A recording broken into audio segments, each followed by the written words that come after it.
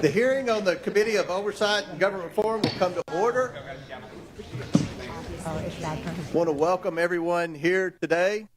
Without objection, the chair may declare a recess at any time. I now recognize myself for the purpose of delivering an opening statement. Good morning and welcome to today's full committee hearing on sanctuary cities with the mayors of 4 American cities: Boston, New York, Chicago, and Denver. Over the past 4 years, the Biden administration created the worst border crisis in American history. The Democrats said that President Biden did not have the power or the money to stop the flow of illegal aliens at the southwest border. Turns out, the only thing President Biden did not have was the willpower. In a few short weeks, President Trump has proved what we all know to be true. The Biden administration could have stopped the crisis at any moment if only they had the courage to enforce the law. Since President Trump assumed office, illegal entries at the southwest border have plummeted. A 94% drop in 1 month. 94%. Under President Trump, the world knows that there are consequences for unlawful entry into the United States. The border crisis was not the result of climate change, a lack of resources, or a failure to grant amnesty. It was the result of the last administration's deliberate choice. President Biden enacted policy starting on the day he assumed office to allow millions of unvetted illegal aliens to pour into the United States. Many of these illegal aliens have long rap sheets that include violent crimes. President Trump has an electoral mandate from the American people to deliver on his promises to secure the border and enforce the immigration laws of the United States. And he is delivering on this promise big time. The mayors here today each lead so-called sanctuary cities. And let's be clear, these policies only create sanctuary for criminals. Sanctuary policies violate federal immigration law by protecting criminal aliens at the expense of the American people. Sanctuary cities and states refuse to cooperate with federal immigration enforcement efforts and harbor illegal aliens. They often actively work to stand in the way of President Trump's mission to protect the American people and restore integrity to the American immigration system and the rule of law. Sanctuary cities forbid their officials, including those in law enforcement and public safety roles, from sharing information about illegal aliens in their cities with the federal government or turning over criminals in their custody to ICE. As a result, sanctuary cities release illegal aliens back onto the streets where they often go on to commit more crimes. In Chicago, for example, an illegal alien who was recently arrested for killing a 63-year-old man had previously been arrested in Chicago for trying to lure a child. ICE lodged a detainer against the criminal alien, but Chicago authorities released him back onto the street because of the city's reckless sanctuary policy. And now an innocent man is dead because of Chicago's refusal to follow the law. These reckless sanctuary policies also force federal immigration officers to go into local communities to apprehend criminal illegal aliens. If sanctuary cities were to simply communicate and work with federal immigration authorities, then federal agents could arrest criminal illegal aliens in a secure environment like a state or local jail. Instead, they have to risk their own safety and public safety by having to go into uncertain, dangerous circumstances just to make arrests. Sanctuary cities make us all less safe and are a public safety nightmare. That is why I launched an investigation into sanctuary cities and why these mayors are here today. We cannot let pro-criminal, alien policies and obstructionist sanctuary cities continue to endanger American communities and the safety of federal immigration enforcement officers. Today, Mayors Wu, Johnson, Johnston, and Adams will be publicly accountable for their failure to follow the law and protect the American people. President Trump and his administration are taking action against sanctuary cities. And Congress must follow, not by allowing a single penny of federal funding to go to cities and states that prioritize criminal aliens over the American people. I now yield to Ranking Member Conley for his opening statement. Thank you, Mr. Chairman. Every member here today Democrats and Republicans alike, agrees that violent criminals don't belong in our communities. We all want our cities to be safe and have zero tolerance for violent crime, irrespective of the status of the perpetrator. Where we disagree is that my Republican colleagues prefer a selective application of the law to shield the President of the United States from accountability and this administration from the rule of law itself. In America, we uphold the rule of law, independent from partisan politics, without fear or favor. Betraying those convictions, President Trump's Department of Justice has tried to force the conditional dismissal of very serious charges against one of our witnesses here today, in exchange for that witness's total and complete submission to the radical immigration agenda being propounded by the administration. And the DOJ has done so over the objections of a Republican acting U.S. attorney whom President Trump appointed. Rather than enabling a flagrant corrupt quid pro quo, 7 federal prosecutors, 7, including Republicans, resigned. One of them, a former clerk to Chief Justice John Roberts of the Supreme Court, said that anyone in his position, quote, would know that our laws and traditions do not allow using the prosecutorial power to influence other citizens, much less elected officials, in this way. History is calling on us now to stand up for those laws and traditions. Doing so also demands an affirmation of state and local sovereignty in determining the most effective ways to keep residents safe in compliance with federal law. To deny this sovereignty is an assault on the independence of every American city across the country.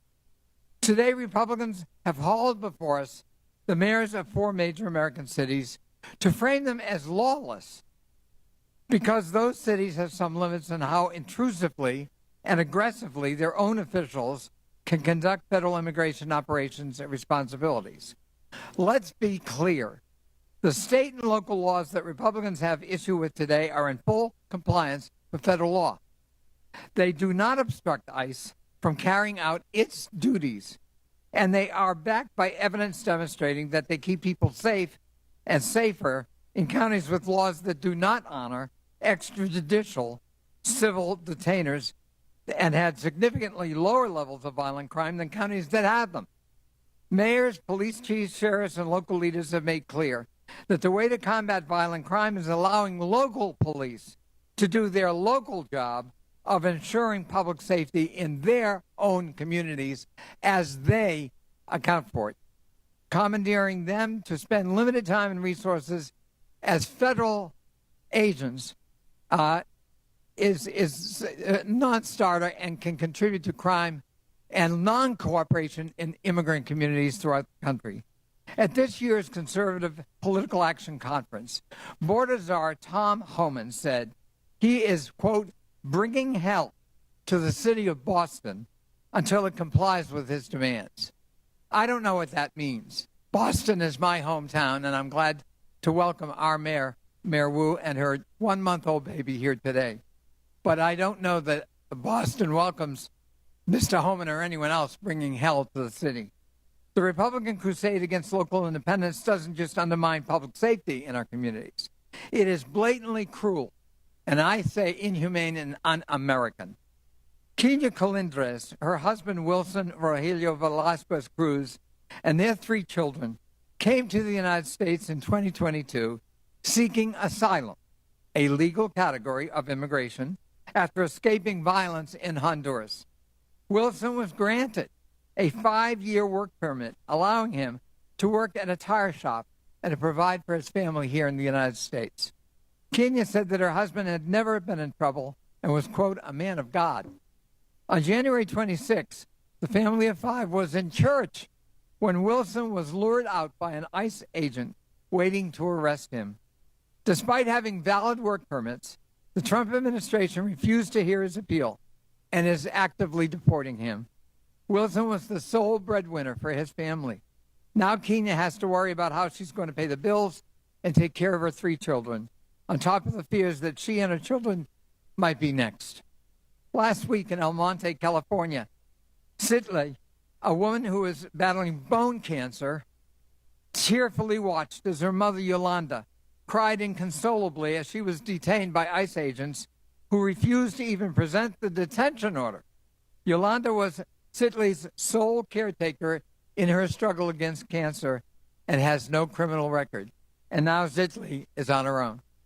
ICE is also conducting massive raids in cities and towns that have led to the wrongful detention of U.S. citizens, including Native Americans and military veterans. One school district sent a letter to parents warning that ICE may board school buses and demand documents from children. Children are going to be afraid to go to school. One reportedly wrote a goodbye note to friends saying, quote, "If ICE takes me, don't forget about me. If ICE takes me, don't forget about me." From a child. Is that the country we want? America needs immigration policies that keep everyone safe and make the country stronger and allow us to grow and fill in the skill sets we don't have. If President Trump was serious about delivering those solutions, he would not be attacking the Constitution's guarantee of citizenship to children born in the United States. To see our country through this period of darkness, we need leaders who will stand up for the rule of law and will champion public safety at the local level. And American families, whether they're immigrant families or native-born families, deserve due process, deserve respect, and deserve that Statue of Liberty that welcomes all comers. I yield back. The ranking member yields back. I request unanimous consent that Representatives LaHood of Illinois, LaLota of New York, Crank of Colorado, Malatakis of New York, Hurd of Colorado, Evans of Colorado, Van Dyne of Texas, Ocasio-Cortez of New York, Gillen of New York, and Davis of Illinois be waived onto today's hearing for the purpose of asking questions. Without objection, so ordered. And now, before we introduce the witnesses, I recognize Mr. Higgins from Louisiana for 20 seconds. Thank you, Mr. Chairman. I thank the ranking member as well. Just to briefly, respectfully recognize the presence of the family of Wesley Haynes, a constituent. I'll speak to his case in my time, Mr. Chairman. But his parents, Patrick and Kathy, his wife, Olivia, his little brother, Brady, are present today, and they have a hard exit soon. Their 4-month-old daughter, Anne-Marie, is waiting at home for Olivia to care for. And I just respectfully acknowledge their presence, Mr. Chairman and Mr. Ranking Member. We will discuss the details of their case. They tragically lost Wesley Haynes last year. Thank you, Mr. Chairman, for allowing me to recognize this beautiful American family. Thank you, Mr. Higgins. I'm very pleased today to welcome our outstanding witness panel, the mayors of 4 major American cities. First, we have Mayor Eric Adams, who's a outstanding mayor of New York City. He was sworn into office on January 1st, 2022. We have Mayor Mike Johnson, who's the mayor of the city and county of Denver. He was sworn into office on July 17th, 2023. I now recognize Representative Krista Morte from Illinois for 1 minute to introduce our next witness. Mr. Chair, I'm pleased to introduce Brandon Johnson, mayor of the greatest city in the world, namely Chicago, a city that was built by generations of immigrants, people like my parents and myself. Mayor Johnson was raised in Elgin, Illinois, which I'm proud to represent in Congress. The mayor was one of 10 children born to Andrew and Wilma Jean Johnson. His parents inspired him to become a teacher in the Chicago Public Schools and then later to run for office. Mayor Johnson won his first race for Cook County Commissioner in 2018 and later became mayor of Chicago in 2023. Mayor Johnson has dedicated his life to public service, and I'm pleased to welcome my fellow Illinoisan to the United States House of Representatives and to the Oversight Committee. Welcome, Mayor. I now recognize Representative Presley from Massachusetts for 1 minute to introduce our next witness. Thank you, Mr. Chair. I'm proud to introduce Mayor Michelle Wu, a dedicated leader committed to making Boston a welcoming home for everyone, and the first woman and person of color to be elected mayor of the city of Boston. For over a decade, I've had the privilege of working alongside Mayor Wu and witnessing her dedication to public service firsthand. She leads with compassion, she is innovative and inclusive. Under her leadership, Boston has become the safest major city in America, a city that is welcoming to families from all walks of life. Just weeks ago, she welcomed her newest family member, baby Mira, who is with us today, a beautiful reminder of the future she's working to build. Madam Mayor, I am grateful for your partnership, friendship, and leadership. Thank you for being here. Gentlelady yields back. And finally, we're also joined by Mr. David Beer, who is the Director of Immigration Studies at the Cato Institute. Mr. Beer is the minority witness here today. I want to thank you all again for joining us, and I look forward to our discussion this afternoon. Pursuant to Committee Rule 9G, the witnesses will please stand and raise their right hand. Do you solemnly swear or affirm that the testimony you are about to give is the truth, the whole truth, and nothing but the truth, so help you God? Let the record show that the witnesses answered in the affirmative.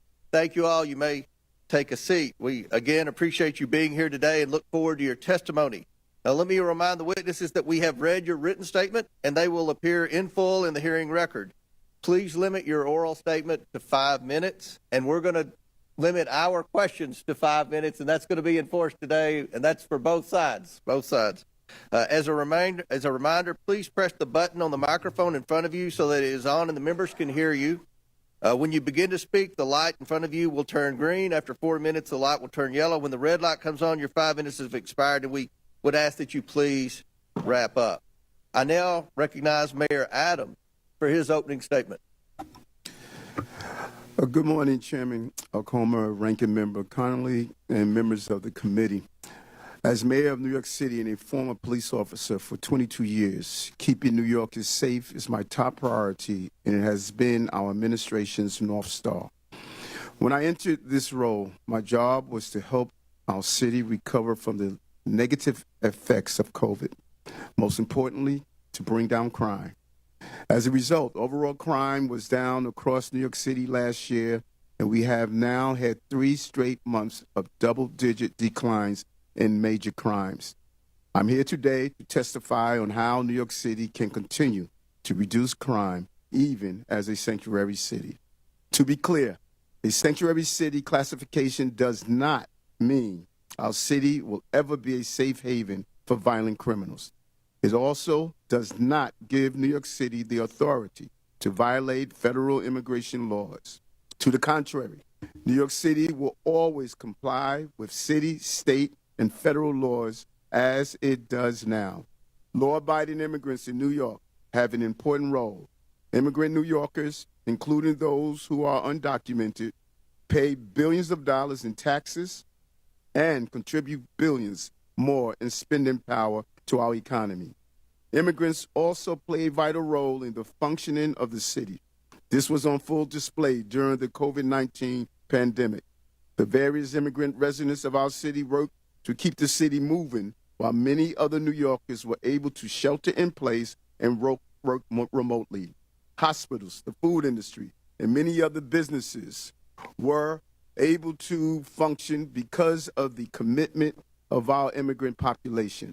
As mayor, I do not control who enters or remains in our country, but I do have to manage the population that is within our city.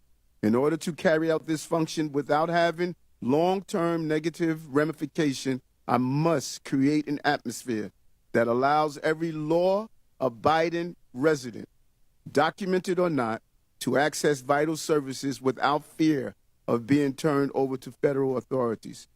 I cannot have a city where parents are afraid to send their children to school or where children are sleeping on the streets, creating the potential for child exploitation and sex trafficking. If an undocumented person refuses to seek medical care until they have a medical emergency, our city's healthcare system will be strained. And if an undocumented individual witnesses a crime but is afraid to call 911 for fear of being turned over to federal authorities, criminals will roam free. And it reminds me of my early days as a police officer. I have seen firsthand the damage that can be done when someone is too afraid to seek out the police. Early in my career, I responded to a man who was calling out for help. We caught the suspect, but when it came to filling out the police report, the individual, an undocumented man from China, said he did not want to file a report and put a target on his back with federal immigration authorities. Approximately 4 decades later, our country still is in desperate need of comprehensive immigration reform. And as a result, New York City was hit with the largest humanitarian crisis in our city's history over the last 3 years. Federal law did not allow me to stop buses from entering New York City. State law required me to provide all in our city with housing and meals and to educate children. City law makes it unlawful to collaborate with ICE for civil enforcement. We complied with all of these legal requirements and still managed the humanitarian crisis with the care and compassion, while at the same time bringing down crime, recovering our economy, and preventing any child from being forced to sleep on the streets. Comprehensive immigration reform is long overdue. While the solution is not within my control as a mayor, I am committed to working with federal officials to go after violent gangs and those who harm residents of our city.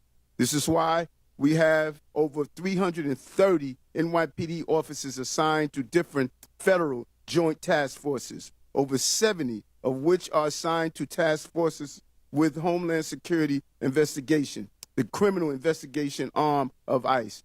Those task forces focus on many different important priorities, including going after violent gangs and child exploitation.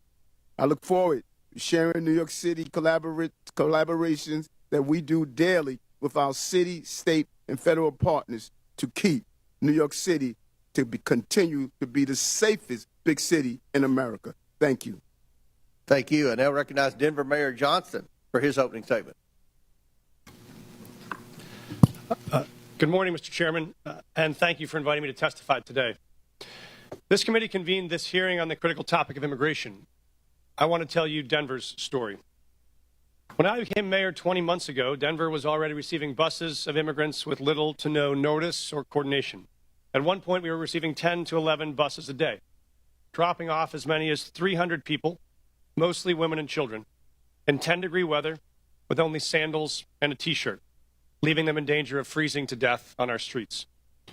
All told, 42,000 people arrived in Denver over 18 months, the largest per capita influx of any city in America. We are each entitled to our own opinion about what should happen at the border, but that was not the question facing Denver. The question Denver faced was, what will you do with a mom and 2 kids dropped on the streets of our city with no warm clothes, no food, and no place to stay? As mayor, I have to protect the health and safety of everyone in our city. As a man of faith, I have a moral obligation to care for those in need. As Scripture says, for I was hungry, and you gave me something to eat. I was thirsty, you gave me something to drink. I was a stranger, and you invited me in. So that's what we did. In Denver, we believe our problems are solvable, and we are the ones to solve them. So we went to work. When we started, we had the largest encampment in Denver history, with more than 200 migrant families living in freezing temperatures. So we opened 8 different city shelters housing 5,000 people. City employees volunteered to take extra shifts, and Denver residents stepped up, making meals, donating clothes, furniture, school supplies. Some even welcomed families into their own homes. We helped 8,700 eligible individuals apply for work authorization so they could put food on their own table, pay their own rent, and reduce the strain on public resources. As a result, a year later, there is not a single migrant encampment left in the city. We have closed all of our shelters. We have connected people to jobs and housing, and the city's immigrant support budget has dropped by nearly 90%. And in the midst of this, migrants did not bring a wave of crime to Denver. In fact, crime went down. Homicides dropped 17%, shooting victims dropped 24%, auto theft down 29%. America is not just a place, it's a belief. Some people are born into it. Some fight their whole life to get to it. It's a belief that all are created equal. It's a belief that it doesn't matter where you came from if you're willing to fight hard enough. Julian Becerra's parents believed that. So they brought him to this country from Mexico when he was 10. They taught him respect, and they taught him to love and serve his community. As an adult, he decided the most honorable way to serve his community was in uniform. So he enlisted in the Air Force. Then he served as a sheriff, then finally as a police officer, where he served with distinction until one day he was pursuing a criminal on a dangerous bridge and fell to his death. In the midst of the immigration crisis, I attended the Fallen Officers Memorial as I watched officers hand Officer Becerra's 10-year-old daughter a folded American flag. I watched her cry as she wrapped her little arms around that flag and holded it tight the way she wished she could hold her dad, but never will again. For the rest of her life, she will cherish that flag, that American flag, because it is the country that her dad loved, it is the country he chose, it is the country he served, it is the country he gave his life for. So if we want to tell the story of what impact immigrants have in America, we must tell the full story. That story must acknowledge that this country is lucky to have people like Julian Becerra, who love this country enough to risk their lives to keep us safe, to keep all of us safe. When buses started showing up filled with migrants, some in my city were afraid, just like I'm sure some of your constituents are afraid. They were afraid about crime and homelessness and worried about what these new people might take away from them. I understand that fear. And the truth is, people who are new to this country do good and bad just like all of us. But there's another truth. When those buses kept on coming, Denver made a choice as a city, not to hate each other, but to help each other. Not to turn on each other, but to turn to each other. And see if together we could solve a problem that felt bigger than any one of us. And that's what we did. It wasn't perfect, and it required sacrifice from all of us. But in the end, Denver came out stronger and closer than we were before. Because Americans expect us to do more than point fingers. They expect us to solve problems. So if Denver can find a way to put aside our ideological differences long enough to manage a crisis we didn't choose or create, it seems only fair to ask that the body that is actually charged with solving this national problem, this Congress, can finally commit to do the same. Thank you, Mr. Chairman. Thank you. I now recognize Chicago Mayor Johnson. Thank you. Thank you, Chairman Comer. Thank you to the ranking member Connolly and to the members of this committee. I have the great privilege and honor of serving as mayor of the city of Chicago, the third largest city in the nation. Established by a black Haitian man and a Potawatomi woman, Chicago is and always has been a proud city of immigrants. Generations of new arrivals, including the descendants of the enslaved during the Great Migration, created a vibrant city where 1 in 5 residents is foreign-born. Each day, I wake up to serve every one of Chicago's 77 unique neighborhoods and those who live in our great city. As mayor of Chicago, nothing is more important to me than the safety and well-being of all residents. And since I was elected, my administration has been laser-focused on creating and implementing public safety initiatives that protect all Chicagoans. We launched the People's Plan for Community Safety, which builds trust between communities and law enforcement by prioritizing transparency and violence intervention. We established a dedicated robbery task force that reduced robberies by 25% citywide. We added over 200 detectives, increasing the clearance rates on our cases. And we've updated police equipment and technology so that our police officers have the tools they need to effectively prevent and fight crime. Our efforts to improve public safety by building trust with and investing in our communities are working. Violent crime is down in Chicago. The city ended 2024 with its lowest homicide rate in 5 years. The city is also safer because of our Welcoming City Ordinance. That law makes sure that the city's police resources are focused on our local priorities. In fact, the 40 years of Chicago's leaders have recognized that our policies toward civil immigration matters help to prevent and solve crime. Put simply, any actions that amplify fears of deportations make Chicago more dangerous. Those fears cause witnesses and victims to avoid cooperating with police. The cooperation of all people, regardless of their immigration status, is essential to achieving the city's goals of reducing crime and pursuing justice for victims. When there is trust between city's residents and the police, undocumented immigrants come forward to report crimes to local law enforcement and provide information that helps the police solve those crimes. And now, I know there are myths about these laws, but we must not let mischaracterizations and fear-mongering obscure the reality that Chicago's crime rates are trending down. We still have a long way to go, but sensationalizing tragedy in the name of political expediency is not governing, it's grandstanding. Every violent crime is devastating, but scapegoating entire communities is not only misleading, it is unjust, and it is beneath us. So let me be clear. Chicago's welcoming city ordinance and our other laws and policies do not lead to more crime. They do not prevent cooperation with federal law enforcement on criminal matters, and we do not harbor criminals. We arrest them, often because of laws that allow residents to feel safe helping the police. As mayor, I'm building a Chicago that embodies the dream of my father had when he came from Salis, Mississippi during the second migration, a Chicago that invests in housing, healthcare, jobs, and education. And that's why we've increased safe and stable housing by adding almost 4,000 more units, expanded access to healthcare by opening 3 mental health centers, and focused on getting our young people well-paying jobs, with summer jobs increasing by 45% since I've taken office. Our local partnerships have built a solid foundation, a better, stronger, and a much safer Chicago. We need this body's support for these efforts. We are ready to partner with you on the measures we know promote trust and create sustainable public safety. And to the people of Chicago and all hardworking people across this great nation, these values are our North Star, the drinking gourd we follow to a better future. We will not live in fear. It is not our portion. We will not go back. I do look forward to answering the questions of this committee. Thank you.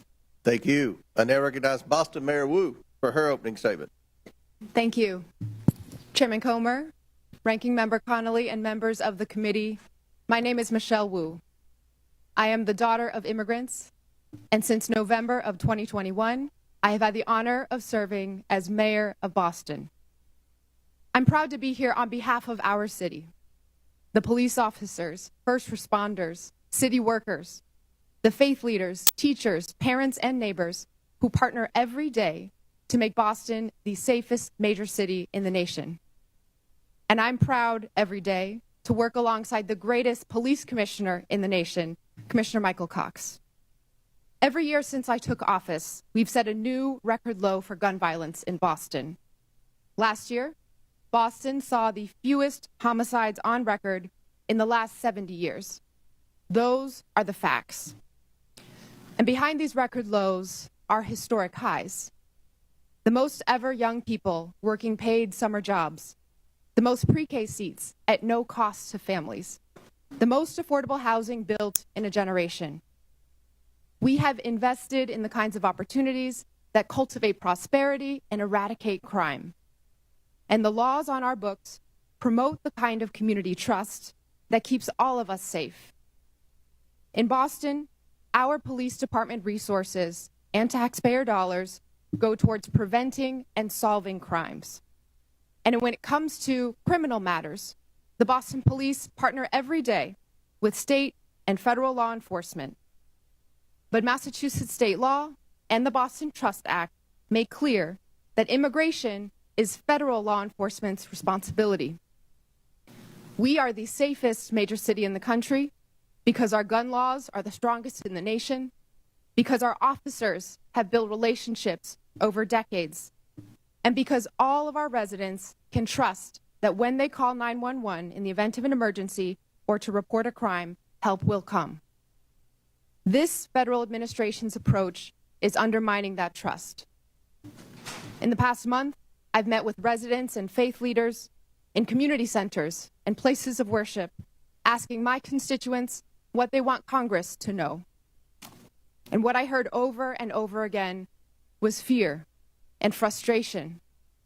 I spoke with pastors whose pews are half empty on Sundays, doctors whose patients are missing appointments, teachers whose students aren't coming to class, neighbors afraid to report crimes in their communities, and victims of violence who won't call the police.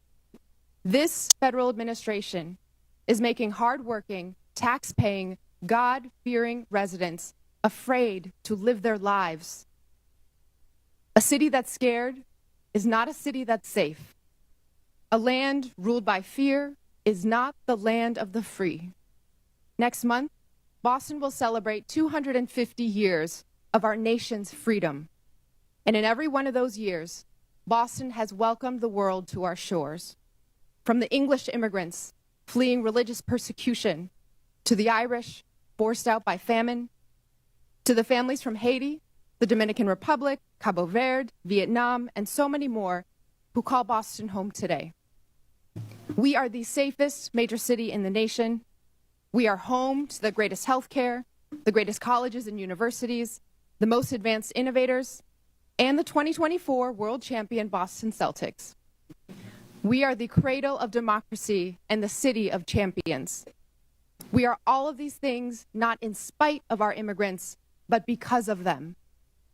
1 in 7 signers of the Declaration of Independence were immigrants. On the last 4 Red Sox rosters to win a World Series, 1 in 5 were immigrants. Of all the faculty at Boston University to have earned a Nobel Prize, all but 1 were immigrants. Today, 1 in 4 Boston residents were born somewhere else. Most have jobs, many have kids. All of them chose this country as their home because, like my mom and dad, they believe that here, where you've been doesn't limit where you're going. The strength of your character has nothing to do with the color of your passport. And how hard you work matters more than where you were born. That wherever you're from, if you pitch in, look out for your neighbors, and cheer for the home team, you can build a better future here for the people you love. So to every one of my neighbors back in Boston, know this. You belong here. This is your home. Boston es tu hogar. Boston, c'est la caillou. 这是你的家. This is our city. We are the safest major city in the nation because we are safe for everyone. Thank you. Thank you. I now recognize Mr. Beer for his opening statement. Chairman Comer, Ranking Member Connolly, and distinguished members of the committee, thank you for the opportunity to testify. The Cato Institute's half-century of independent research demonstrates that people of all races, religions, and birthplaces can thrive in a free society. Liberty must be protected, both from over-intrusive government and from private violence. Unfortunately, the president's chaotic, indiscriminate deportation plan does the opposite. It harms public safety, threatens Americans' rights, and undermines the successful integration of America's immigrants into its society and economy. The president's first action was to rescind the requirement that ICE target public safety threats first. He has ordered that millions of vetted immigrants be stripped of lawful status and deported. He is even attempting to deport the U.S.-born children of people without permanent status. This flagrantly unconstitutional act effectively orders a series of crimes, wrongful arrest and imprisonment, civil rights violations, and unlawful deprivation of voting rights. Never before in American history has a president sought the power to strip potentially tens of millions of Americans of their constitutional rights. The president is also explicitly asserting the authority to ignore any law passed by you, Congress, that provides due process for people accused of being in the country illegally. The administration has repeatedly misled you and the public about who it is targeting, stating it would focus on public safety threats, that only the worst of the worst would be sent to Guantanamo Bay, and that every person it had arrested had a criminal record. We now know that most ICE arrests since the inauguration have been of people without a criminal record. Indeed, he is arresting people who entered legally, never violated any law, and sending them to Guantanamo Bay prison. It is no surprise in this lawless environment that many people and many cities simply do not trust the federal government on immigration. That is a problem. But under our Constitution, states determine their policies. Congress cannot force them. It must reestablish trust.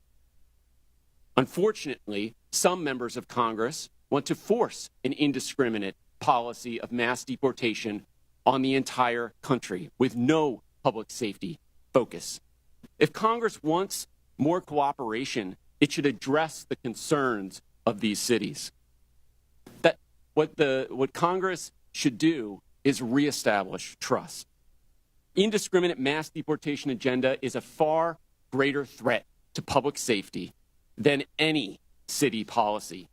A mountain of empirical research shows that reasonable restrictions on ICE cooperation do not increase crime rates, and that immigrants lower crime rates.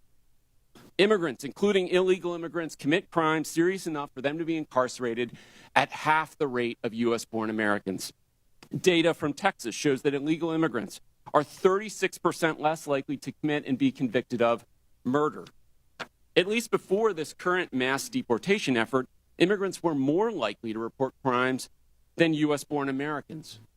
Don't jeopardize that. Mass deportation is diverting law enforcement resources away from obtaining justice for victims. Indeed, it even targets the victims. Sabotaging local economies and obliterating communities will not restore public safety. It will make us poor while increasing the crime rate and victimization rate for Americans. There is a better approach. We don't need chaos and disorder of illegal immigration or of mass deportation. Why don't people come legally? Because Congress has provided so few options for them to do so, not updating its laws in the last 3.5 decades. Just 3% of those applying for permanent legal status in 2024 received it. That's the failed policy. Let peaceful immigrants pay to get vetted, work, and contribute legally. And let law enforcement at all levels focus on keeping Americans safe. Thank you. All right, our witnesses have concluded their opening statements. We're going to begin with questions from members, and I want to remind the members we have 60 members today that are going to ask questions. So I'm going to strictly enforce the 5 minutes. I'll hit the gavel if anyone's still talking, and we'll allow the witnesses to answer the question. But let's please be mindful. We have a lot of questioners today for this very important hearing, and again, we thank the witnesses. I'll recognize myself to begin questions for 5 minutes, and I have limited time, so I want to start with a simple yes or no question, and I'm going to hold you all to that because after the first question, then we'll allow for a little more time. But Mayor Johnston, in 2017, Denver prohibited city officials, including corrections officers, from assisting and cooperating with any investigation, detention, or arrest procedures related to federal immigration laws. The city also stated that federal immigration authorities shall not be granted access or allowed to use the secure areas of any city or county jail. Mayor Johnston, is Denver a sanctuary city? A lot of folks use that term. Yes or no? Sorry, Mr. Chairman. Folks use that term differently. I can tell you what Denver does. We do not. Okay, I take that as a yes. Mayor Johnson, no, yes or no? I take that as a yes. Mayor Johnson, on March 10th, 2023, you posted on X that Chicago must lead and live by the promise to be a sanctuary city. Is Chicago a sanctuary city? A 40-year policy of being a welcoming city. Yes. A 40-year policy of a welcoming city. Mayor Wu, in November 2024, you gave an interview noting that you served on the city council a decade ago when the Boston Trust Act was first passed. You said in that interview that in terms of Boston's policy, there is a prohibition on resources and personnel going to enforce civil immigration detainers, meaning Boston police and other departments cannot cooperate with ICE when it comes to detaining on civil warrants. Mayor, is Boston a sanctuary city? Boston is a safe city. I take that as a yes. And Mayor Adams, on November 12, 2024, you said, quote, this is a sanctuary city, but I must comment that you have, of the witnesses today of the major cities, you have publicly stated that you were willing to work with ICE on detaining the most criminal illegals, and I want to publicly thank you for that. But my question to you, sir, is New York City a sanctuary city? Based on our classification, yes. Okay. Last year, in a Boston suburb, an illegal alien raped and impregnated his 14-year-old daughter while living in a shelter for illegal aliens. Mayor Wu, under Boston law, would you turn this criminal over to ICE on a detainer? Whenever there's a criminal warrant, Boston police enforce that and hold people accountable. So would you turn that criminal over to ICE? This happened outside the city of Boston, but I can tell you in the city, whenever someone commits a crime, whenever there's a criminal warrant, we hold them accountable. If ICE deems that they are dangerous enough to obtain a criminal warrant, and the Boston police will enforce it. Will you turn that criminal over to ICE? We follow the laws, and we make sure that everyone... In Chicago, an illegal alien who is a suspected member of a violent foreign gang who was brought into custody for his potential involvement in a murder. He was released when Cook County declined to press charges. This illegal alien is also facing charges for kidnapping and sexually assaulting his former girlfriend last year. Now he's on the street. Mayor Johnson, under Chicago law, would you turn this criminal over to ICE on a detainer? Our local law enforcement works hard every day to get criminals off the streets of Chicago. Would you turn that criminal over to ICE? That's the problem. That's one of the topics of this conversation. That's one of the problems we've heard from Tom Homan and from the Homeland Security is that in your cities, when someone's apprehended for a crime and ICE is now with this new federal policy wanting to come in and deport the criminal alien, that you will not cooperate with ICE. Will you turn that criminal over to ICE? And we do not harbor criminals. Our local police department works hard every single day to ensure that the city of Chicago is Yes safe. or no? Will you turn the criminal over to ICE? With a criminal warrant from the federal government, our local law enforcement repeatedly collaborates with federal agents. So you're saying publicly today, you will turn that alien over to ICE in a safe place like a jail and not turn him out on the street and say, here you go, ICE, good luck. You will turn that criminal over to ICE. With a criminal warrant, as we have done for 40 years. Should that criminal be turned over to ICE? With a criminal warrant, they are subject to the federal laws, and that includes deportation. My time has expired, but again, the point that we've got to iron out today is that we have to have cooperation. It is federal law to turn over those illegal criminals to ICE. And we have heard reports, and many of you have said publicly, that you are going to obstruct that. That is against the law, and we're going to hear more about that today. Now I recognize the ranking member, Conley, for his 5 minutes. Thank you. Mayor Wu, I quoted Tom Homan, the so-called border czar, saying that he wanted to bring hell. He was bringing hell to the city of Boston. What did you understand him to mean by that? Let's talk about Tom Homan. Shame on him for lying about my city, for having the nerve to insult our police commissioner who has overseen the safest Boston's been in anyone's lifetime. Bring him here under oath, and let's ask him some questions. I am here to make sure that the city of Boston is safe. Others may want to bring hell. We are here to bring peace to cities everywhere. Mayor Johnston of Denver, what would your reaction be if Tom Homan wants to bring hell to your city, Denver? We think that we have folks in Denver who are working hard, playing by the rules, paying taxes. There is no one that is seeking hell to come to Denver. What people are looking for is opportunity and hope. And for the record, he can do whatever he wants to do, I guess.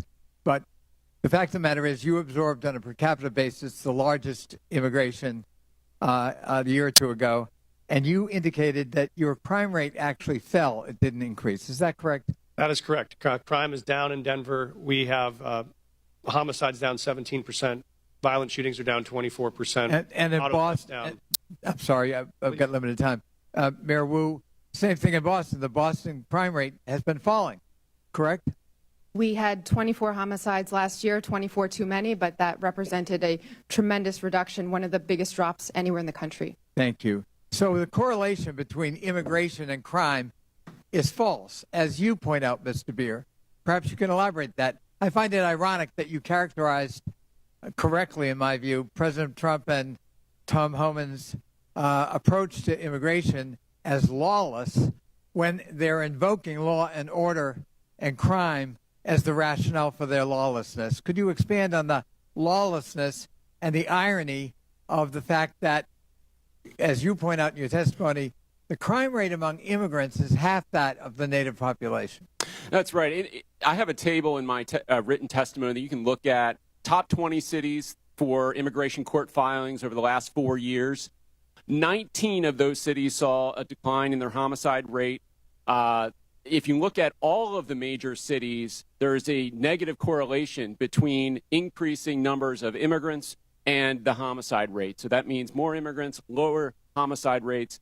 That holds true across the United States. So I think the correlation that's trying to be made is more immigrants, more illegal immigrants, more chaos, more crime. That does not hold. What we do see under this administration is an increasing willingness to ignore the laws.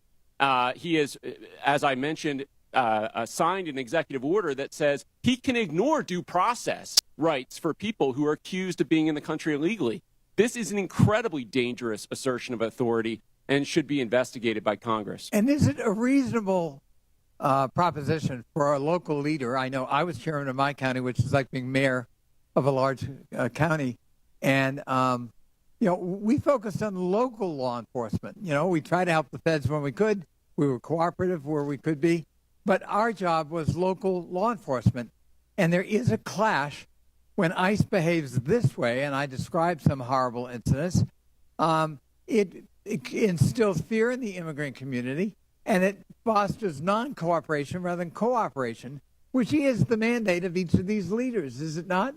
Absolutely. We want cooperation. Many of these cities are the reason why immigrants are more likely to cooperate and report crimes to the police than the U.S.-born population is. So there are good reasons to limit this mass deportation of people in their communities. I would just argue that the premise of this hearing is false. We have local law enforcement cooperating with the local political leadership, and it's working. It's bringing down crime rates. And the proposition that immigrants cause crime is false. In fact, patently false, as your testimony, I think, would demonstrate, Mr. Beer. And the idea that these are sanctuary cities that need to be punished is simply a war on urban America. And I'm proud of the mayors who are in front of us here today, and I thank them for their testimony, and I thank them for their service to their local communities. I relate to it, and I think it's a noble calling. I yield back. Gentleman yields back. Chair recognizes Ms. Boebert from Colorado. Thank you, Mr. Chairman. Mayor Mike Johnston, I hope we can start off on a level field of agreement here. So in your testimony, you said that locals were asking Denver, what will you do? When they saw 10 to 11 buses coming in a day and 42,000 illegal aliens entering their city. Denver, what will you do? And in a Fox 31 interview in January, you blamed state law for not allowing the city of Denver to coordinate with ICE, resulting in Denver being a sanctuary city, saying, quote, the whole state is bound by our state law in this, which is pretty consistent in some of these practices, like everywhere in the state. We don't honor ICE detainers, end quote. I've demanded Governor Jared Polis and the Colorado State Legislature to repeal them. Douglas County has led on a lawsuit to get those laws repealed. So, Mr. Mayor, would you join me today in calling and demanding that these sanctuary policies, these Colorado state laws, be repealed? Thank you, Congresswoman. Yes or no, Mr. Mayor? Pardon?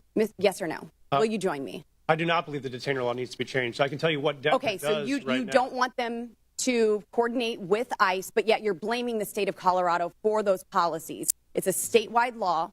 It's not a Denver law. And you're blaming the state of Colorado for the law, yet you will not call for that law to be repealed. Correct? Yes or no?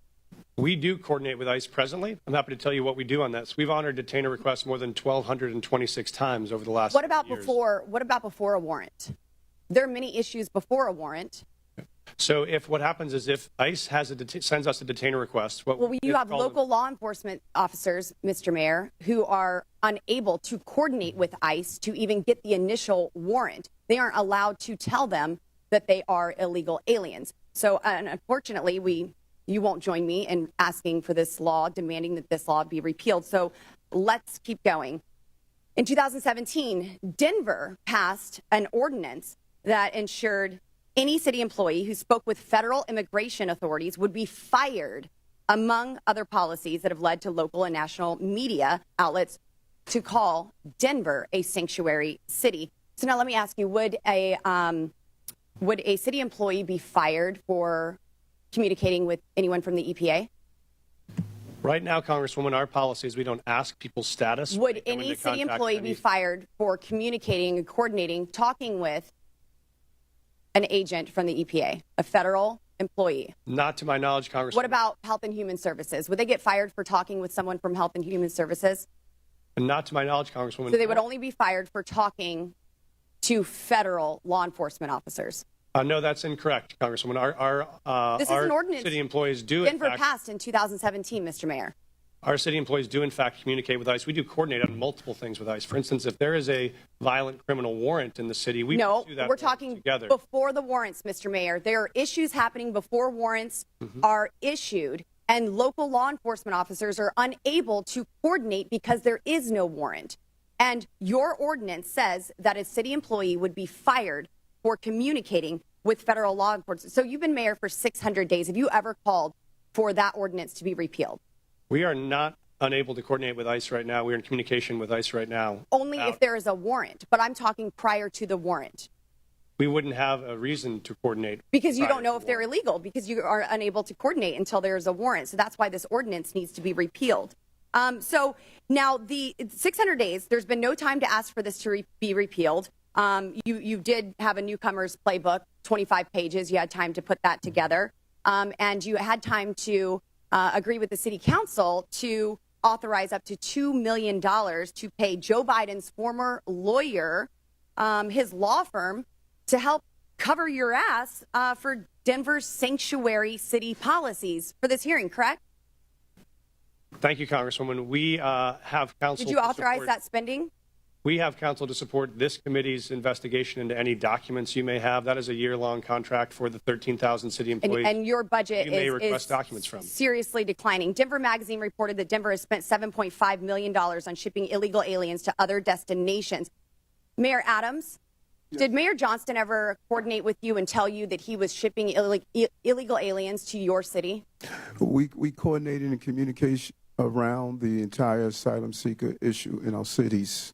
So I've heard that Denver crime went down. Well, Aurora's crime went up because you were also shipping them to Aurora. And we have documentation that I don't have time to discuss here in this hearing that proves you were shipping illegal aliens to Aurora. Their crime was increasing while you were hiding under laws that you will not demand be repealed, ordinance from your city.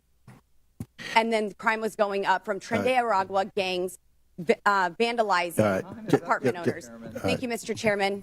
And I hope that we can get this. We have a resolved in 5-minute rule, Mr. Chairman. Chair, gentlelady's time's expired. Chair recognizes Ms. Norton from Washington, D.C.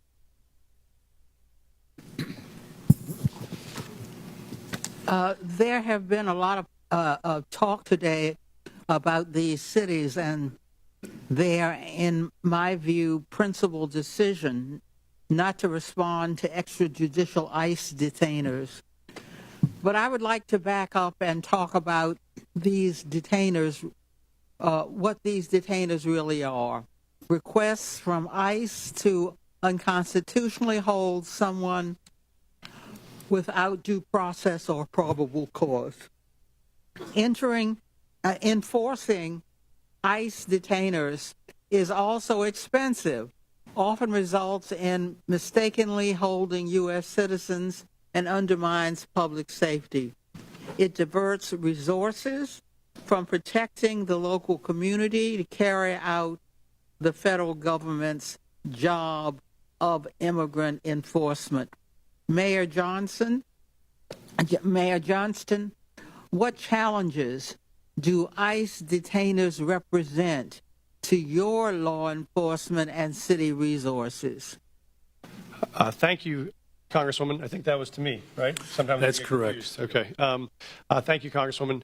I think it's important, I appreciate, to describe what Denver currently does in terms of what coordination looks like and what it doesn't, which is if we get a detainer request, if we have someone in our custody that ICE would like to get access to, what we do is we provide them a notification of release. And so if that person will be released from our custody, we notify them of the time and the date when they will be released. So ICE, if they choose to, could pick that person up. We have done that 1,226 times over the last 7 years. And that has enabled ICE, when they choose to be able to bring someone into custody. What we do not do is hold someone beyond their release date, because there are multiple courts who have found that to be unconstitutional. If someone is serving a sentence and that sentence expires this Friday, we can't hold them another 7 days without an additional charge. And so that is what state law does, and sheriffs around the state would say it is a strain on local resources to hold them for a civil issue that is not linked to a criminal charge that we have in our city or another jurisdiction. That's why we don't honor those types of detainers. Mayor Johnson, how about for Chicago?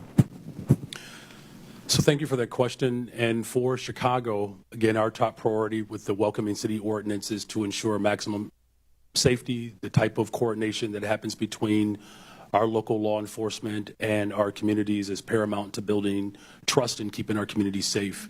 The ordinance, as well as the state law, the Illinois Trust Act, which was passed with bipartisan support and signed by the Republican governor, Bruce Rauner, we do not permit our local law enforcement from engaging in any federal matters with a criminal warrant. Our city and our state will cooperate with the federal government, but without a criminal warrant, our local law enforcement focuses in on local issues to keep the people of Chicago safe. Mayor Wu, how would fulfilling ICE detainers detract from public safety in your city? Thank you, Congresswoman, for hosting us, first of all, in your district. We hear every day from Boston residents, a city that is 28% people who were born in another country, that the trust and feeling that they know they can call 911 when they need help, or if they have information to solve a crime and police need that help, that they feel comfortable in doing so. And so our policy in Boston is that regardless of your background or immigration status, you have access to our libraries. We want you to take your kids to school. We want to be part of our community. And also, regardless of immigration status, if you commit a crime, if you do harm in the community, you will be held accountable. It is critical to the safety of Americans that cities have the ability to decide what is in the best interest of their people. Mayors and local enforcement know their cities best. I would yield any time remaining to the ranking member. I just want to underscore what the gentlelady has said. Local government knows best how local enforcement, law enforcement works. And cooperating with ICE is part of that. But they can't be a substitute for ICE doing its own job, which is a federal responsibility. Thank you for yielding. Before I recognize Mr. Jordan, I believe Ms. Boebert has a unanimous consent. Yes, Mr. Chairman, I'd like to ask unanimous consent to submit to the record multiple local news articles referencing Denver's sanctuary policies, including the Newcomers Playbook written by Mayor Adams and the budget, which shows millions and millions of dollars of the Denver City budget cut. Without objection, so ordered. Chair now recognizes Mr. Jordan from Ohio. Thank you, Mr. Chairman. Mayor Johnston, who's Abraham Gonzalez? Thank you, Congressman. He is a individual that was released from the county jail on Friday in the city and county of Denver. That's all you know about him? I do know that he was facing charges that the Venezuelan gang member arrested by Border Patrol on September 20th, 2023, released into the country by the Biden administration. A few months later, he's arrested in your city, charged with aggravated assault. On March 11th, 2024, he's charged with motor vehicle theft, stole a car, and then on March 20th, 2024, Mr. Gonzalez is charged with felony menacing. 6 days after that last charge, ICE sends you a detainer, which includes an administrative warrant. Basically, it says if you're going to release this bad guy, this gang member who allegedly stole a car, menaced people, and assaulted people, give us a 48-hour heads up. Is that right? Does that refresh your memory? I do know about the detainer request. I do know that we provided a notification of release. What kind of notice did you give ICE when you released him? We gave him notification. I'm not sure how long in advance it was. I do know that. 1 hour. I do know that there was 1 hour notice, and you released him 5 days ago, right? Why not give him more heads up? Actually, let's put the slide up. Let's see what it says here. Let's put the slide up. This is what the Denver Sheriff's Department, it's kind of hard to see, so I'll read it. It says, Denver Sheriff Department, ICE notification being released to the streets. I simply said, just release him to us. You release him to the streets. Why not release him to ICE? Thank you. What we've done, and we do this regularly, we've done 1,226 of these, is we notify ICE. I'm asking about one. I'm not asking about the 1,200. I'm asking about Mr. Abraham Gonzalez, who's a gang member from Venezuela, stole a car, assaulted someone. You had him in your custody for how long? I know that we released 345 days you had him in custody. And I said, hey, can you give us 48 hours heads up? I don't know. You gave him 1 hour notice. Mr. Congressman, we notified them of release. There were 6 ICE agents present when he was released, so they had enough time to respond and to be present. Respond where? To the jail where we released him from. So we released him we notified them of the release time. When we notify them of release, they come to the jail facility to pick them up. Why didn't you say that? That's not what you said. You said you released him to the streets. Did you release him to the streets or release him to ICE? What we do, sir, is we release him from our county jail, and we coordinate with ICE on that release time and release date so that ICE can come and pick them up from that location. Pick them up where? In the parking lot? Yes, sir. They're on the facility property. Guess what happened in the parking lot? I know, sir. I've reviewed the video. So I looked at it. I've talked to the sheriff last night. One of the ICE officers got assaulted, didn't he? I've reviewed the video, They had to tase the guy, didn't they? Would you like me to answer, sir? No, I'd like you to answer. Did they tase him? I know that there were 6 officers that had multiple tasers. I saw the detention on video. 6 officers. If you keep him in the facility and they come in the facility and get him, does it take 6 officers? Probably takes 2, doesn't it? So we've been doing these, as I mentioned, 1,226 times. This is the first time I've been made aware of there's been an incident like this. So I reached out to ICE after I saw the video. I've coordinated with their team and offered to sit down and see if there are procedures we can change. It's a simple question. This works smoothly. It's a simple question. You can release him in the parking lot, give ICE 1 hour notice, and they got to send 6 officers to arrest this guy. Or you can say, hey, here's what we're going to do. We're going to hold him. You come in and bring 2 officers in, and you turn him over there. Why not do it that way? We have a city ordinance. You know why you don't do it that way? We have a city ordinance that governs. Because you're a sanctuary city. This is the whole point. No, sir, I disagree with you. Okay. Because I'll tell you why.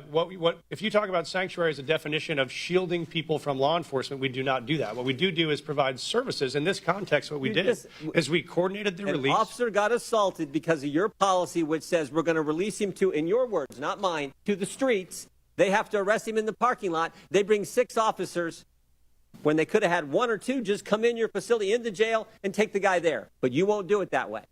I've seen the video. I've reached out to ICE. I've offered to sit down and coordinate on strategies. If we need to make adjustments to what we do on releases, we'll do that. This is the first time in the 1,226 releases I've heard of an I read your so written testimony last night. I read your written testimony last night. 4.5 pages. And you used the words safe, safer, or safety 13 times. Talking about my job is to protect the safety of the people in Denver. We prioritizing making sure everyone in our community is safe. That's a lie. Because it was not safer for the ICE agents who are part of your community. No way was it safe.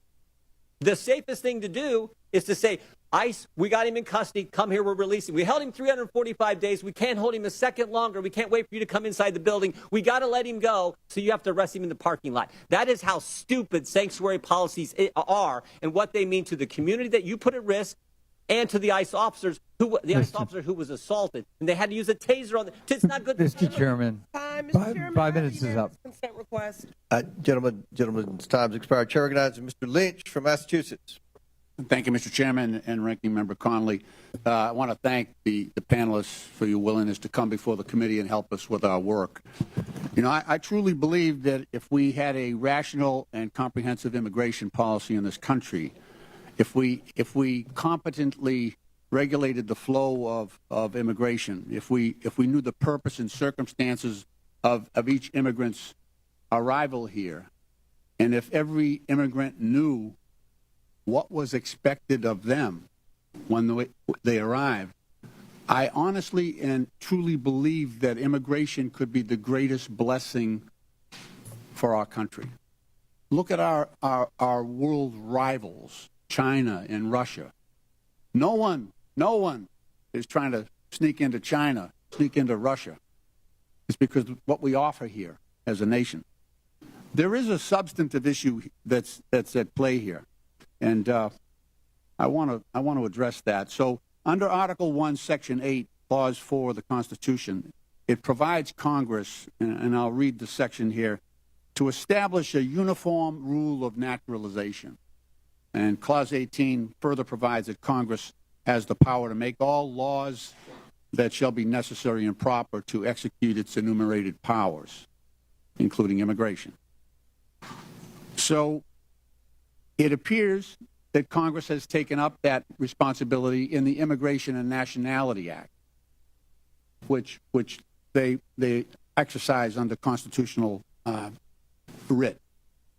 On the other hand, we have local so-called sanctuary city laws that at times, so those sanctuary cities laws tend to address local cooperation with federal authorities in your jurisdictions, within your cities. And sometimes it does appear that the sanctuary city laws are defending against the congressional grant of authority to operate in that area. Now, you all, as mayors, and I ask this of the entire panel, you deal with this every single day, and we've heard some of it in your testimony eloquently. How do we, as lawmakers, we're struggling with this right now. There's a tension between that authority of Congress to act under Article 1 of the Constitution, and then your responsibility, nobly taken, to provide a safe environment for the residents and visitors to your cities. How do we reconcile, and I'm asking you for advice. You have a great perspective on this. How do we together reconcile the tension between those two operating systems, grants of power? And I'd welcome any advice you have on that, because that's what we are struggling with up here in terms of trying to come up with a comprehensive immigration policy that addresses all of these concerns. Mayor Johnson? Congressman, I'm happy to start the response. We obviously believe there is a federal system that has federal obligations and state and local obligations. We think, as Mayor Wu said, that our officers are uniquely prepared, trained, and ready to enforce local law and to keep our city safe. We want to focus on that. We do not have the capacity for our law enforcement to be doing federal immigration enforcement, but we want to be partners in making sure we're pulling violent criminals off the street. We do that now. We've done it in the past. We'll keep doing it. But we think the capacity for the federal government to focus on. But what I'm trying to point at is this. So the current president of the United States, Donald Trump, rode into office on this issue. On this issue. He put people in fear. I'm in a state that's 2,400 miles from the border. We're going to spend $1.5 billion on providing services and housing and everything to people who are in our state unlawfully. He got into office on that issue. So the costs to democracy are massive. It is now threatening our democracy because we have mishandled this issue. So we need to get together on this and turn immigration, like I say, into the greatest blessing that this country has, and not something that people are afraid of. That's the challenge. May I, Congressman? Please. This may be the last may be the last blue dress I'm wearing this month. It's going to be green from here on out as we celebrate Irish American heritage back at home. Please pass comprehensive immigration law that is consistent and compassionate. That will make our jobs possible, and we would so appreciate that partnership. I hear you. Thank you. I yield back. Gentleman yields back. Chair recognizes. Chair, I have a unanimous consent request. I didn't. I'm sorry. I have a unanimous consent request. All right. Proceed. Okay. I'd like to seek unanimous consent to enter into the record thousands of DHS agents shift to deportation instead of drugs, weapons, and human trafficking. That is February 2025 USA Today. Without Also, objection, so ordered. Parents pull kids from childcare as immigration fears hit U.S. youngest. Without objection, so ordered. Chair. Finally, an 11-year-old girl in Texas died by suicide after she was bullied about her family's immigration status, her mother says. Without objection, so ordered. Chair recognizes Dr. Gosar from Arizona. Thank you, Mr. Chairman. Mayor Wu, I'll be showing up at your house tomorrow with my bags at 5 o'clock.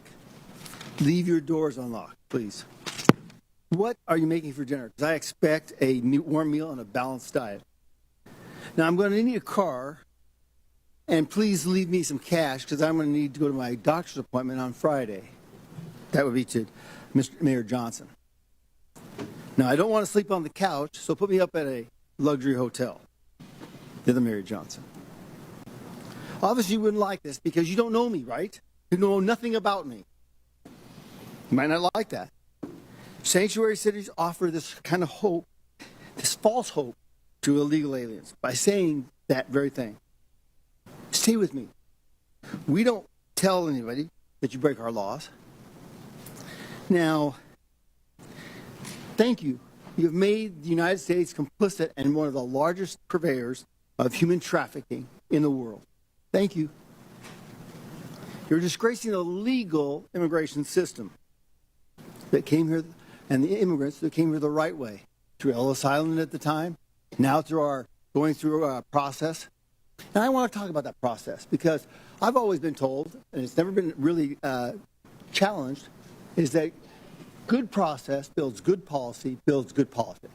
I think that works really, really good because you can always fall back to the process. If the process isn't good, you always get a good process.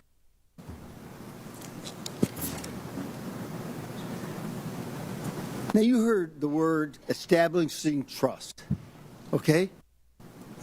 How can you establish trust at the very beginning when you have a false narrative here? You're defending folks who have broken the law.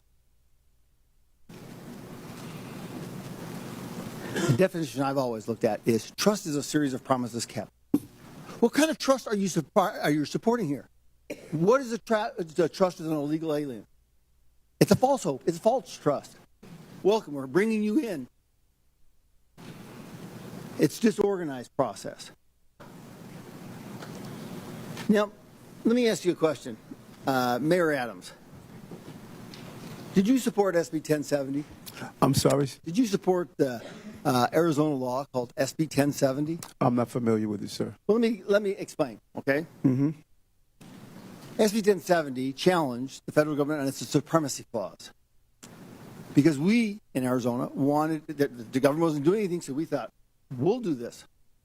We can't allow them to break laws. The Supreme Court ruled that struck it down. Now, it seems contraindicating here that you would have supported SB 1070, right, Mayor Adams? Based on the premise that you or would you violate the supremacy clause in regards to immigration? Would I violate the supremacy clause? This is way over my head. Okay. I felt law. That's you know. Mr. Mayor Johnson, would you have supported SB 1070, allowing Arizona to follow their own laws? Because that's what you're doing right here. Thank you, Congressman. We currently follow all federal law, all state law, and all local law. So we do not have any supremacy clause challenges that we're pursuing or maintaining. Okay. Well, it seems like you are. But, Mr. Johnson, do you agree? The city of Chicago complies with all laws. Okay. Mayor Wu. I'm not familiar with that law because I'm focused on the city of Boston, but we follow all state, city, and federal laws in Boston. What happens when you get in conflict with them? Who do you support? The Constitution, as I understand it, doesn't require cities or police officers or anyone to follow their laws in conflict, follow federal laws in conflict with local laws or state laws. Okay, in the Constitution it says, and it's explicit, that the federal government has jurisdiction and supremacy over all immigration laws. right? I mean, I've heard it a number of times from my colleagues over here. We're the ones who can define that. We're the ones that have it. We just heard we want a comprehensive immigration policy. How can you get a comprehensive immigration policy when you're defining it from the very get-go? You're building it on false premises and false tenets. Respectfully, Congressman, you could pass bipartisan legislation, and that would be comprehensive immigration law. The false narrative is that immigrants in general are criminals, or immigrants in general cause all sorts of danger and harm. That is actually what is undermining safety in our communities. If you wanted to make us safe, pass gun reforms, stop cutting Medicaid, stop cutting cancer research, stop cutting funds for veterans. That is what will make our city safe. Yes, thank you. I yield back. Chair recognizes Mr. Krishnamurti from Illinois. Thank you, Mr. Chair. Mayor Johnson, there's been much talk about Chicago and its enforcement of laws to rid our communities of criminals, so I want to give you a chance to address some of these questions. First, Mayor Johnson, the city of Chicago operates under 4 sets of laws: federal, state, county, and of course, Chicago's own laws, right? That is correct. And most of these laws are not within Chicago's sole power to change. For example, the Illinois Trust Act, a state law, was enacted in 2017 by then Republican Governor Bruce Rauner and dictates interactions between ICE and law enforcement, right? That is correct. And under Chicago's own law, I have a copy of it right here, Chicago is required to help ICE whenever ICE presents a judicial criminal warrant for an arrest, correct?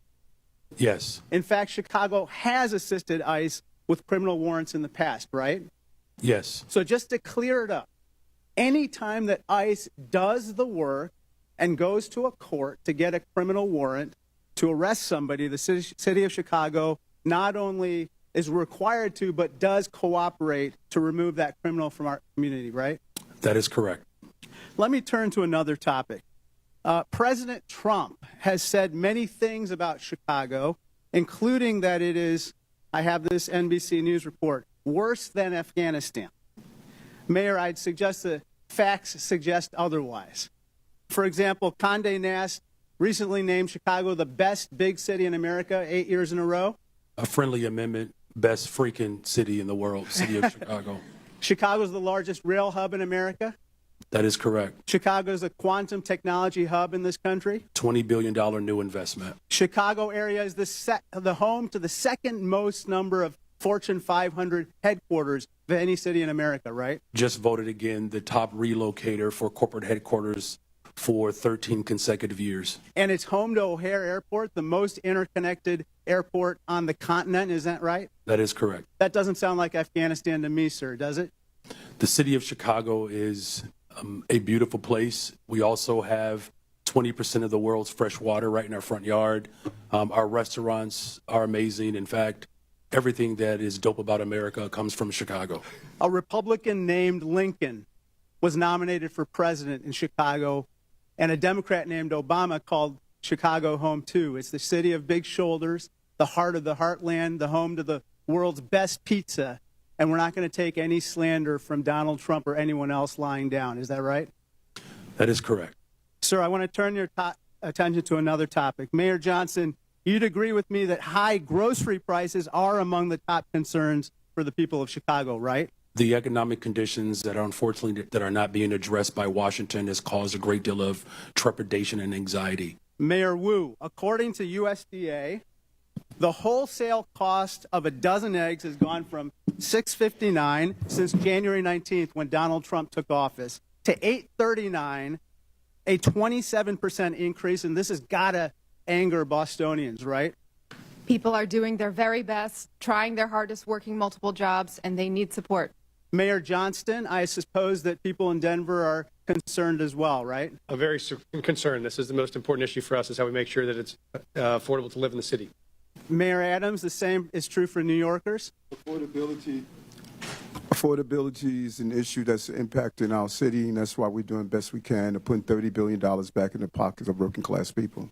President Trump, if you're watching this hearing, I respectfully ask, when will egg costs be high enough for you to issue one executive order on bird flu?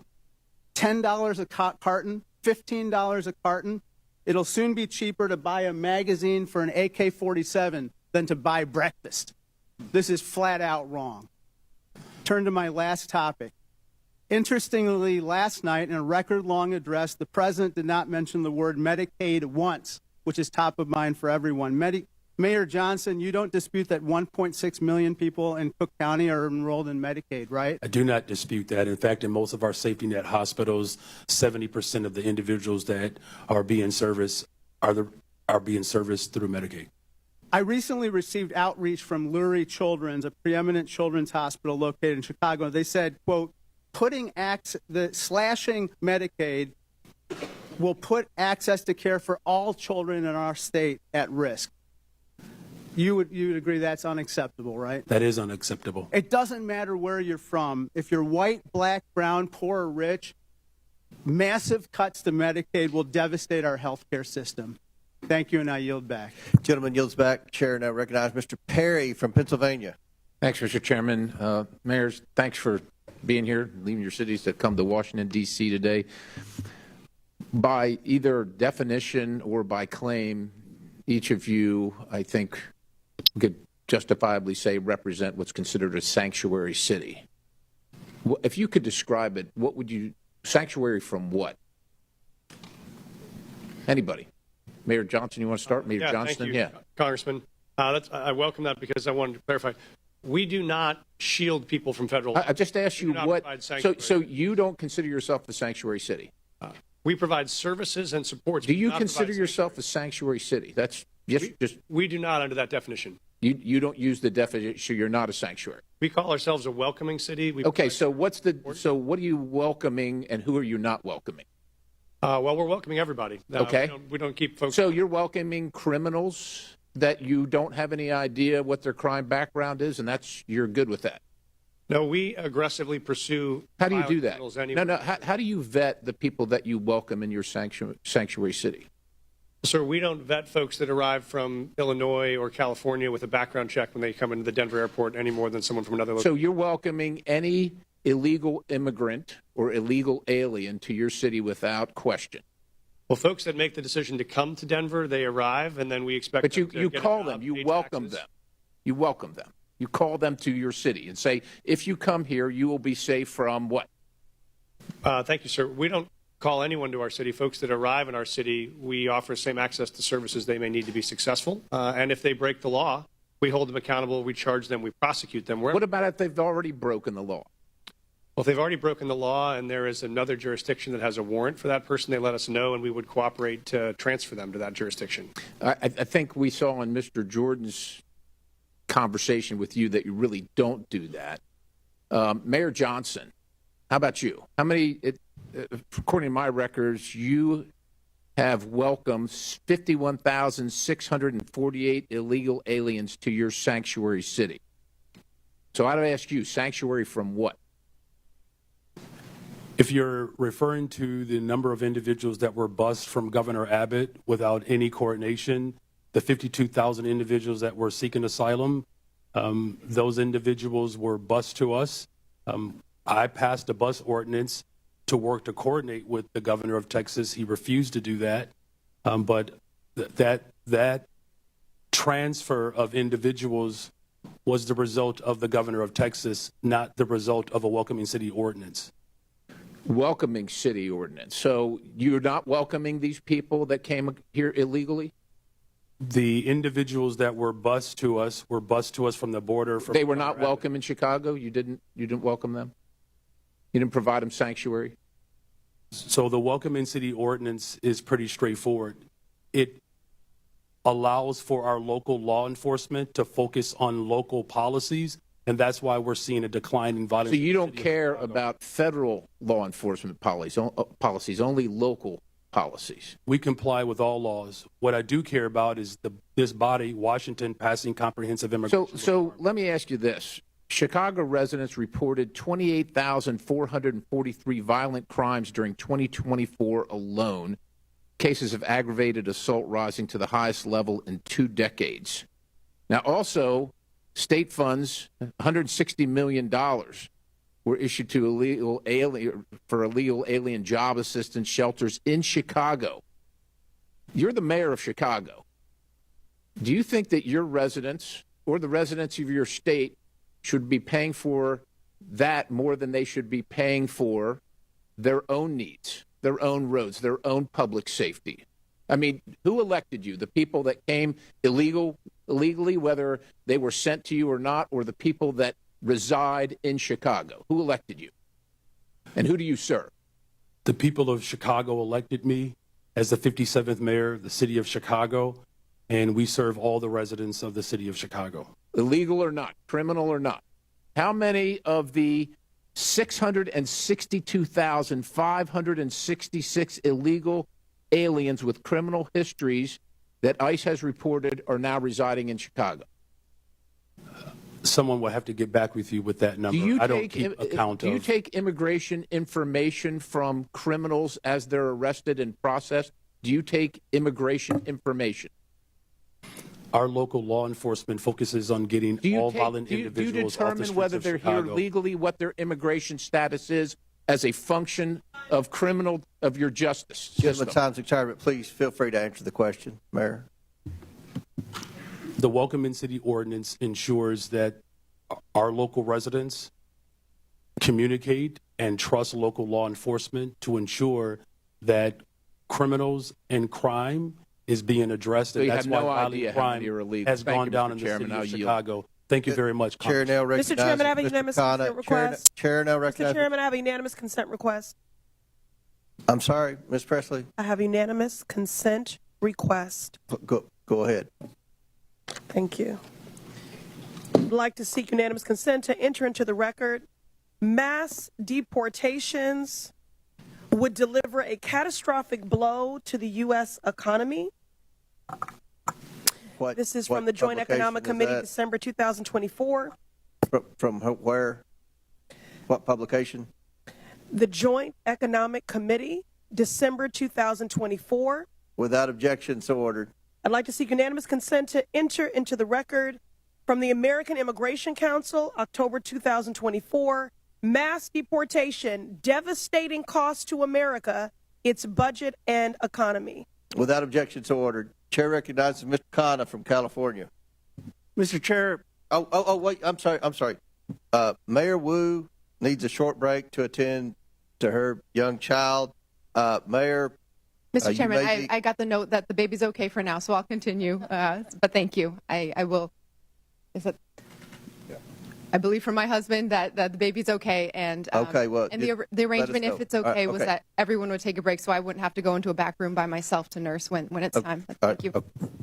Chair recognizes Mr. Khanna. Thank you, Mr. Chair. Mr. Chair, I find the Republican position in this hearing quite ironic, because the Republicans are the party that are always touting local government, state government, local control, and not having federal overreach. So I want to explore actually one of your favorite topics on the other side of the aisle, the infamous mask mandates. I know how much you love them. When CDC came out with the mask mandate order of January 29, 2021, they said that we needed to have fines of $1,500 for anyone who didn't wear a mask on a plane or in a public space. And they said that there needed to be referred criminally to the Transportation Authority if they violated it more than once. Now, Governor Abbott said in Executive Order 38, we're not going to have our cities enforce the mask mandate. And Governor DeSantis said the same thing. We're not going to have our local police enforce the mandate. I want to ask Mayor Adams and Mayor Wu, because you had slightly different views on the mask mandate, but Mayor Adams, you were actually praised in New York for saying we are going to take away some of these mask mandates earlier so businesses can open and there can be a revival in New York. Did you ever, in law enforcement, to your knowledge, enforce the CDC mask mandate and ask your law enforcement to fine people who didn't wear a mask $1,500? What we did was look at the science and look at how it will impact business, and after issuing warnings in education. But I think it's fair to say, Mayor, right? You never referred anyone to the Transportation Department for Prosecution, and you never had local police out there saying we're going to fine people $1,500 with the CDC mandate. The goal was to always ensure that people will carry out the procedure, and we did several education and warning in the process. Mayor Wu, you were a great advocate of masks and looked at the science. Do you know if your city government actually ever used police resources to carry out the CDC or Transportation Department's mask mandate where they were fining $1,500 or referring for criminal prosecution? I am not aware of any incidents of someone in Boston having been fined or prosecuted for any mask-related issues. We certainly prioritize public health and saving lives, and so our role as a city was to provide positive communication, outreach, make sure there were signs and different community organizations that could go and remind people to stay safe and do their best to take care of each other and their families. As much of an advocate as you were for masks, and I was an advocate for masks, would you have been hesitant to order your law enforcement, your local police, to say if someone was violating those mask mandates that we need to cooperate and turn them over to the Transportation Department for prosecution? Would that have given you some pause if the federal government were saying use your police departments to fine people $1,500 and give us their records for criminal prosecution? Yes, it would have. And so I guess I'm trying to understand, you know, if we set this precedent that we want cities to be enforcing every federal mandate, then what happens when there's a new Democratic president that comes and says, we want a mask mandate that the Republicans may not want? And when there are conservatives like Governor DeSantis or Governor Abbott saying we don't want our cities to enforce that. Do you see, Mayor Wu, any difference between a federal government asking you to enforce laws that ICE is doing versus a federal government asking you to enforce a mask mandate or, frankly, to enforce gun laws that may not be what your local city department is focused on? It does seem that local authority is part of our democracy and part of our system of government. Isn't the real issue here not one of immigration, but of federalism? Isn't the question, I mean, everyone agrees that there needs to be, if there's someone who's convicted of a crime, that ICE has the right to enforce those laws. The question is just, are you going to have local governments in this country be beholden to every new president's directives and an arm for enforcing that? My view is that we ought to have local governments be able to use their police officers for their priorities. That, in its essence, is federalism, and it actually used to be the conservative Republican position. Gentlemen's time's expired. Chair recognizes Dr. Fox from North Carolina. Thank you, Mr. Chairman. Mayor Johnson, in the last 4 years, how much has Chicago spent on care for illegal aliens? Thank you for that question, Congresswoman. So since 2022, since the governor of Texas began shipping... Just tell me a number. I don't need a speech. Just tell me a number. So since 2022, since the governor of Texas was shipping individuals to cities across this country, the city's budget, roughly 1% of the city's budget over the course of 4 years. Mayor Johnston, the same question, and I don't need a speech, just a number. Thank you, Congresswoman. Thank you, Congresswoman. It's $79 million over the last 2.5 years. Mayor Adams, same question. How much has New York spent to care for illegal aliens? Approximately $6.9 billion went out of our taxpayers' funds. Mayor Wu, same question. How much has Boston spent to care for illegal aliens in the last 4 years? We do not ask about immigration status and giving city services and providing that access, so we do not have a number. Taxpayers have been bearing the brunt of the massive wave of illegal aliens who've entered the United States. The Biden administration seemingly declared taxpayers and hardworking Americans collateral damage in the pursuit of open borders.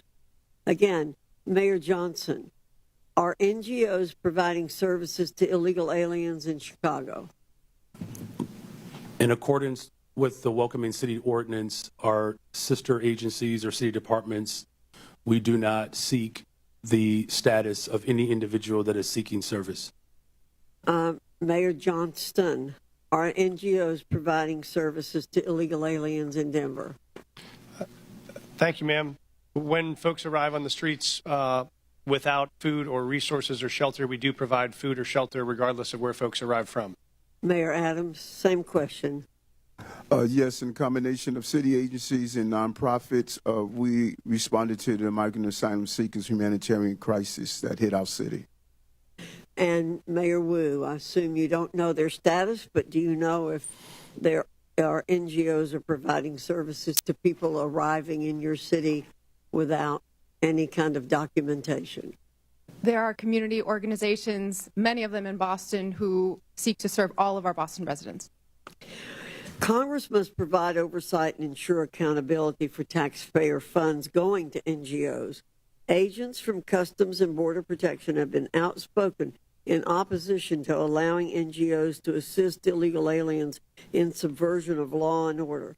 When asked if NGOs are working at cross purposes to the mission of Border Patrol agents, the chief of the National Border Patrol Council said, quote, "Most definitely, and they should not be allowed, but our government allows it," end quote.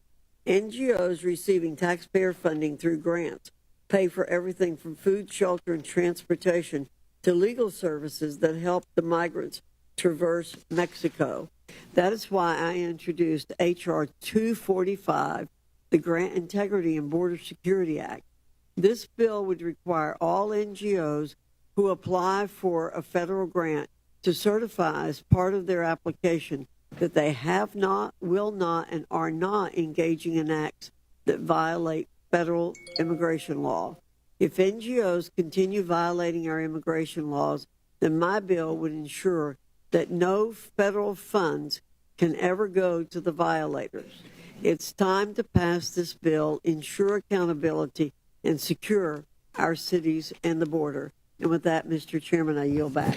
Gentlelady yields back. Chair recognizes Ms. Brown from Ohio. Thank you, Mr. Chairman. Today we've heard my colleagues on the other side of the aisle demean and dehumanize immigrants, choosing fear-mongering and political theater over real solutions. So let's take a moment to set the record straight.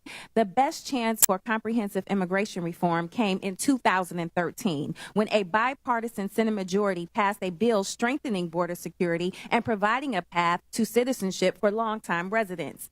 But House Republicans killed it.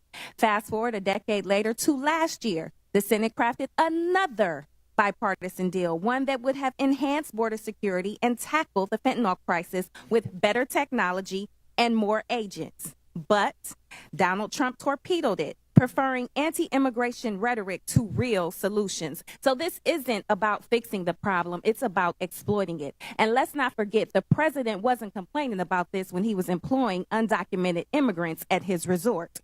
We all remember President Trump's tired old tactics from his first term, the harmful Muslim ban, referring to black and brown countries as quote-unquote shithole countries, and the cruel images of kids in cages. This time around is no different. President Trump signed multiple executive orders before even attempting to work with Congress. Mind you, a Republican-controlled Congress. So this isn't about policy, it's about fear. For the last decade, Trump has pushed menacing messages portraying all immigrants as criminals. But it isn't just coming from Trump. It's being amplified by right-wing media. A recent Ipsos poll found that people who watch Fox News are twice as likely to believe myths about immigration, including the false idea that immigrants commit more crimes than native-born Americans. This is objectively false, yet 2 in 3 Fox viewers believe it is true. This serves a purpose: fueling outrage, distracting from real solutions, and keeping the conversation stuck in a cycle of fear instead of facts. And Trump's latest immigration crackdown reinforces these misperceptions. ICE raids, choreographed for cameras, deportation sweeps with photo ops, wardrobe changes, and tough talk.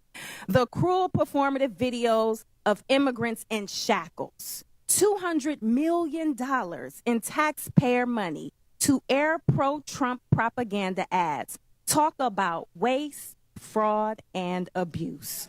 All spectacle, no substance, all performance, no plan.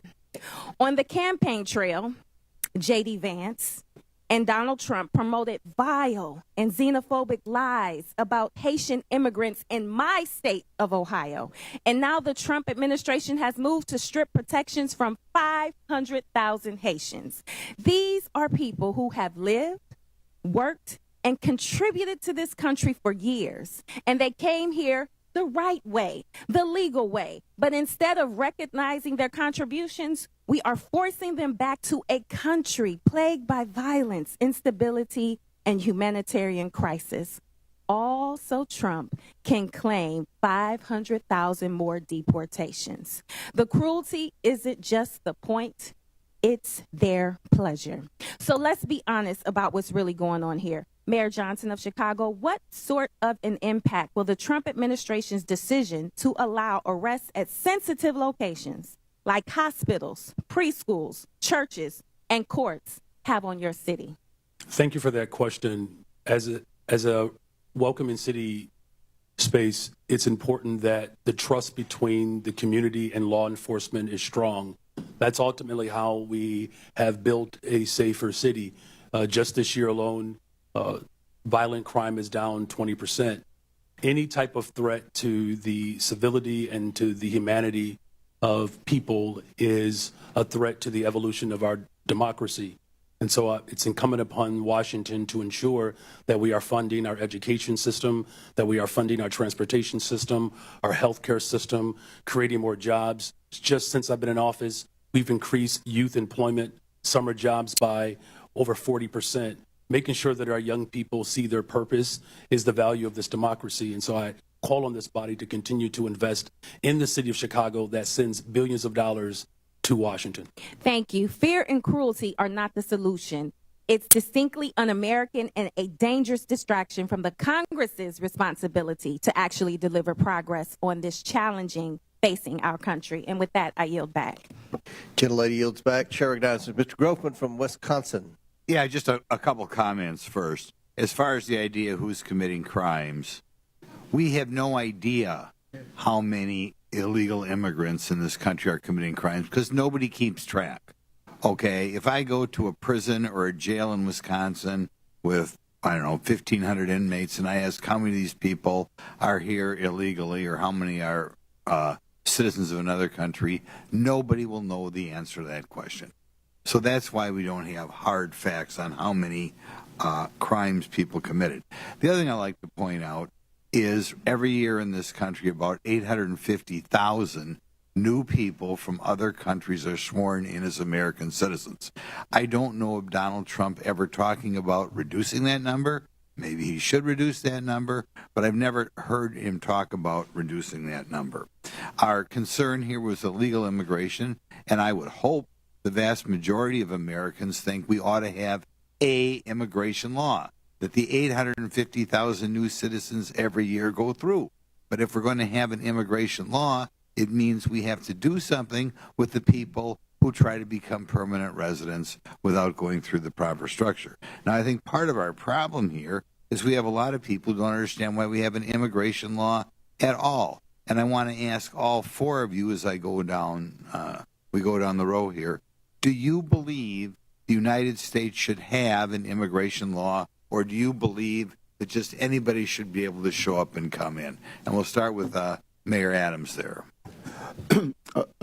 I strongly believe we need to have an immigration law. I strongly believe we need to secure our borders. We witnessed a 90% decrease, and we're seeing that play out in our city. So we should have a strong immigration law. And I'll ask this question then. If you believe we should have an immigration law, and then we'll get all four of you here, if you believe that, do you believe people who ignore the law, whatever that law is, should be allowed in the country? I think that all of us must be held accountable to the law, and if we secure our borders to make sure before they come in that is done correctly, it is not going to impact cities to carry that burden. Like I said, close to $7 billion in tax dollars. Mr. Johnson, do you believe we ought to have an immigration law in this country, or do you believe everybody should just be able to walk in here and set up shop? Thank you, sir. I do believe we should have an immigration law. I do believe we should have secure borders. I do believe we should fix our asylum process. I do believe we should let dreamers get access to permanent citizenship. Okay, then the question is, if somebody ignores that law and comes in this country, do you believe whoever, ICE or Border Patrol or anybody, should spin them around and send them out? Or can they just ignore the law and because they, however, crossed the Rio Grande, overstating a visa, whatever, are here? Do you believe that we ought to do something to the people who are ignoring the law? Thank you, sir. In the case of the folks we're seeing, they are coming here because they are claiming asylum. When they claim asylum, they then have a right to a day in court to see if that asylum claim is valid. The question is, though, if I come in this country and stay here and I have not gone through any formal process to become a citizen or to be a visa, legal visa or whatever, should we kick that person out? The folks that we're serving, sir, are trying very hard to navigate that legal process. It's often a 7-year wait for a court date when they arrive to this country, so part of it is the backlogged administrative need at the border.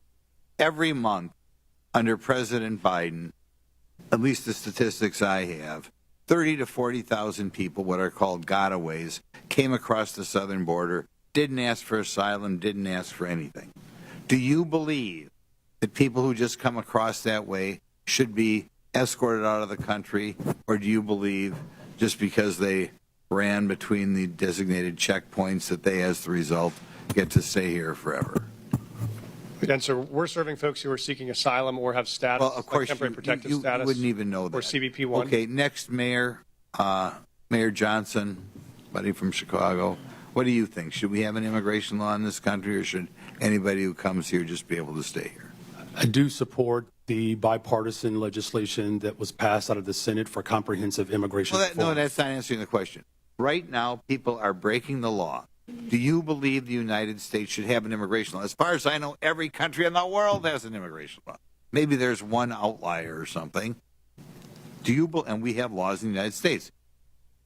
Do you believe if people come here and break the law that they should be escorted out, or do you believe they just get to stay here forever? Our immigration system is broken. We have not had comprehensive immigration reform since 1986. May I answer fully? Yeah, his time's expired, but feel free to answer.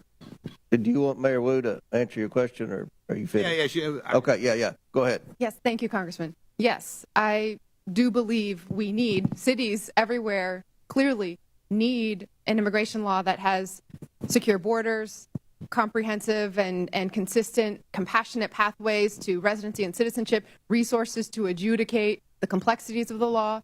And at the same time, I do not support mass deportation. That would be devastating for our economy. And there are millions of people who are running our small businesses, going to our schools. Okay. Thank you. Chair recognizes, and I must add, I don't think anyone's calling for mass deportation, but Chair recognizes Mr. Garcia from California. Thank you. Well, thanks, Mr. Chairman. I want to thank all of our witnesses for being here today. Before I came to Congress, I was the mayor of Long Beach, California for 8 years. It's a diverse city of about 500,000 people, so I appreciate the work that mayors do. As mayor, I signed the Long Beach Values Act to protect all of our residents, including immigrants and undocumented residents. We set up justice funds to support people that were facing deportation, defending immigrants in court. These are policies that are strongly supported by my residents back home because they are good for all the community and make Long Beach safer. Now, we also know that immigrants make our communities vibrant and thriving places to live. The facts are that sanctuary jurisdictions or jurisdictions that welcome immigrants are overwhelmingly safer than non-sanctuary jurisdictions. That's actually a fact. Immigrants, both documented and undocumented, are also less likely to be incarcerated or to commit crimes than native-born people. We know this to be true. Again, these are facts. And mayors, have every right to pursue the policies that you know are best for your residents. Now, the Trump administration has threatened to prosecute some of the mayors on the panel today and force them to comply with his extremist agenda. But however, Mayor Adams, you are in a different position. You, of course, are already facing serious criminal charges. And Mayor Adams, I assume that you are not going to commit perjury today. And I do believe, though, that you have an enormous amount of issues facing you ahead of you. And it means that your criminal charges are absolutely relevant to us today. Bribery, wire fraud, willfully and knowingly conspiring to commit offenses against the United States. Mayor Adams, you, of course, deny these corruption charges against you. Is that correct? Yes. Yes, Congressman. Thank you. Now, I understand that you are proven innocent unless you are guilty, but you also have, sir, a trust problem. 4 of your deputy mayors have resigned. Now, this is serious, and Republican prosecutors agree that the evidence against you is ironclad, yet Trump's DOJ moved to drop these charges. Now, I just want to be and show this, I want to be just really clear and show this here. Now, look at how the Trump-appointed acting U.S. attorney who was prosecuting you described it. Because the law does not support a dismissal, and because I am confident that Adams committed the crimes with which he is charged, I cannot agree to seek a dismissal. Now, this is a conservative Republican who resigned when Donald Trump pressured her to drop the charges. And we know the Trump administration demanded that the charges be dropped. And this is key. They will be able to refile them against you, Mr. Mayor, at any time. I think, personally, that's why you sat next to the architect of family separation on Fox and Friends. Now, Tom Homan sat next to you and said the following, and I quote, "Getting on Rikers Island is step one. We're working on some other things that we don't really want to talk about on open air because the city council will be putting roadblocks up on us. The mayor and me have a commitment to several other things." Now, this was you, of course, and Mr. Homan, the architect of family separation. This is also incredibly concerning, Mr. Mayor. You sat next to him, you smiled, you badmouthed your own city council. Now, Mr. Mayor, we have a right to know if the Trump administration has actually coerced you into agreeing to anything. And Mayor Adams, I also want to be very clear. Are you selling out New Yorkers to save yourself from prosecution?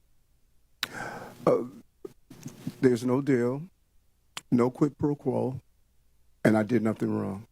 And anything dealing with this case out of deference to Judge Ho, who's now addressing it, I'm going to refer to his actions. Well, Mr. Mayor, it appears, to me at least, that you are selling New Yorkers out. It appears that you are working with Tom Homan, who is clearly focused on family separation and deportations and harming New Yorkers and others across the country. Now, every other mayor on this panel is pursuing legal and effective policies that benefit our residents and their communities. Their policies actually uphold public safety. Now, I personally agree with the majority of New Yorkers and think, Mr. Mayor, that you should resign. You should do the right thing. You should step down and resign today. And with that, I yield back. Would my friend yield? Would my friend yield? I yield. Yeah. Mr. Mayor, I want to be really clear.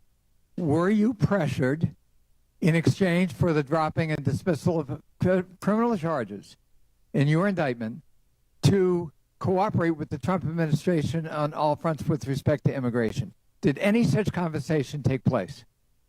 I think I was extremely clear. I cannot hear you, sir. I think I was extremely clear. No quid pro quo, no agreement. I did nothing wrong but serve the people of New York City. Thank my friend for yielding. Chair, now recognize Mr. Cloud from Texas. Thank you, Chairman. Thank you, witnesses, for being here. You know, we are indeed a nation of immigrants. I have to look no further than my own children, who are the inheritance of both my ancestors who got here in the 1600s with William Penn, or my wife who got here when we got married. I think that's really what this nation is about. But you are not here today because of legal immigration. You are here because of illegal migrants who have been sent to our country. In your opening statements, there was a deft linguistic shell game that you played to try to conflate legal immigration with people who are coming here illegally. and we're savvy to that. You are here because each of you, with the exception of Mr. Adams, have said in some form or fashion that you will not honor ICE detainers. In other words, that when you have people in custody and ICE says we need to come arrest that person because they're here illegally, that we will not honor that. That's why you're here. No one's asking you to go round up criminal aliens. We are asking you to take people who are already in your custody and hand them over to legal federal law enforcement. Now, what this does is it saves U.S. taxpayer money. It keeps from a greater presence of ICE and federal law enforcement in your communities, because if you're releasing them, it takes more people, as Chairman Jordan mentioned, to go in and to re-arrest that person, and it puts the lives of law enforcement in danger. This used to be a bipartisan issue. As a matter of fact, groups like the Cato Institute called President Obama the deporter-in-chief. And, Mr. Chairman, I'd like to submit for the record a Cato article that said President Obama, deporter-in-chief, is the title of it. So why we have to ask is suddenly the left not embracing policies that Obama supported. We can look to last night, where it seems to be Trump derangement syndrome, where the left could not seem to applaud kids fighting cancer, a first lady, an accomplished immigrant in her own rights, where traditionally we have applauded and recognized and honored the families for their sacrifice. Many of them are, this is the president's issue, and they're kind of along for the ride. It was odd, I thought, that they applauded sending more money to the Ukraine, but not peace for Ukraine. And so it brings us back to why we're here and why this is a partisan issue all of a sudden. It boggles the mind. Now, Mayor Johnson, you seem to want to talk about Texas, so I'm from Texas. Let's talk about Texas. First of all, have you been to the southern border? I've been to Texas, but I have not been exactly to the southern border. Okay. You seem to talk about Governor Abbott and sending buses to your city. Now, I can understand the concern with that, but I will also let you know that Texas did not ask for the Biden administration to open the borders and send an exponential amount of people that have affected your city into our state. And you should know that no one forced them to go to your city. The reason they selected your city is because you have said it's a sanctuary city. Everyone was asked where they wanted to go before they got on the bus. No one asked them to get on or forced them to get on the bus. They did it of their own free will, and they were sent to your city because of your stated claim to be a sanctuary city.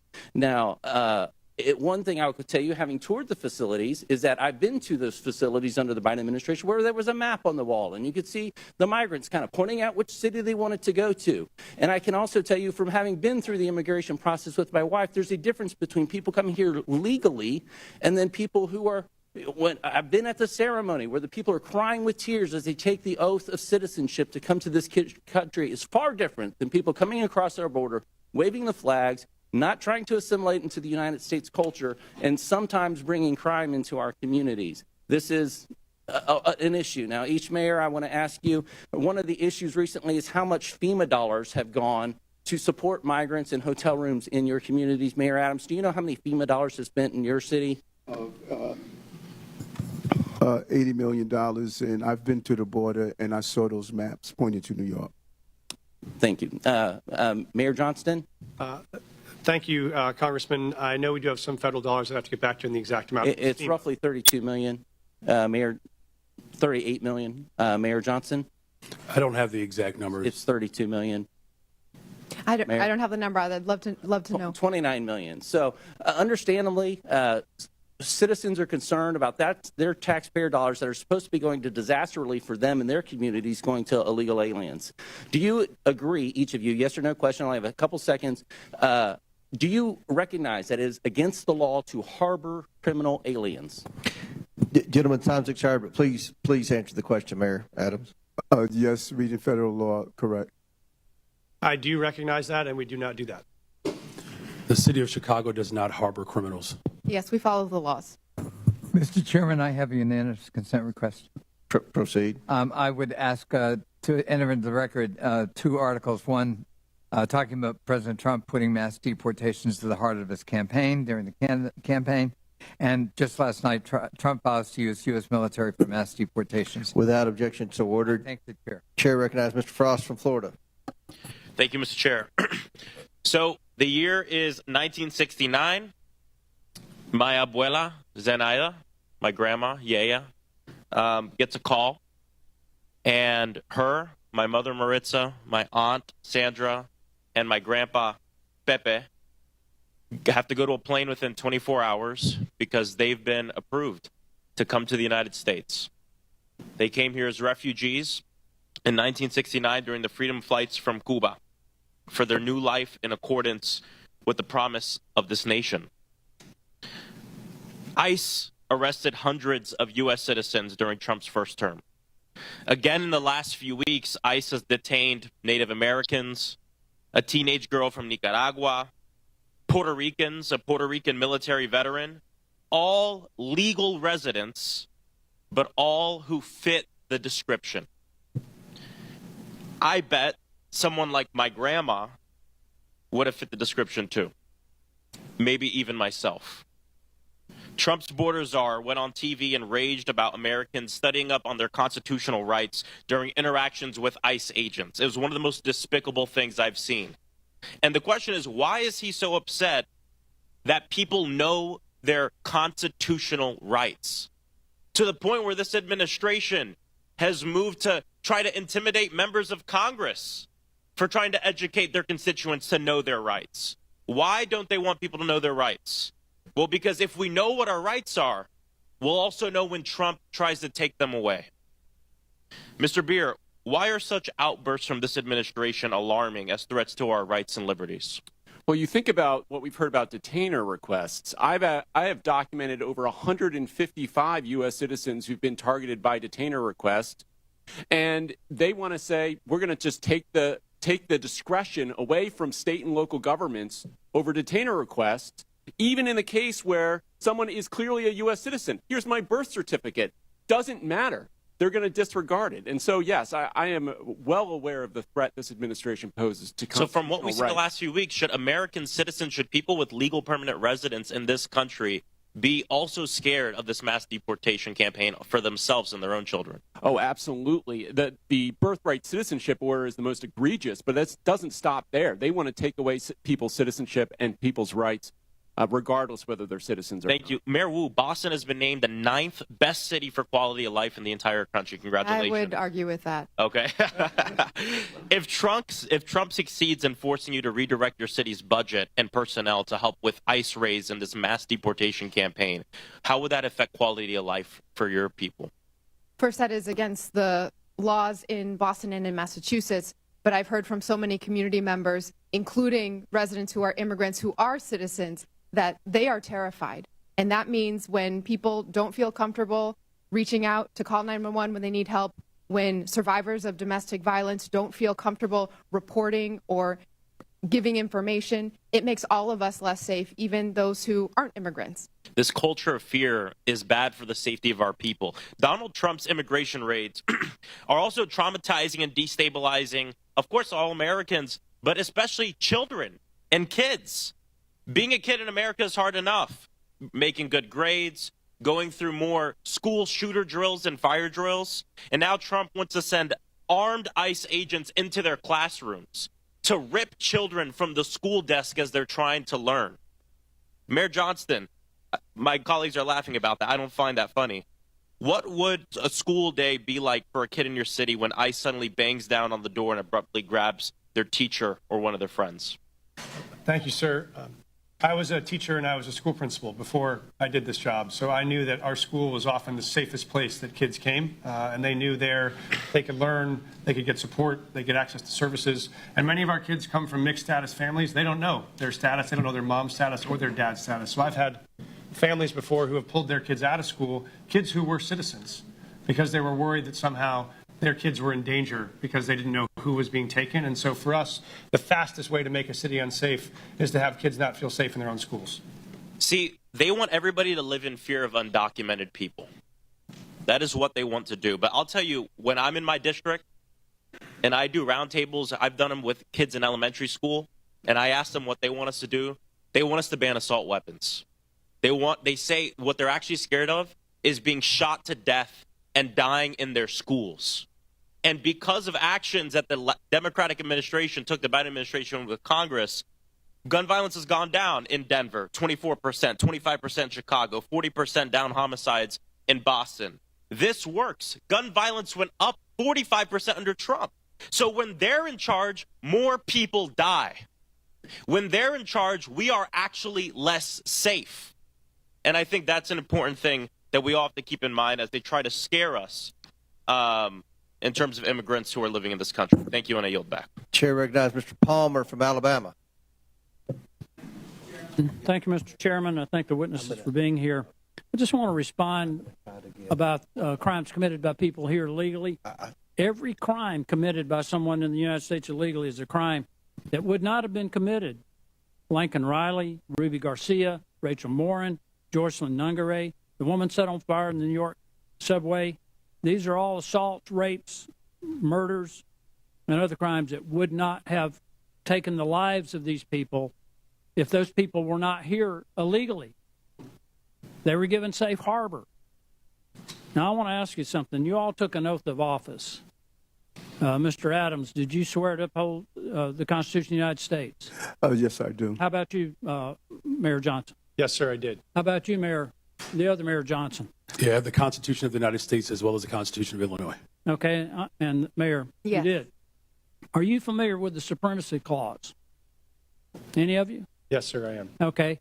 Then under the Supremacy Clause, you understand that the laws of the United States take precedent over the laws of Colorado, over the laws of Illinois, over the laws of Massachusetts, and your cities. Do you understand that? Yes, sir, I do. But when you declared your cities sanctuary cities, you did so illegally. Do you understand that? Respectfully, sir, I would disagree with that. We follow You're disagreeing with the law. It's against the law to give sanctuary to people who have committed felonies, and it's a felony to cross the border legally. You gave sanctuary to people who are here illegally. You violated your oath to uphold the Constitution because of the Supremacy Clause. The laws of the United States take preference. But you didn't do that. There is, thank you, sir. There's no part of our city law that violates federal law. No part of the practices or services we provided that violate federal law. Did you personally violate the law then by giving sanctuary? Somebody gave these people sanctuary. You declared your city. The city of Boston was declared a sanctuary city by you, Mayor. Being a sanctuary city, as you describe it, or being a city as we describe it, that's home for everyone, does not. It means that if you commit a crime, you are held accountable. To people who are here illegally, and when you interfere with the officers of the law who are there to even remove people that you know have committed crimes, you have violated your oath of office. You've committed a crime. Mr. Chairman, I don't understand why we haven't been discussing obstruction of justice. I mean, get real about this. We have a problem in the country with the people who have come here illegally. And I just gave you a few names of people who have been raped and murdered. There are numerous others.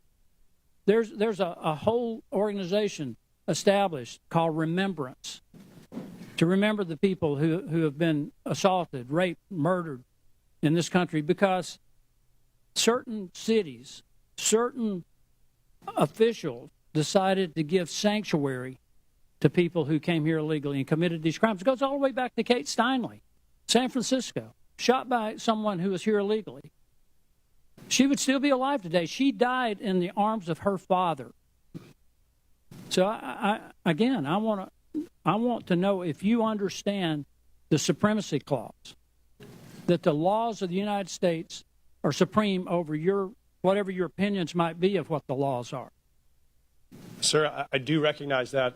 We do follow that. I want to clarify that we actively, aggressively pursue any known criminal in the city, and we actually partner with the federal government to do that. If there is someone with a criminal warrant, we're searching for them. We have federal task forces we're partners of to break up gang activity. We do that for drug trafficking. We do that on armed robberies. So we are in partnership with the federal government on many issues around. Mayor Adams is being attacked because he's agreed to cooperate with federal officials to uphold the laws of the United States.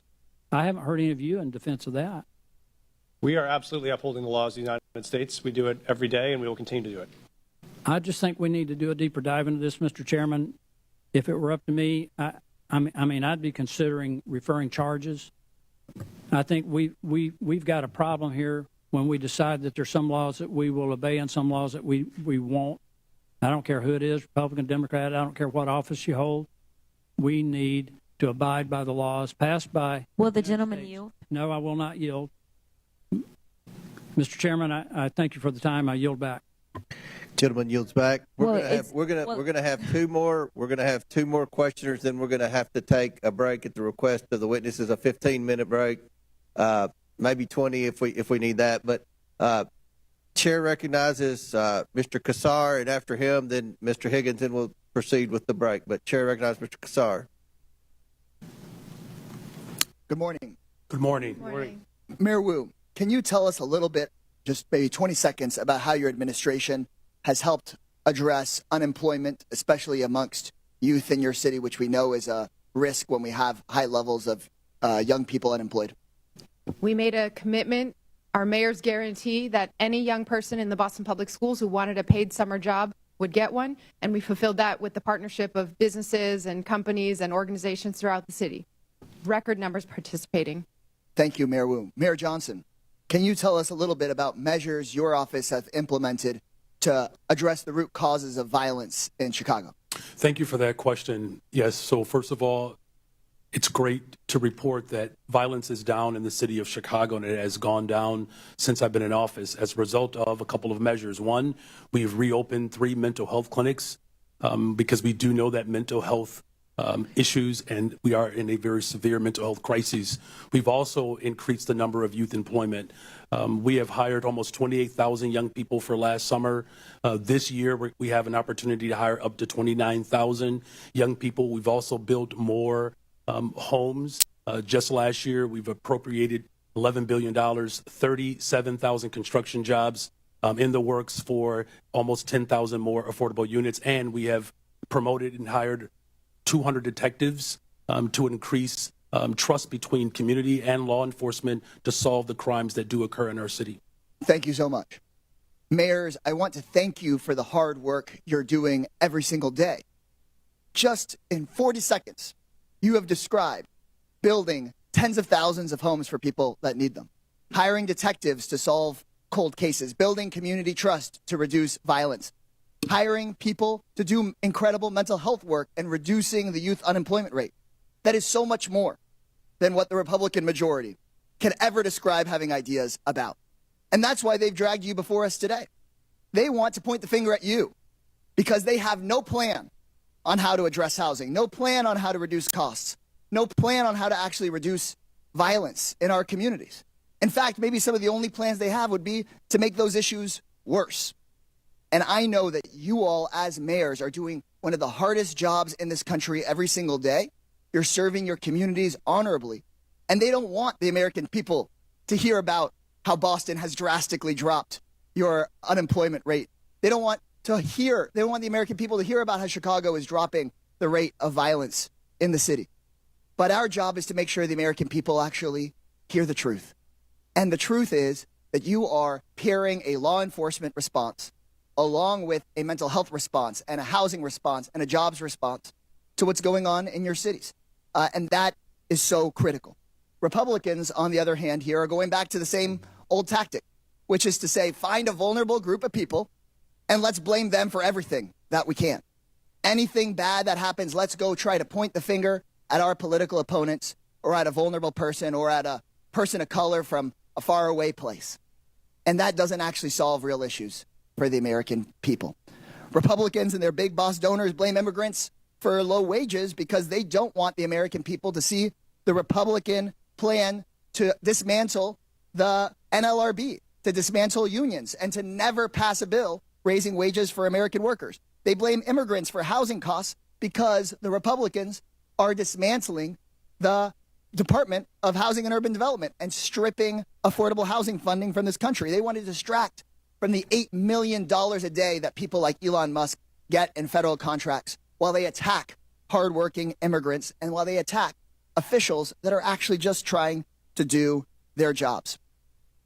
Mayor Johnson, you have a limited number, I suppose, of jail cells in Cook County and a limited number of law enforcement resources. Is that correct? That is correct, and I do not have jurisdiction over Cook County jails. And you want to make sure that when somebody in the city of Chicago calls 911, that they get an appropriate response. Is that correct? That is correct.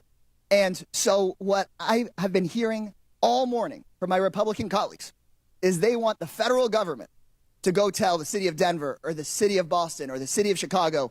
No, they want the federal government to be able to call you and take over your police resources or take over your county's jail resources, and you don't even represent the county, for whatever case they might come up with, whether the person is dangerous or not. Instead of having cities determine if somebody is dangerous and needs to be held, instead of having cities say, we want to make sure if you have an emergency that we get somebody to you and don't just send out our police to a call that may not be a priority just because somebody in the federal government wants to go after somebody with no criminal background and that isn't a threat. And so with that, Mr. Chairman, right before I yield back, I just want to thank people that are involved in local government, city council members, neighborhood associations, mayors, the people who keep our cities running. You deserve our support in making your cities more safe. You deserve our support. Gentlemen, time's expired. Chair recognizes Mr. Higgins from Louisiana. Thank you, Mr. Chairman. Let's clarify for America. Mayor Adams, Mayor Johnson, Mayor Johnson, and Mayor Wu, are you here today under the advice of counsel, and do you have counsel present? Yes or no? I want to understand the question. Are you here today under the advice of counsel, and do you have counsel present? Do have counsel present. I'm here because we were requested to appear. Did you consult with, did you have counsel prior to your appearance? Yes, we did. Thank you. This is not a trap question. We just want to clarify. Okay. Here under the advice of counsel, do you have counsel present? Yes, sir. Counsel present here because I was invited. Did you counsel before your trip here? We do have counsel. Get I was advice here. from your counsel? Yes. Okay, then you're under the advice of counsel. Yes. Mayor Wu, thank you. To just clarify for America, these mayors are all sanctuary city mayors. But the narrative is no longer comfortable because 3 months ago, we were at the tail end of 4 years of millions and millions of illegals coming into our country. It was out of control. The only thing that has happened since then is we had an election in November. And now we're not pulling the curtain back. We have ripped the curtain from the rods. We have revealed to America just how fast we could have secured our border if you had an executive that was willing to enforce the law. So now we're paying attention to our municipalities. And every one of them is lawyered up. They've changed their narrative. We got example after example. The mayor of Chicago, we must lead with and live by the promise of Sanctuary City. The mayor of Denver, willing to go to jail in defense of Sanctuary City policy. The list goes on. But the policies of these mayors and our previous president have consequences, real life consequences. I have a family here today, Mr. Chairman, who lost their beautiful loved one. This young man was killed by an illegal immigrant in Texas that never should have been in our country. He'll never be here to raise his daughter, Anne Marie, to love and cherish and honor and uphold his beautiful wife, Olivia. And you mayors have responsibility, not just to your communities and the citizens you just want to serve, but by extension to the entire republic. And let me clarify, I was a cop for a long time. To honor the jurisdictional authority of another law enforcement agency, you do it every day in your city.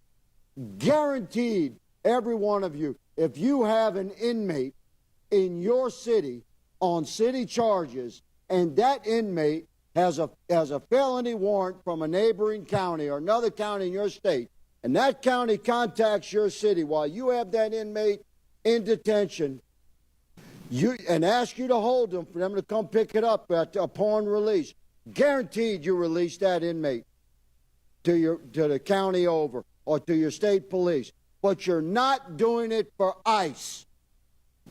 And ICE is responsible to remove millions of criminal, hard-edged, criminal illegals from our country. And we've had enough. America's fed up with this betrayal of oath, and you'll be held accountable. One of you said you're willing to go to jail. We might give you that opportunity. Good mayor. One of my colleagues mentioned the children. I always want to talk to the children, separation of children. At any given time in America, there's 750 to 850,000 American citizen parents of minor children incarcerated in our country. If you commit a felony in America, you get arrested and prosecuted and convicted and incarcerated, you can expect to be separated from your children. But let me say, there's a sunset to that separation, because when you do your time, you'll be released. You can return to your family. This young man will never return to his family, and he should have never been removed from his family.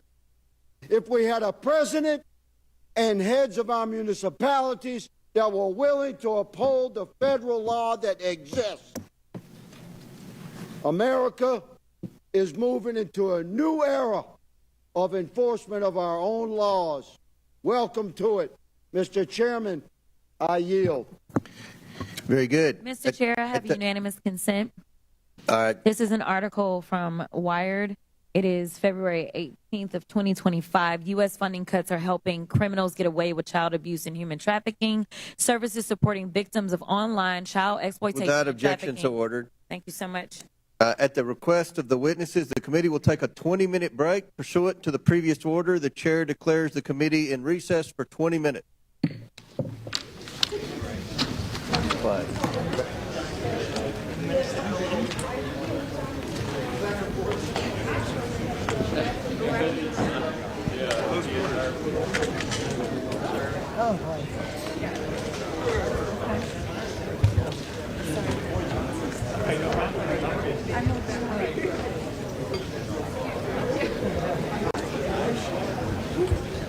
going to go after you. Great to see you. Yeah, after you.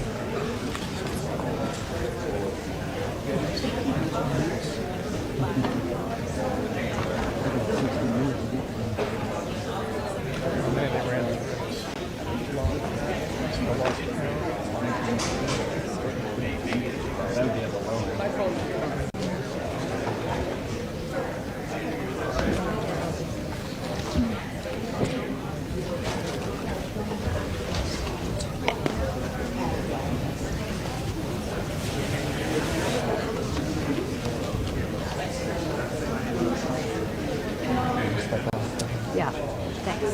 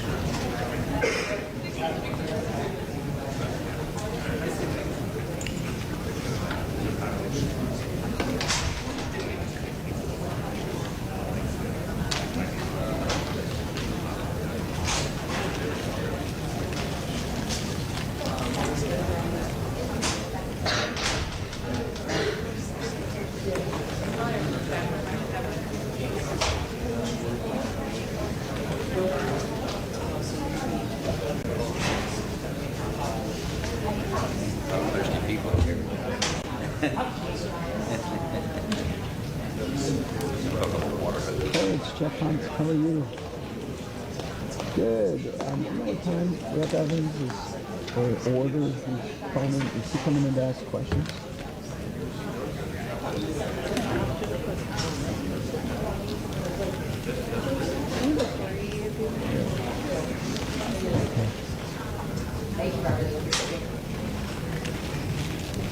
Okay.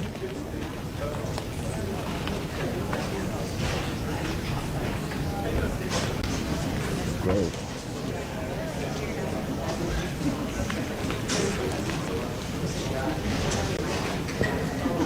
Yeah, that'd be great. I'll probably have a hard out around 3:30. We're going to catch the 6 p.m. flight back to Denver today. But yeah, if he's around, just even a few seconds with him would be great if he comes down here. But just keep me up to date on stuff. Okay. Okay. Yep.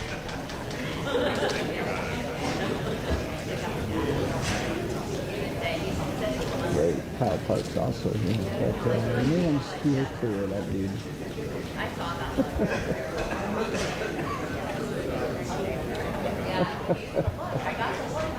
He knows.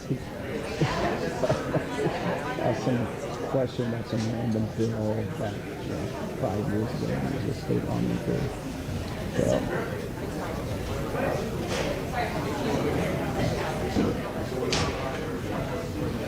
Perfect. Yeah, no, happy to. Learned it pretty good. Jordan really jumped down. I haven't seen really anybody harp on whether or not being here illegally is actually breaking a crime or a law.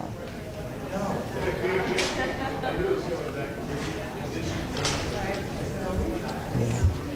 Palmer got the closest on it. Yeah, Palmer did a pretty good job on it. Yeah, so. Good.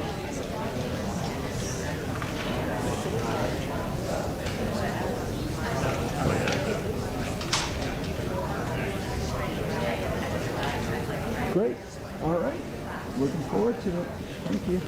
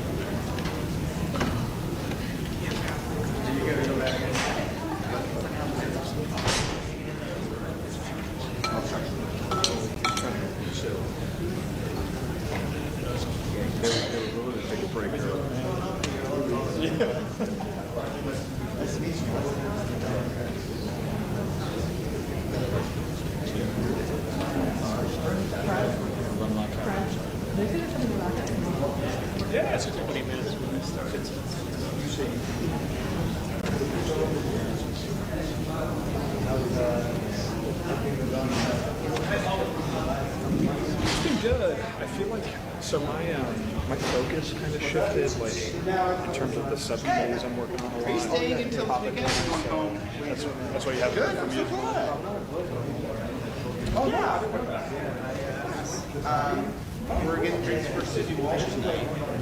I'll take the deets. Friday's like her talk, and it's also like walking for the weekend. This night's probably. You're staying on this. There's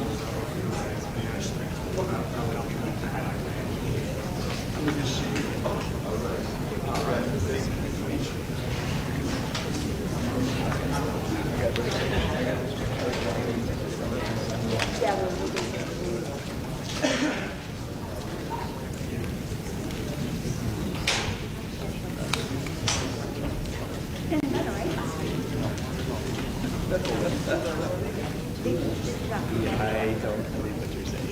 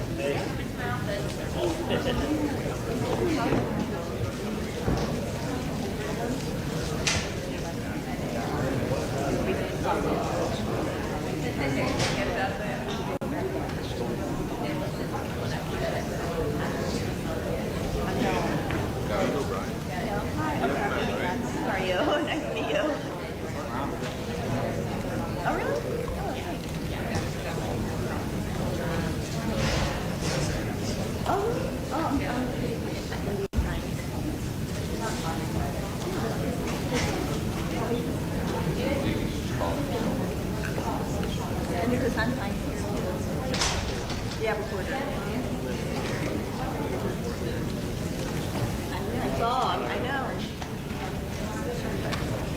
Yeah.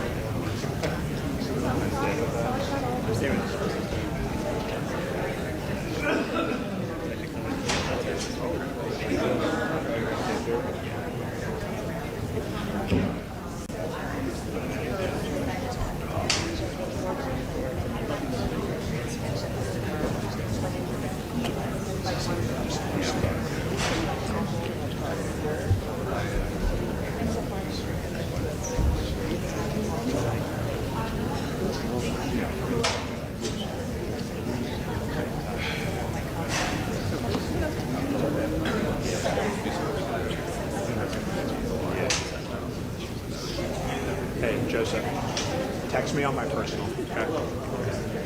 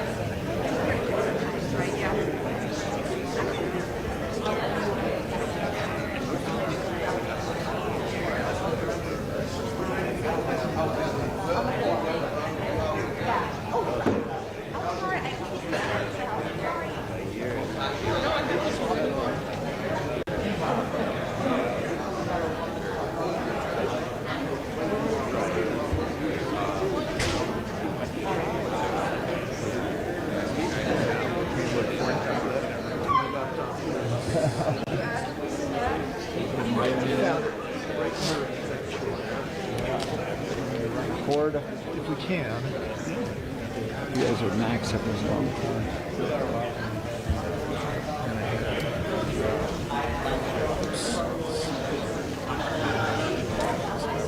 You want to try run it back or underneath? Can we do that? Where's it at?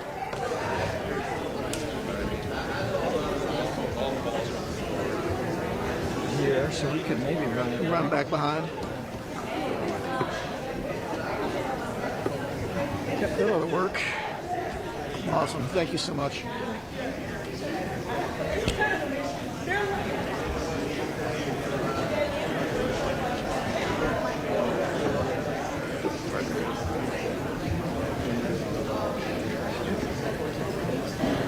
I should call your property. Jeff. John. John, nice to meet you. First, nice to meet you. Boston. Yep. I worked for Romney in 24 hours. Oh, cool. That was the only time I ever spent my time in Boston. My headquarters for training and stuff like that.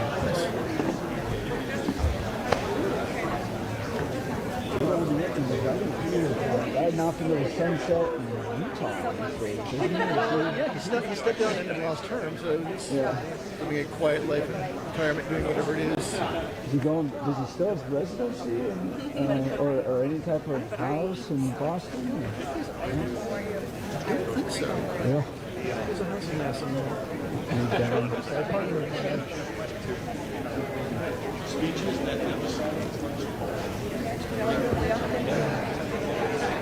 I think that's John's place.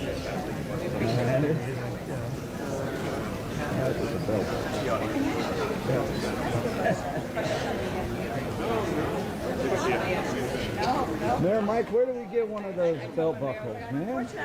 There is an awesome metalsmith in Denver called Johnson & Held. No relation to me, unfortunately. It's Johnson out of T. But they custom made it for me. So yeah, they make awesome buckles. Kind of there in Arvada. So I'm gonna have to get one of those. I'm Jeff Humphrey. Yeah, I know, Jeff. Good to see you. Yeah, glad you made it. And this one I have one that's just the Denver flag, which is pretty good. So each year it's my Christmas present by myself. I get one new one.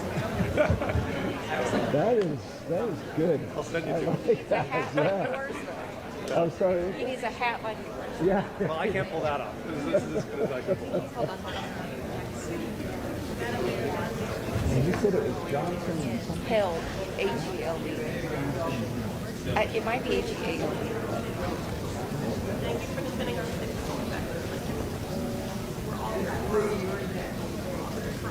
Yeah, Western Hills.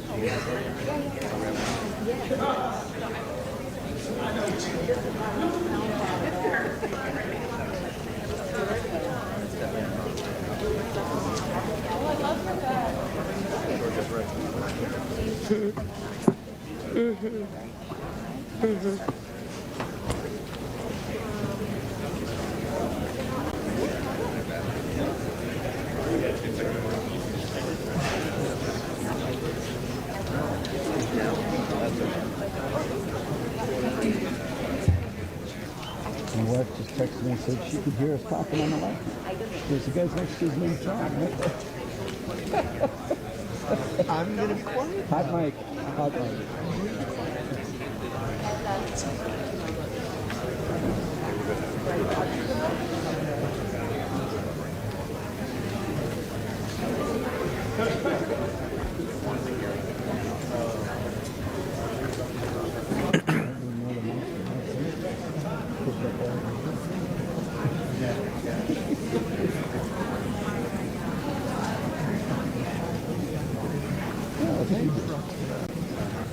Got a little ranch out.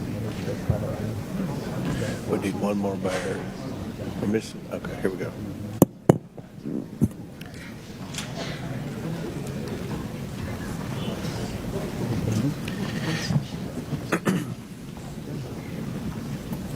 The committee will come back to order. Chair recognizes Ms. Lee from Pennsylvania for 5 minutes. Thank you, Mr. Chair. So we've heard a lot of accusations and sensationalism thrown around here today, which is not new for this committee. But I do think we need to be clear about what we're really talking about today and what the so-called sanctuary city policies actually mean. What Republicans are calling sanctuary cities, it simply means that a city or a state is not going to do the job of ICE for them. That's it. Republicans are acting like there's like a mythical barrier that keeps ICE completely out of cities. If you're listening to Fox News, they make it seem like they're police at the borders of Chicago keeping ICE agents out. And that's simply not the case. Republicans want every town, city, state to dedicate their limited resources to entering what's called a 287G agreement with ICE to either do their enforcement work on the ground or hold people in custody for an additional 48 hours on detainers. That's 48 hours beyond the lawful detention. To be clear, that is illegal. In more than 700 counties in at least 9 states, there are policies or court decisions limiting these ICE detainers, as it is such a blatant violation of the Fourth Amendment. And when people's Fourth Amendment rights are violated, it's the cities, not ICE, who face civil lawsuits. As a reminder to Republicans, the Fourth Amendment is the one against unlawful searches and seizures. Just last year, New York City's Department of Corrections had to pay $92.5 million in a settlement to those they unlawfully detained for ICE.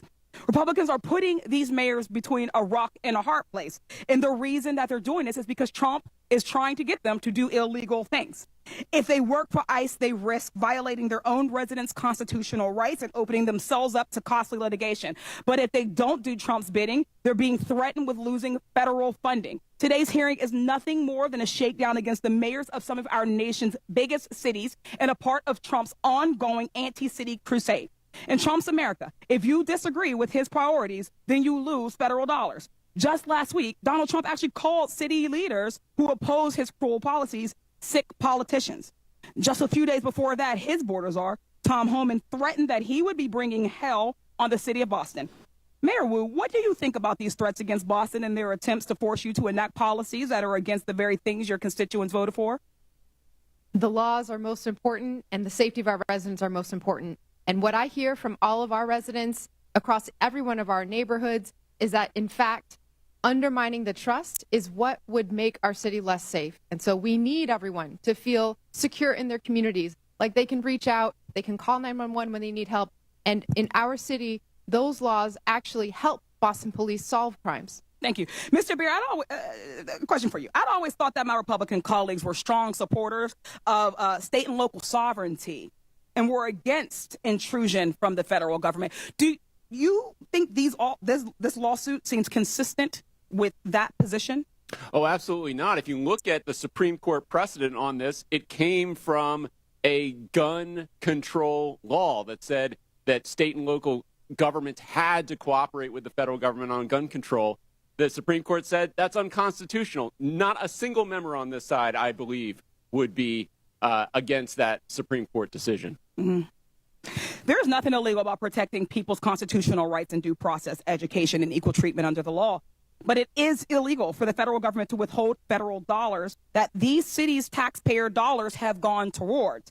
Mayor Johnson, Chicago ranks as one of the largest cities in the U.S. and has the 3rd largest metropolitan economy, boasting a GDP of $860 million. This makes it one of the most economically diverse cities in the nation, correct? That is correct. Would it be fair to say that your city generates billions in taxpayer revenue and that the average taxpayer in Chicago and Illinois contributes more than around $20,000 in federal income taxes, which is more than $1,310 above the national average? That is absolutely correct. So can we conclude that Chicago residents pay significantly more in taxes than they receive in return, contributing at least $5 in taxes for every $1 they get back in federal support? More than our fair share. Thank you. Only 9 states have taxpayers that contribute more to the federal government than they receive. All 4 of our mayors are from states on that list. Yet Republicans are saying that they should lose that money because they don't agree with their dear leader.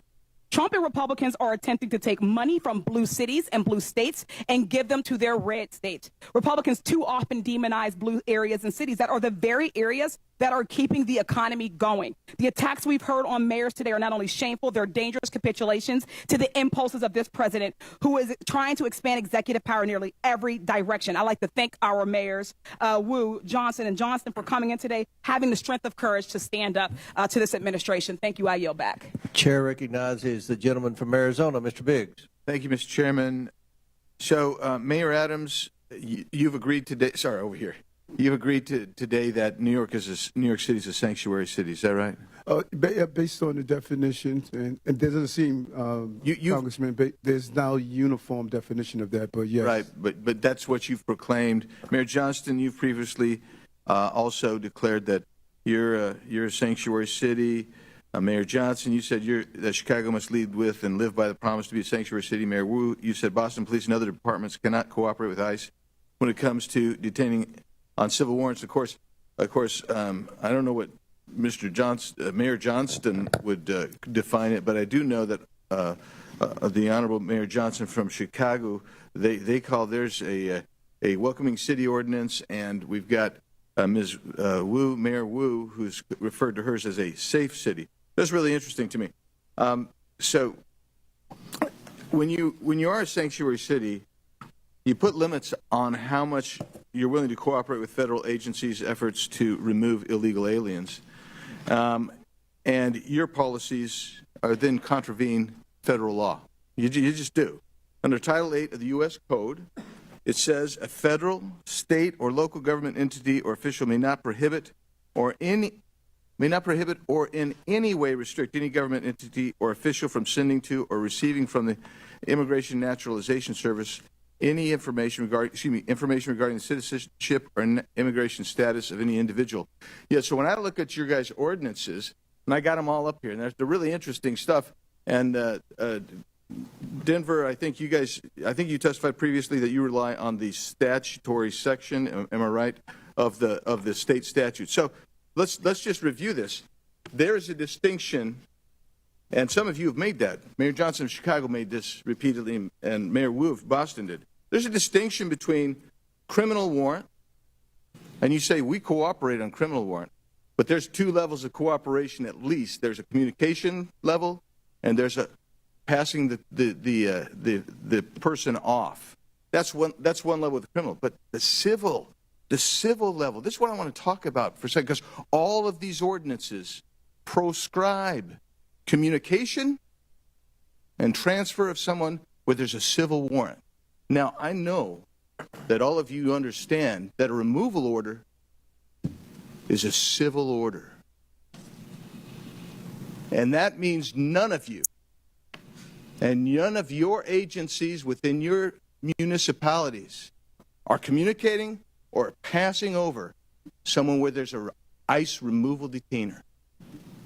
So I don't care how many times, 1,226 or whatever it was in 7 years, I don't care how many times you do it. But if you're not doing it for civil orders, then you're allowing people who have a removal order, who've had due process, because that's how you get it.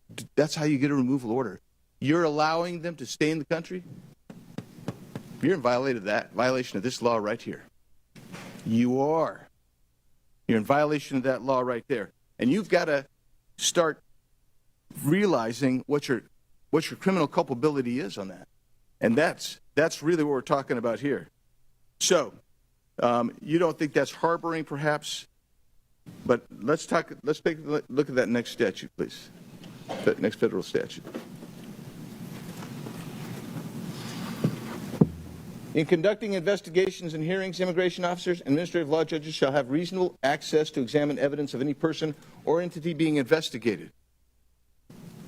If you're holding someone back, even if it's under a civil warrant, because that's what you said you're not going to participate in, and you are preventing access to that person or evidence, you're in violation of this. You have criminal culpability under this. And you'll notice there's no mens rea requirement here. This is it. Every one of you is exposed to criminal culpability here. That's the reality of it. Let's do the next one. Any person who knowing that a person is an alien knowing or in reckless disregard, now you got a culpable mental state here, of the fact that an alien has come to, entered, or remains in the United States in violation of law, conceals, harbors, or shields from detection, or attempts to conceal, harbor, or shield from detection, such alien in any place. You'll notice it doesn't make a distinction that all of y'all want to make of criminal warrants versus civil.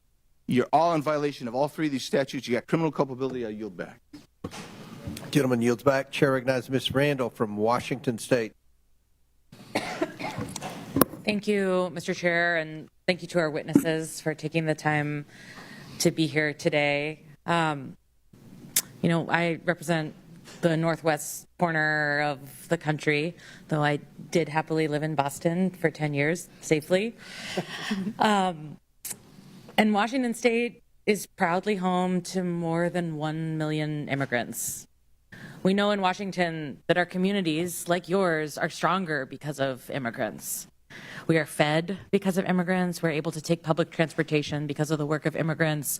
We are able to work on building the affordable housing that we need because of immigrants. We receive quality health care because of immigrants. But this administration, as we see over and over and over, is more concerned with deporting families than supporting families. Their actions are rooted in hatred and fear and deliberate misunderstanding. They say they want to lower costs, but what their actions show us is the opposite. Immigrants drive our economy. And this administration's mass deportations have disrupted small businesses, wreaked havoc on our communities, all while families see their grocery bills continue to rise and worry about their health care being ripped away. My constituents are scared. They're writing to us that they're afraid to go out in public, send their kids to school, go to the grocery store without 2 other members of their family or their neighbors with them.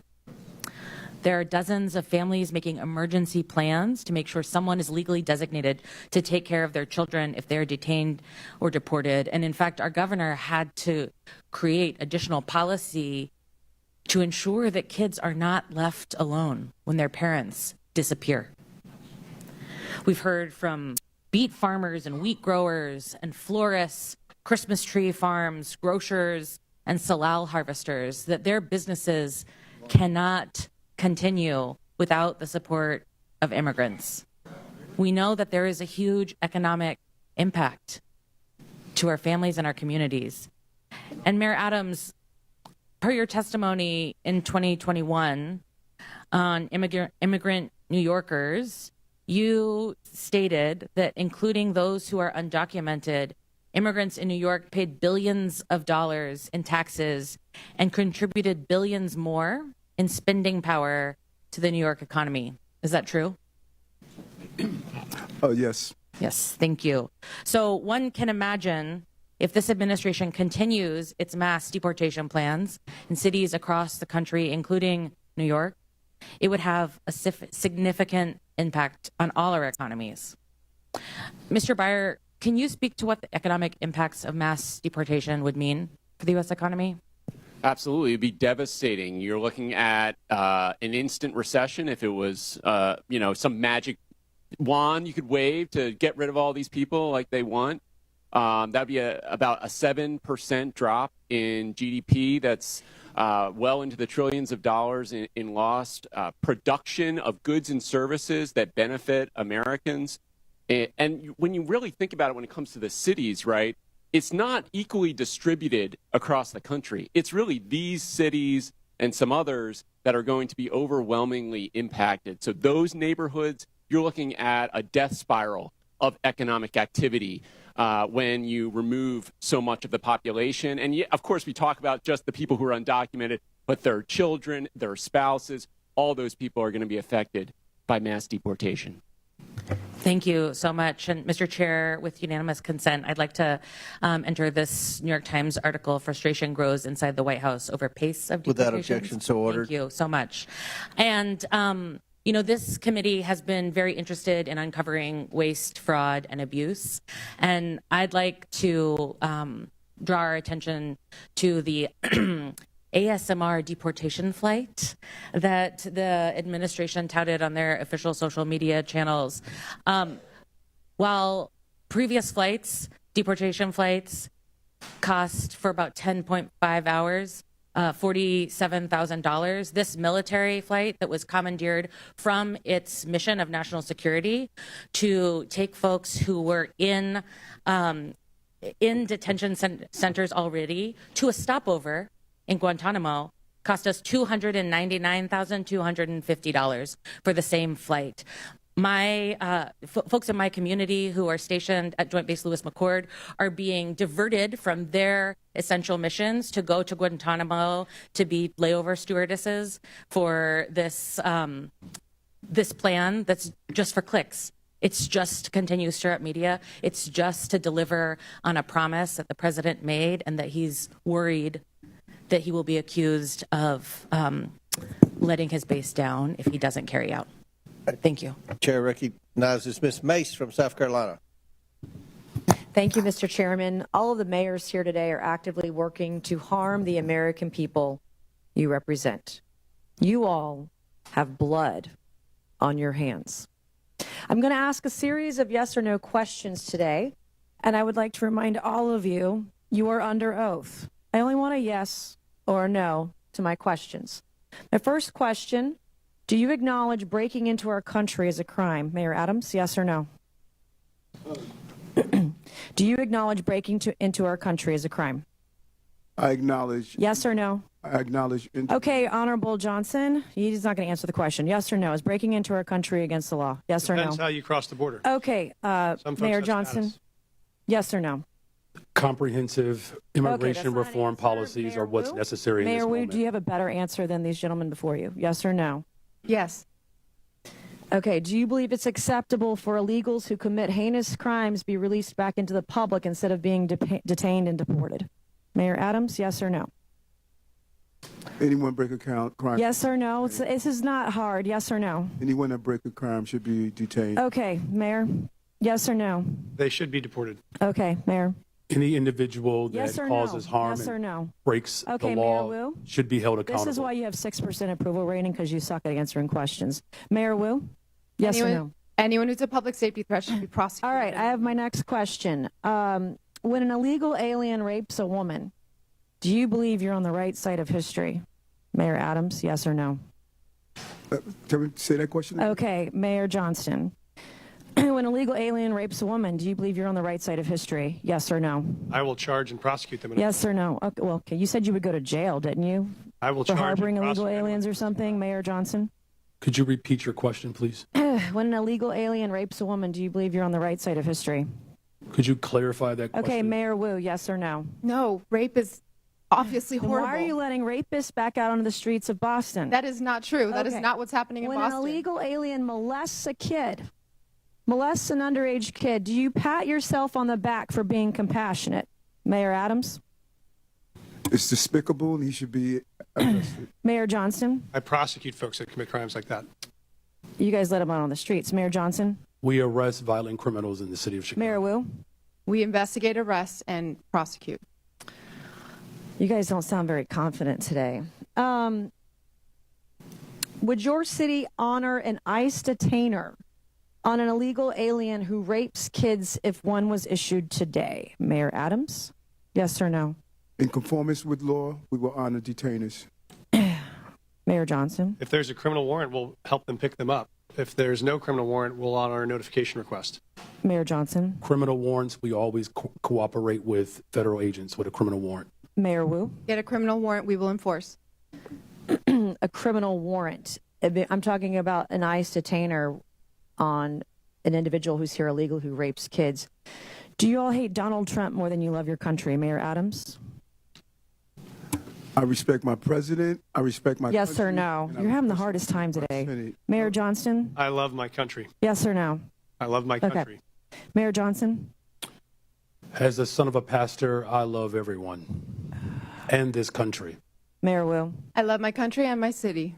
Do you all, are you all willing to go to jail for violating federal law? Mayor Adams? I'm not going to violate federal law, so I don't have to worry about that. Mayor Johnston, We don't violate federal law either. you don't violate federal law. We do not violate federal law. Is it violating federal law if you don't honor detainer requests from ICE? Absolutely not. In fact, the statute Congressman Biggs shared, we explicitly follow. The statute says you cannot prohibit city employees from sharing information about someone's status with the government. We do not prohibit that. Do you love illegal aliens more than you love your fellow countrymen? I love all the residents of the city and county. Mayor Johnston, are you willing to go to jail for violating federal law? The city of Chicago complies with all laws. Oh, I highly doubt that. Mayor Wu? We are not violating federal law. Mayor Wu, I have a last couple questions for you. Do you believe that ICE arresting a child rapist, quote, threatens everyone's safety, end quote? Yes or no? No. Does ICE arresting a murderous MS-13 gang member threaten everyone's safety? Yes or no? No. I would like to hold up this quote of you where you say ICE's efforts actually threaten the safety of everyone, end quote, Boston Mayor Michelle Wu. You're a hypocrite. Thank you, Mr. Chairman, and I yield back. Chair recognizes Mr. Chairman, I have a unanimous consent request. Mr. Chairman, I have a unanimous consent request. Proceed. I'd like to seek unanimous consent to enter into the record this article, and I'll do this as a survivor of sexual violence myself. This is from Courts, March 2018. Without objection, so ordered. Data from Texas shows that U.S.-born... Without objection, so ordered. We've put it in the record. I haven't entered it. You have what? Mr. Chair, can I have several articles. I need to enter them. Let me just go ahead with what the articles are. What's the next article? Let me proceed. Data from Texas shows that U.S.-born Americans commit more rape and murder than immigrants. Listen, this trend of you all trying to get thrown out of committee so you can get on MSNBC is going to end. We're not going to put up with it. This is my procedural right as a member of this committee. You can go with Mr. Record. Frost and Mr. Green. I'm reclaiming my time. That's what you want. No. Ms. Presley, I have been very accommodating to you. Mr. Sobrano, and I take particular umbrage as a survivor of sexual violence. I will enter into the record. This is my right. Thank you. No. It is Mr. Subramaniam. Mr. Chair? No, you know the process of unanimous consent. You are not recognized. I have several articles to enter into the record. Mr. Subramaniam, if you don't go, we're going to recognize Mr. Timmons. Thank you, Mr. Chair.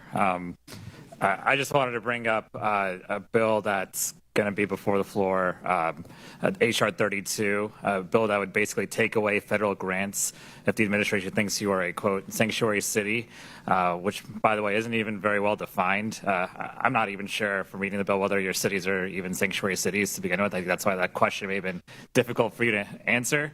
Well, I think what's been very interesting to hear is how well you've been able to integrate and welcome immigrants into your communities, into your city's economies, and making the best out of a difficult situation. I find that very impressive.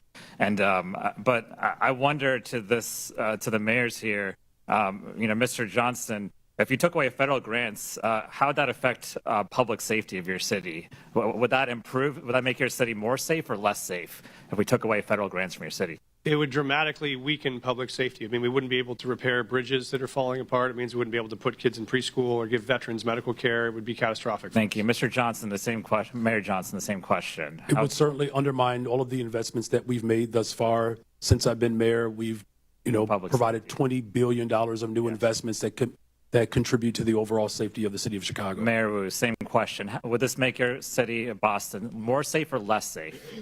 Withdrawing federal funds would make us less safe. Education makes us more safe. Housing makes us more safe, and we rely on those funds. And how did, let's take Mayor Johnston, how did many of the immigrants come to your city? You mentioned they came from Texas, is that right? That's correct, Congressman. They came on buses sent from Texas, mostly from El Paso. I feel like we have the wrong people in the room today. We have mayors of cities that are trying to do their best with the situation that they have. And then we have governors in Texas and Florida who are busing folks up to your cities. And so you're trying to make the best out of this situation. but somehow they're trying to make our immigration system worse, in essence, because they're taking the folks that come over to their states and they're spreading them across the country, and you're just trying to deal with that situation. Would you characterize it as that, Mayor Johnston? Yes, sir. We're just trying to manage the crisis in front of us, which is families being dropped off on our city streets in the winter with no clothes. Our calling is to make sure they're safe. And how would the Trump administration's funding freezes and cuts, would they undermine public safety in your city, Mayor Johnston? They could dramatically undermine public safety in our city. Everything again. Mayor Johnston, same question. It certainly will undermine community safety if the Mayor federal Wu, government undermines the investments in people of Chicago. It would undermine our safety too. So we're trying to make your cities more safe, but there's a bill here in the name of making your cities more safe actually makes your cities less safe. Would you agree with that, Mayor Johnston? Yes, sir, I would. Mayor Johnston, same question. Mayor Wu, Yes. same question. And I think this bill is actually, in a way, extortion, because you're basically trying to take away funding from a city if they don't do what the administration wants you to do. But, you know, let's talk about extortion for a minute. Mayor Adams, I think everyone's a little bit concerned about the timeline of events that has led to your case being dropped. And so, Mayor Adams, did you meet with Tom Homan on December 12th of last year? Oh, yes, I did. Did President Trump say publicly that he considered pardoning you 4 days after that meeting? Yes or no? I don't recall what the president said in regards to that meeting. Well, he did. In January, did you meet with President Trump at Mar-a-Lago? Yes or no? Yes, I did. In this meeting, did you talk about immigration enforcement with the president? Talk about immigration in general. What was that? What did you talk about when it comes to immigration? Just how important it is to secure the border, and they were able to do so. We saw a 90% decrease, and I see that on my streets every day. Did you talk about your pending case with the DOJ? No, I did not. So the case did not come out. Have you ever talked about your case with the DOJ with the president? No more than what you heard him on the trail say that he thought it was in. I haven't heard much. Tell me, have you ever talked about the president, talked about your case in the DOJ with the president? Yeah, as I indicated previously, I'm going to say it again. This case is in front of Judge Ho, and out of deference to him. Have you ever talked about your case with anyone in the Trump administration? I'm going to say this again. This case is in front of Judge Ho, and out of deference to Judge Ho, he is going to determine the outcome of this case. That's not answering the question. I'm going to ask you one more time. Have you ever talked about this case with anyone in the Trump administration? This case is in front of Judge Ho, and out of deference to Judge Ho is going to decide the outcome of this case. I think Mayor Adams is not answering the question because he probably has. And I think there's a pretty clear timeline here that indicates that a case is being dropped in the name of trying to appease the president, who seems to be okay with what's going on. And so look, we can talk about the policy, but I think there's a bigger problem here of public extortion and almost an endorsement of this extortion, and it's becoming the norm for this administration. I yield back. Chair recognizes Mr. Timmons from South Carolina. Mr. Chairman, before you do, I have a unanimous consent request, please. Ms. Spansbury, you recognize. Thank you, Mr. Chairman. I have 4 articles I would like to enter into the record titled "The Mythical Tie Between Immigration and Crime. Undocumented immigrants half as likely to be arrested for violent crimes. Immigrants significantly less likely to commit crimes," and one titled "Showing Data About U.S.-Born Citizens More Likely to Commit Murder." And Mr. Chairman, I do ask that you do respect my colleagues on this side of the aisle, parliamentary. Without objection, so ordered. Your unanimous consents are put into the record, and only titles are required. And once you start filibustering, you become out of order. I am not filibustering. I'm just saying the last member on your side was filibustering. She was not. She had. Yes, she was. And now you're filibustering. Chair recognizes Mr. Timmons from South Carolina. Thank you, Mr. Chairman. I just want to speak directly to all 4 of the mayors. Y'all did the best you could with bad situations. You did. The former president let in, I don't even know what number to use. Some places use 8 million, some people use 16, 20, whatever the number is. And so each of you had an influx of illegal immigrants into your cities, and you have federal, state, and local statutes that you have to deal with, and an untenable situation was created. I want to go one by one. Mayor Adams, how many illegal immigrants were present in New York City in the last 4 years? How many people did you have to deal with? 230,000. All right, so, and that's 230,000 people that were using your limited resources that American citizens are entitled to, but you were actually required under local ordinance or under state law to provide services to them. They're not supposed to be here. They're not supposed to be here because we have borders. Borders are supposed to matter. Mayor Johnston, how many illegal immigrants did you have to deal with over the last 4 years? Thank you, sir. We had 42,000 newcomers arrive over. 42,000? Mayor Johnson, how many illegal immigrants did you have to deal with over the last 4 years? Over the last 4 years, there were roughly 50,000 asylum seekers bused from the state of Texas to the city of Chicago. And you know why that Texas did that? Because 10, 12, 15 million people were in Texas, and they had to deal with the same problem you did, and they thought it was appropriate that everyone should have to share this burden. Mayor Wu, how many did Boston have over the last 4 years? We don't ask about immigration status and giving How many services, people so I don't have that number. Okay, well, we'll say at least tens of thousands. So all of you have limited resources, limited tax dollars to spend to serve your community. And there's people that have a disproportionate need, and you have obligations to serve them more if they are struggling, if they do not have income, if they are jobless. So you have limited resources, and all of you had this problem. And we've been saying for the last 4 years that this is all because Joe Biden and his policies were allowing lawlessness at our southern border, which allowed millions of people into this country. Mayor Johnston, did you say anything to the Biden administration? Did you say, we're struggling, we can't make ends meet, we can't serve our citizens because of your open southern border? Did you, Mayor Johnston?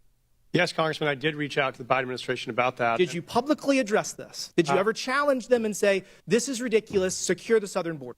What we focused on, sir, was the biggest challenge we were facing was folks needed the right to work. I couldn't find anything where you told the Biden administration they are wrong for their border policy. Mayor Johnson, did you publicly attack the President Biden in the last 4 years because he let millions of people into this country and it hurt your constituents? Did you publicly attack him for his policies? So I publicly called Did you say secure the damn border?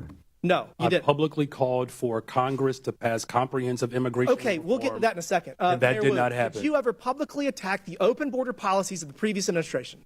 Congressman, in fact, we hosted the former Secretary of DHS in Boston so that he could see the impact. To talk about how we need legislation, I'm sure. Mayor Adams, did you ever publicly attack President Biden for his open border policy?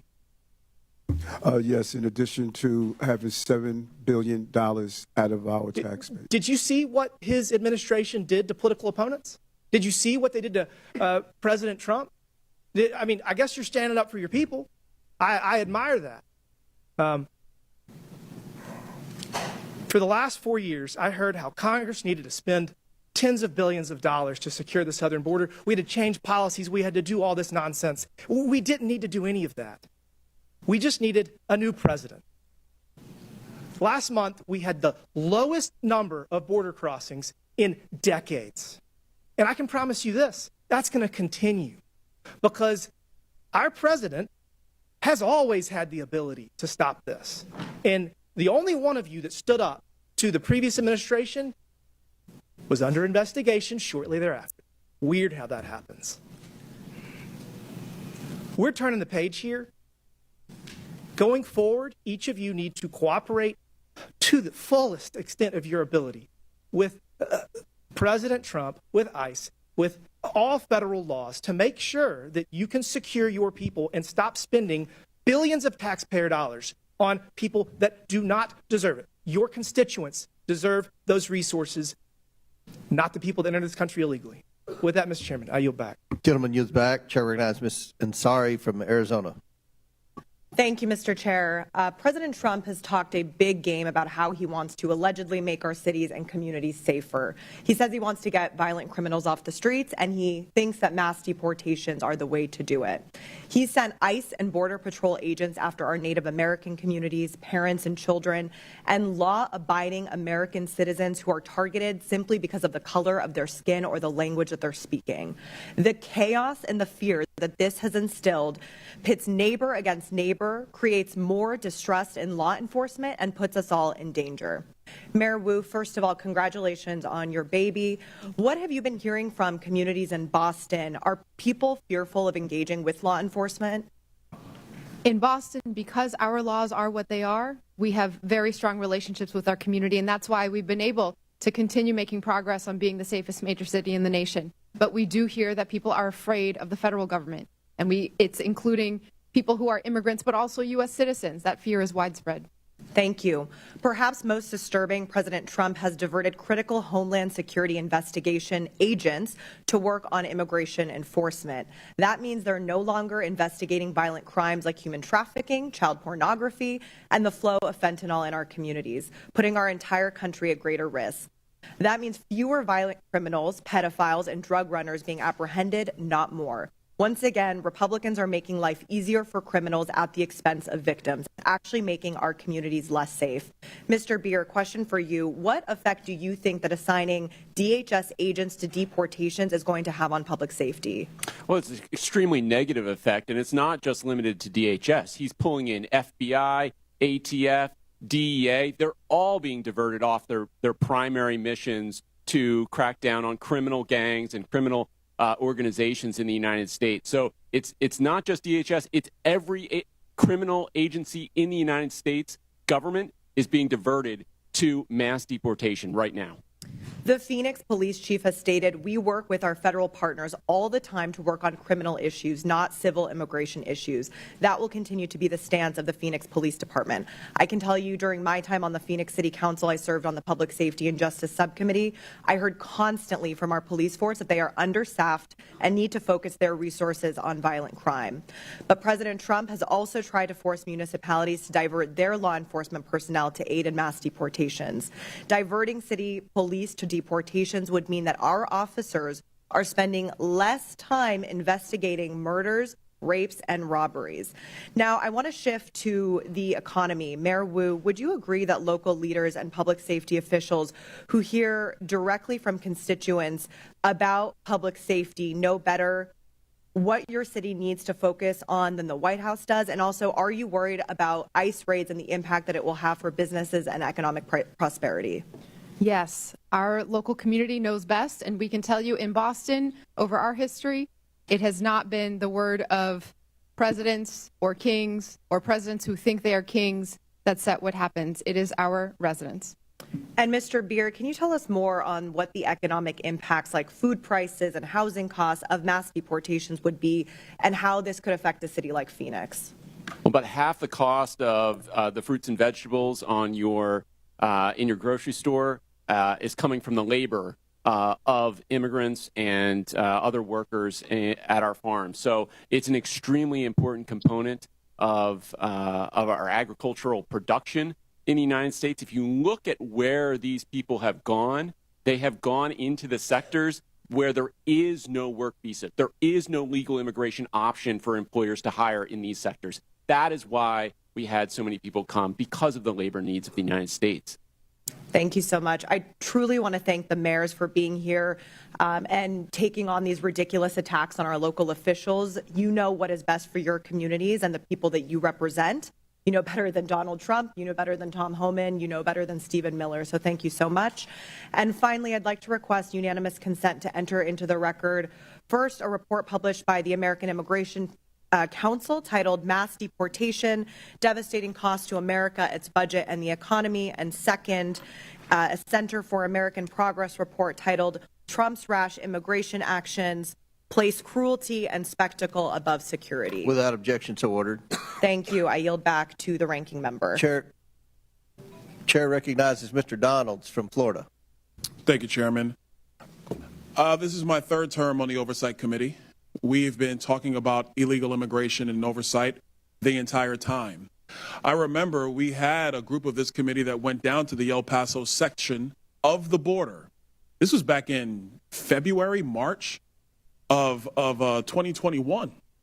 And during that time period, we were at one of the holding centers, and there were these buses that were coming to the detention facility, and they were picking up 30 kids, 50 kids at random, walking out of the facility. And when I went over to question the bus driver that was transporting these kids, border agents told me as a member of Congress that you're not allowed to question the bus driver. And of course, people knowing me, I didn't take no for an answer, and I repeated the question. And I was told that this bus of children was leaving El Paso and going to San Diego.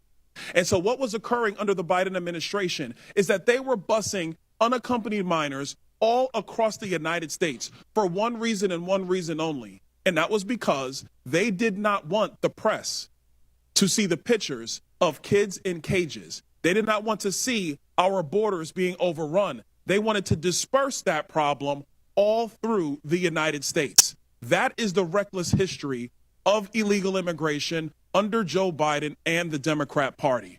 Mayor Johnston of Denver, you lamented earlier that there were 10 to 11 buses coming per day to your city. Did you ever talk to Joe Biden about why this was happening to your community? Thank you, Congressman. I both reached out to Governor Abbott from Texas. He didn't respond, and I did. Why would you reach out to Governor Abbott of Texas when it is Joe Biden, the former commander-in-chief, that opened up our borders? Why didn't you talk to him? Well, our buses directly were being sent from Governor Abbott in Texas, so that was why we reached out to say we're happy to collaborate on a coordinated entry system. We understand no one state or no one city should bear the entire brunt of this, but let's collaborate. But I did. So I'm glad you said that, because that brings me to my next point. Governor Abbott and Governor DeSantis, when they started moving illegal aliens out of their states who were bearing the brunt of what Joe Biden and Kamala Harris were doing, and they've sent them to Denver, they sent them to Chicago, they sent them to New York, they sent them to Martha's Vineyard. The reason why they did that is because you four could hide behind the realities of illegal immigration on border towns all through our country and on cities and states who did not want to see illegal immigration, but did not have the political representation to go to the White House. And only when it showed up on your doorstep did you get upset. Mayor Johnston, coming back to you, how much did your city spend on illegal immigration? Do you have a round number? Over the last couple of years on all newcomers, whatever their status was, it's around $79 million since 2022. $79 million. Mayor Johnson, Chicago. How much has the city of Chicago spent on illegal immigration? If you're referring to the 2022 up to 2024 of the buses coming from Texas, roughly the same percentage of the state of Texas, about 1% of our overall budget. What is that? Because we don't have the city's budget in front of me. Numbers. It's 1%, and if you want the actual calculation, we can make sure someone... You're the mayor. You don't have the math in front of you. It's 1% of the overall budget over the last 4 years. That's why you're a failing which mayor. is the Mayor same Adams, number that was sent from us from the state of Texas. How much did the city of New York actually spend on illegal immigration? Mayor Johnson, I already asked you. You don't have a hard number. And if you don't have a hard number, you're not running your city well. Mayor Adams, how much did the city of New York actually spend on illegal immigration? $6.9 billion of taxpayers' $6.9 billion of taxpayer money on a problem that was fostered on the American people. Mayor Wu, in the city of Boston, how much did you spend? We don't ask about immigration status and delivering city You don't services, ask so about we how don't much have money that the city number. of Boston has spent on illegal immigration? We Are don't you out of your distinguish mind? between immigration status. Do you as manage part your of our budget city or not, policies. Mayor Wu? That is how we keep Mayor our city Wu, safe. do you manage we your have budget the or not? numbers to prove it. I manage my budget. I have a AAA bond rating dating back 10 years. So to the city of Boston, budget. just understand that your mayor does not care how much of your resources she has spent on people who are not citizens The city of Boston the city of is Boston. sick of having I'm reclaiming people my outside time. Boston Mr. telling Bear, us what we Mr. Bear, I need. have a question for you because I understand Cato's perspective when it comes to illegal immigration. I understand that the Cato Institute for a long time has had a standard of actually having open immigration into the United States. Generally speaking, I don't want to get into specifics. We support legal immigration. We want immigration to be legal. Let me ask you this question, because one of the great libertarians of the modern era, Milton Friedman, famously said, you can either have open borders or a welfare state, but you have to choose. Mr. Beer, what do you choose?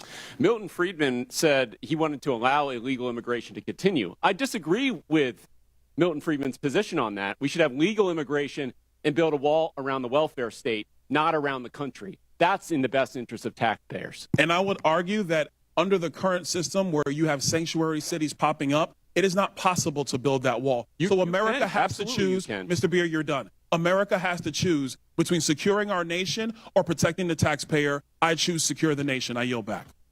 Gentleman yields back. Chair recognizes Mr. Bell from Missouri. Thank you, Mr. Chair. In the 80s, there was the war on drugs. That didn't go so well. We essentially created classes of criminals for people, citizens, who just needed help. And I won't recount that entire history, but I don't think that we realized the error of our ways until it impacted more affluent communities, particularly with the opioid epidemic. And so now Republicans have began a new campaign, a war on immigrants. And while Republicans and Democrats both recognize the need to strengthen our borders, instead of sitting down and actually fixing the border situation, as has been alluded to, or actually we did that, but then after supporting it, Republicans voted against it after their boss told them not to, which really would have been a win for the American people. So as a former prosecutor, I recognize policing and community relationships go hand in hand. You have to have them in order to be effective with law enforcement.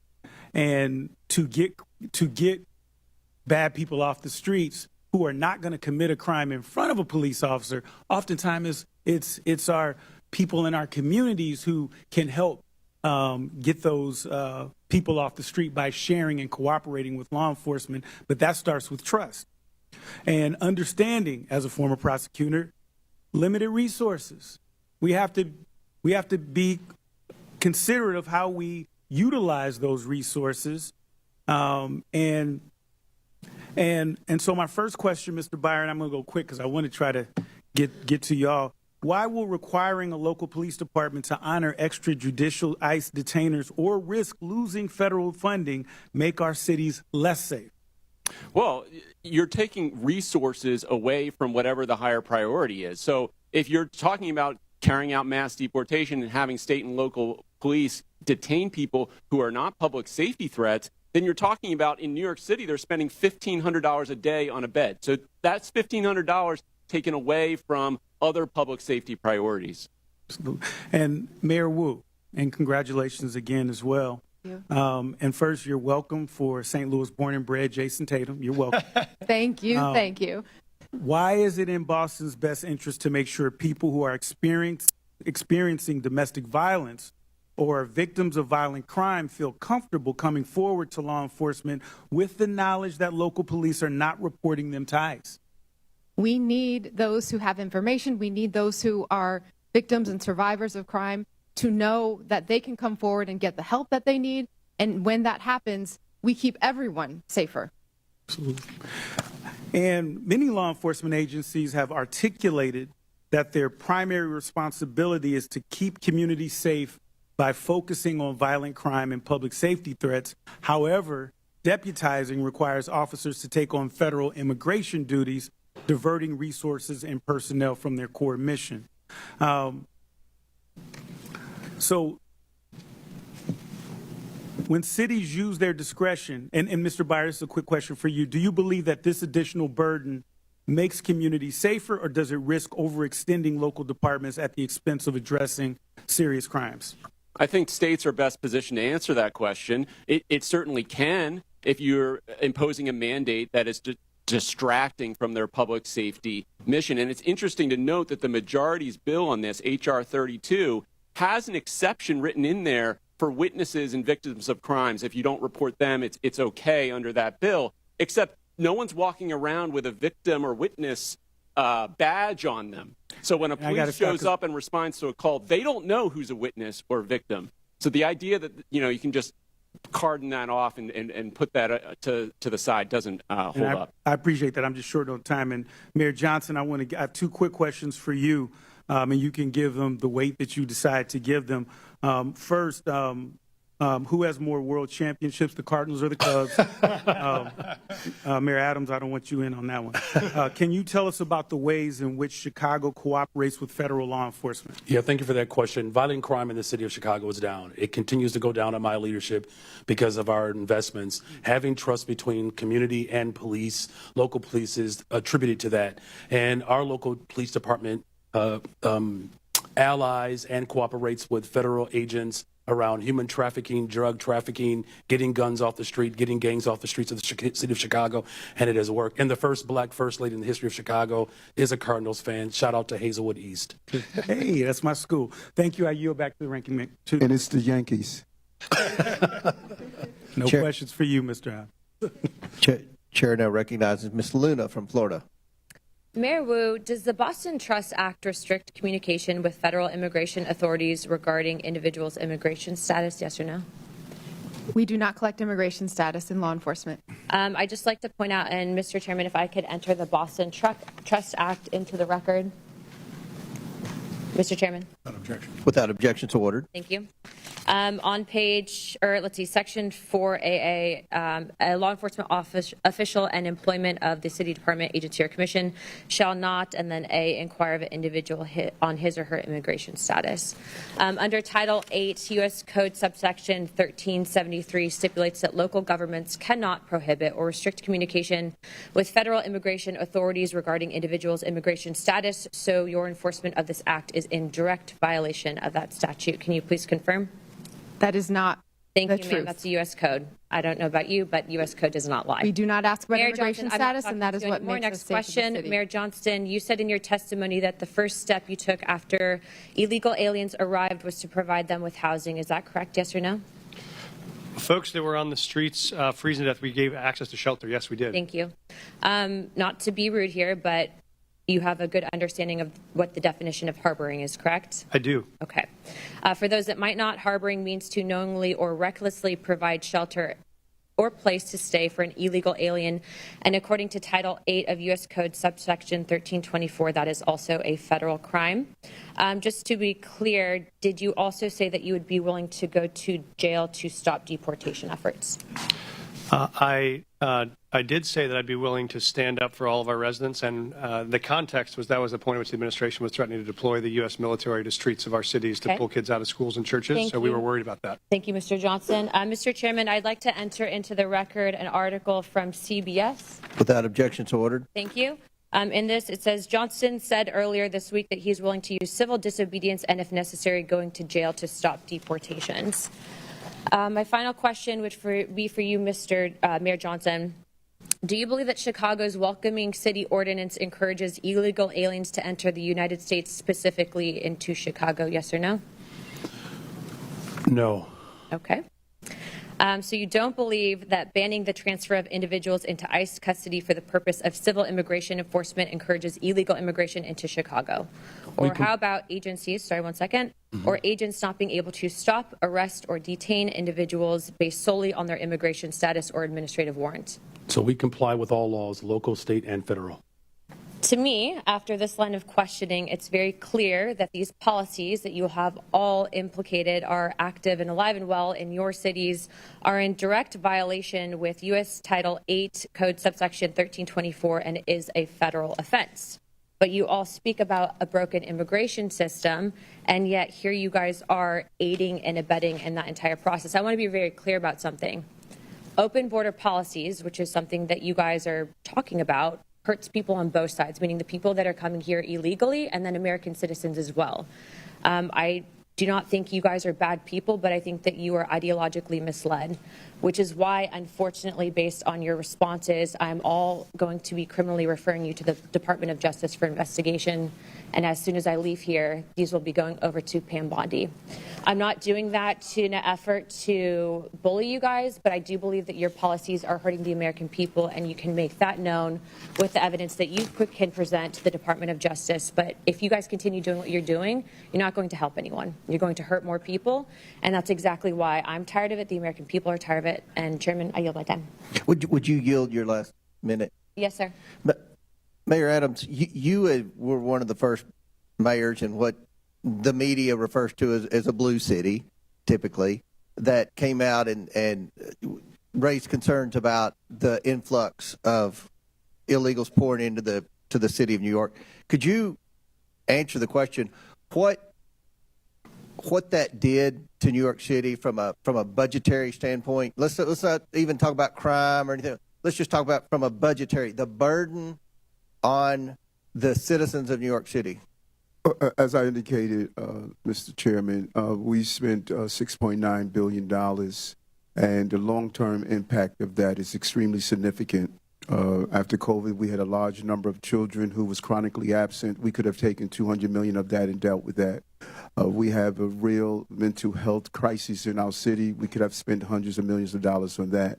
And so the long-term impact of spending $6.9 billion is going to have serious ramification on the future of New York City. So it's more than just what happened last year or this year. It is what is going to impact us long term. And I think that's one of the purposes of this hearing, to talk about the consequences from cities that have huge illegal alien populations. So Chair now recognizes Ms. Presley from Massachusetts. Thank you, Mr. Chairman. Mayor Wu, I am grateful for our long-standing partnership in public service. I'm grateful to be your congresswoman as well as your constituent. Can I get that time back? All right. Again, grateful for our long-standing partnership in public service, grateful to be your congresswoman, and grateful to be your constituent. It's clear my colleagues across the aisle didn't do their homework, because the fears and division they're trying to project onto Boston are really the stuff of Fox News fever dreams. Our city is vibrant, our city is diverse, our city is beautiful. Mayor Wu, immigration is central to the economic success of Boston, is it not? Absolutely. All of our key industries, whether it's healthcare, life sciences, higher education, financial services, everything that we do depends on immigrant residents and the contributions that they make. Thank you, Mayor. Well, immigration defines Boston. For generations, our city has been shaped by people who have endured incredible hardships to arrive at our shores seeking a better life. They drove taxis, opened restaurants, studied at our schools, built homes, repaired our roads and bridges, cared for patients, cleaned offices, built businesses, provided essential early education and child care for our babies. There is no doubt immigration is essential to the success of Boston, but there is, in fact, a dark threat looming over this great city. That threat is the racist and xenophobic anti-immigrant policies coming from this Trump White House. Mr. Chair, I ask unanimous consent to enter into the record this Boston Globe article titled, "They're Going to Deport Us. Trump's immigration policies prompt some children to skip school." Without objection, so ordered. Mayor Wu, I've been speaking to principals and educators in Boston at various roundtables and town halls that I've convened, and the stories are heartbreaking. Elementary school children are crying in their teachers' arms, fearful that they're going to lose their parents to cruel and unjust deportation raids. Mayor Wu, last week I met with an esteemed doctor from a local Boston hospital who reported that follow-up appointments in her clinic have seen a 200% spike in no-shows and cancellations. Her assessment, her patients are missing critical care like dialysis, prenatal care, and chemotherapy because of a fear of immigration raids in our hospitals and healthcare settings. Mayor Wu, do you agree with this healthcare provider? Absolutely. We hear it from our shared constituents. People are afraid, and that is having huge impact on their daily lives when they're just trying to do right, be a good example for their kids as they pursue the American dream. Mr. Chair, I ask unanimous consent to enter into the record this article titled, "Fearful Amid ICE Crackdown, Some Immigrants Are Skipping Health Care." Without objection, so ordered. So here we have a man who thinks he is king, screaming anti-immigrant slurs from the Oval Office, and what it has done to make Boston safer. Nothing, not a thing. But it has traumatized our kids, cost our elders their dialysis, delayed cancer patients' chemotherapy, and struck fear into the heart of hardworking people who not only contribute immensely to our city and our community, but whose labor and contributions are also essential to the very functions of daily life in our great city. The members of this committee would be well served by learning from our esteemed mayor, but a teach-in is not the charge of this committee. Remind my colleagues, this committee's purpose is oversight. The only person who has something to answer for is Donald Trump. He is single-handedly decimating decades of economic progress, vilifying our immigrant neighbors, and disregarding the Constitution and basic decency daily. This man points to our most vulnerable, scapegoats them for every hardship, while he himself is actually the source of the hardship that the American people are experiencing. My colleagues don't really care about criminality. If you really cared about criminality, you would do something about Elon Musk's power grab, stealing our data. You would do something about efforts to defund the National Institutes of Health cancer research. If you really cared about criminality, you would do something about people that want to rob our babies of food. Make it make sense. My Republican colleagues across the aisle believe a 6-year-old from El Salvador who wants to go to school and a mom who fled violence in Haiti are the reason that the cost of eggs are too damn high. And your housing and gas will follow suit shortly because of these Donald Trump tariffs. The shameful Republican ripoff slashing away at basic government services to line the pockets of Donald Trump's buddies so they can buy toy yachts and rocket ships. It is a shame and a sham. America has a problem, and it is Donald Trump. And if my colleagues really cared about criminality, they would do something about him. I'm grateful the people of Boston and my mayor stand with their neighbors from every walk of life. I yield back. Chair recognizes Mr. Gill from Texas. Thank you, Mr. Chairman, for holding this hearing on such an important topic. Mayor Johnson, I want to start with you. One of your first actions as mayor was establishing a deputy mayor for immigrant, migrant, and refugee rights. I want to ask you a series of questions. If you could answer with a yes or no answer, that'd be great. First of all, do you support allowing illegal aliens to obtain driver's licenses? Just yes or no? So the city of Chicago has been a welcoming city for over 40 years. I'll take that as a yes. Next question. And that's the policy that we will hold to. Do you support tax dollars subsidizing or paying for the health care of illegal aliens? I support investments in all residents of the people of Chicago, and that's what I do. That's a yes as well. Do you support free or reduced college for illegal aliens? Again, I support the investments of all residents of the people of Chicago. That is a yes. Next question. Do you support allowing non-citizens to vote in local elections? Again, I'm not over the jurisdiction of that type of law, but again, I'm committed to investing in all residents of the people of Chicago. I'll take that as a yes. I've got an article from the Chicago Sun-Times, and I'll quote here briefly. Johnson proposed, among other things, that all residents, regardless of citizenship status, be able to vote for Chicago Board of Education members. Next question. Your website states, and this is your campaign website, quote, "I will not stop fighting until abortion access is completely secure for people all over the country," end quote. Yes or no, do you support taxpayer-funded abortions for illegal aliens? I support the reproductive rights of all people, all women. That is a yes as well. Your mayoral transition website mentioned support for creating a Chicago Board of Education non-citizen advisory board. Again, yes or no, do you support appointing non-citizens to government advisory boards? I was invited here today to discuss welcoming cities. Yes or no? I was invited here to discuss welcoming cities. This is a yes or no If you're interested in asking me questions about the welcoming city, I'm happy to answer those questions. No, we're going to move on.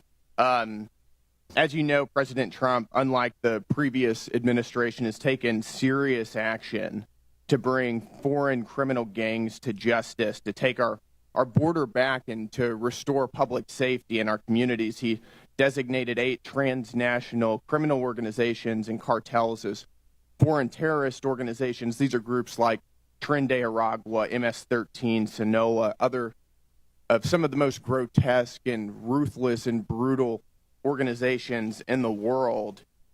You, as mayor of a sanctuary city, have been virtually giving favors to illegal aliens. Apparently, you support an enormous amount of taxpayer resources going to them as well. But you yourself have also received a lot of gifts. And for those of you who don't know, Mayor Johnson has a secret gift room that is not given access to the public or for access to the Office of Inspector General. I'd like to ask you a couple questions about that. Do you know everyone who's given you a gift since you became mayor? The city of Chicago has had a policy for 40 years yes or no question. where there are individuals that would like to give gifts to the city of Chicago. My time. I'm going to take that as and we do not accept those when gifts. Did you become we mayor? receive them on I'm going to behalf reclaim my of time the city here. of Chicago. You're not going to filibuster here. When did you become mayor? I was elected mayor of the city of Chicago in April of 2023, and I was sworn in May 15th of 2023. On June 12th, 2023, you received Hugo Boss cufflinks and a personalized Mont Blanc pin. Do you know who gave you those? So I did not receive those personally. The city of Chicago received those on behalf and of that's the city right, of on Chicago. behalf of the city of Chicago, I every understand mayor the difference. in the history who, of Chicago who has who provided gifts to to the city of Chicago. Do you know who gave those to the city of Chicago? So again, on behalf of the city of Chicago, there are It's a yes gifts or no that are question. received, but I do not accept. Those are not my personal gifts. You don't know. Those are the gifts of the city of on March Chicago, 18th, and that's why you are aware that they exist, because they're within the law. Time here, sir. On March 18th, 2024, you received a Gucci tote bag. Do you know who gave you that? Gave the city of Chicago that? Ken, I was here, and I was invited. I'll also to take respond that as to the on March questions 19th, around welcoming city, and I'm happy to answer any of those questions. A Vinci bag, a Kate Spade purse, and Carucci shoes. Do you know who gave the city of Chicago those? Again, I was brought. I'll take that as my a no. energy I'm here reclaiming my time to respond here, sir. I am on behalf reclaiming of the city my of Chicago time. of This what a welcoming raises city serious ordinance ethical is. concerns. You're providing an enormous amount of aid to illegal aliens, aiding and abetting criminals who have come into our country illegally. And you yourself are receiving an enormous amount of gifts, and you won't even tell us who they're coming from. That raises time is up. serious ethical We have concerns. a 5-minute rule. Gentlemen's time's Mr. Chairman, I'd like to ask for unanimous consent to enter into the record the City of Chicago Office of Inspector General advisory concerning gift accepted on behalf of the city. Without objection, so ordered. Thank you. Chair now recognizes Ms. Tlaib for 5 minutes. Thank you, Mr. Chair. Mayor Adams, since we're on the this conversation around oversight and some misclaims here about corruption, I mean, do you agree, Mr. Mayor Adams? Yes, I hear you. I hear you. Oh, okay. You weren't looking at me. That's why. Mm-hmm. It's okay. I'll speak louder if you want. Do you agree to a quid pro quo deal to enforce the Trump administration's cruel immigration policy in exchange for protection from the federal corruption charges against you? And you are under oath, just as a reminder. Congresswoman, there was no agreement. There was no quid pro quo, and I've done nothing. Help me out here, though. So the Trump official, Tom Homan, we all know who he is. He said, quote, I'm quoting him, "If he doesn't come through, I'll be in his office, up his butt," sorry, Chairman, saying where the hell is the agreement we came to, end of quote. You're accusing the Trump administration for lying? Or, did they lie? What agreement did they're lying then? Mr. Homeland and I both agree we will fight dangerous criminals, and we've never had any conversation about my case. Okay. So, Mayor Johnson and Wu, I'm sorry, I can't get that. You can just call it Chicago and Denver. There you go. This is really important, you know, as a child of immigrants, and I think many of my colleagues on that side of the aisle have beautiful, diverse communities as well. And one of the things that I know happens when we try to have local law enforcement and local city officials, I mean, they even want Treasury, folks that work for our city Treasury, asking people for immigration status. That's what they would prefer. See if he's ready. You know, is that racial profiling? I mean, what do? Like, you wait for somebody to come, they have an accent, maybe they wear hijab, maybe they look a certain way. That's what they want you to do. That's what they're asking you to do, by the way. They want you all to basically do the job of what the federal government should be doing in regards to passing really comprehensive immigration reform, so families are not separated. Because right now, all they want to do is continue talking about enforcement. Guess what? The last 20 years, it didn't work, did it? It isn't working. So one by one, if you can talk about that, because I know my mother, who's been here for over 50 years, is carrying her passport, her U.S. passport, for the first time in her life. And she ain't traveling nowhere out of the country. But she's carrying it because she knows her beautiful accent. It's beautiful. I love it. And just so fearful of being stopped and being asked her immigration status. She knows she'll be racially profiled. And she already feels unsafe in a community she lived in for over 50 years. Thank you, Congresswoman. I would just agree. We don't think it's relevant to know someone's status when they come into a public library to check out a book, or if they come to the hospital for service, or if they come to register their child for school. The Constitution says you're entitled to an education. Our job is to provide it. So we think that's unnecessary, and it just scares people away. Yeah, Mayor. Yeah, allowing local law enforcement in the city of Chicago to focus on city priorities, as well as making sure that there's trust between our immigrant communities and all of our communities. I've worked on domestic violence cases as a former immigration attorney. Absolutely. I'm telling you, this is deadly for women being abused. Deadly. It certainly engenders trust, and that's how we have driven crime down in the city of Chicago because of that trust. Mayor Wu. Thank you, Congresswoman. Boston is proud to be the safest major city in the country, and we do not ask about immigration status when providing city services. We also are clear to all our residents that we do not care about immigration status when we hold people accountable for doing harm in the community as well. Yeah, because when I hear sanctuary city, I hear anti-racial profiling. I really do. I hear like, okay, we're not here in the business of trying to enforce broken immigration laws that are inhumane, completely immoral right now. That's what I hear. And I, as a former immigration attorney, when I hear the story in Denver, and trust me, ICE is there waiting to pick them up. They sent 6 of them, and they couldn't handle 6 of them couldn't take this guy that they're supposed to pick up. Doesn't make any sense to me, because they're there. They're pretending they don't know that as a fact. But one of the things that bothers me about all of this is the executive order of rescinding the sensitive locations. Why this is important. They basically want to do immigration enforcement and racial profiling, and immigration enforcement that's race-based, because I'm at the Canadian border in Detroit. Do you know the majority of people coming down undocumented is Canadian? But guess what? It's still the brown folks that are overwhelming. ACLU did a study, is overwhelming the ones being targeted, detained, and deported. And so for me, the sensitive location, this is hospitals, schools. You know, this is like funerals. This was all a policy in place to protect us from having our communities over-policed and militarized. Can you talk about the impact of that? And I have 22 more seconds because he went over 22 more seconds. He spoke over him. No, he didn't. No, I didn't. Chairman, I never spoke over him. No, not you. The mayor spoke over Brandon. Oh, well, I didn't. It doesn't matter. He went over 22 seconds. But go ahead and ask your question. I just want them to answer the question about the sensitive locations, because this is something we all should be scared of, because pastors are calling me because they're talking about churches possibly having ICE agents show up at churches. I can just say, Congresswoman, our fastest growing church in Denver went from 700 folks in the parishion to 5 after that announcement. All right. Very good. Yeah, thank you. Thank you. Yep. Chair recognizes Mr. Fallon from Texas. All right, 43 seconds. That's a deal. All right. Mr. Chairman, thank you. Coming into this very important hearing, I suspected that Democrats would claim illegal immigrants pose no danger and would frame them as a sympathetic victim class, completely glaze over the tremendous financial burden that mass unlawful migration places on the shoulders of the American taxpayers. And furthermore, they would completely ignore the grave dangers that violent criminal illegals pose to all Americans. It would be, the Democrats would use spin and deflection and woke wonderment and delusion, and some would even blatantly lie. And as they so often do, the left did not disappoint. The first claim that we heard was there were ICE agents ripping adorable children off adorable school buses. It was a myth and it never happened.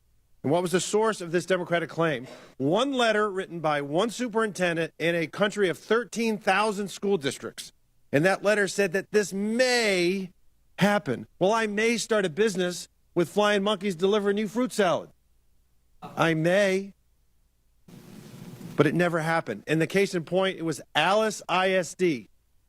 And Mr. Chairman, there was another letter that Alice ISD sent, and I'm going to quote it. It said, "We have not had any Customs and Border Patrol enter or board buses, nor do we have any knowledge of it happening here or in any other school district." It was a spin, it was deflection, and it was a lie. Now, the most important thing that any elected official should focus on is to keep our citizens safe.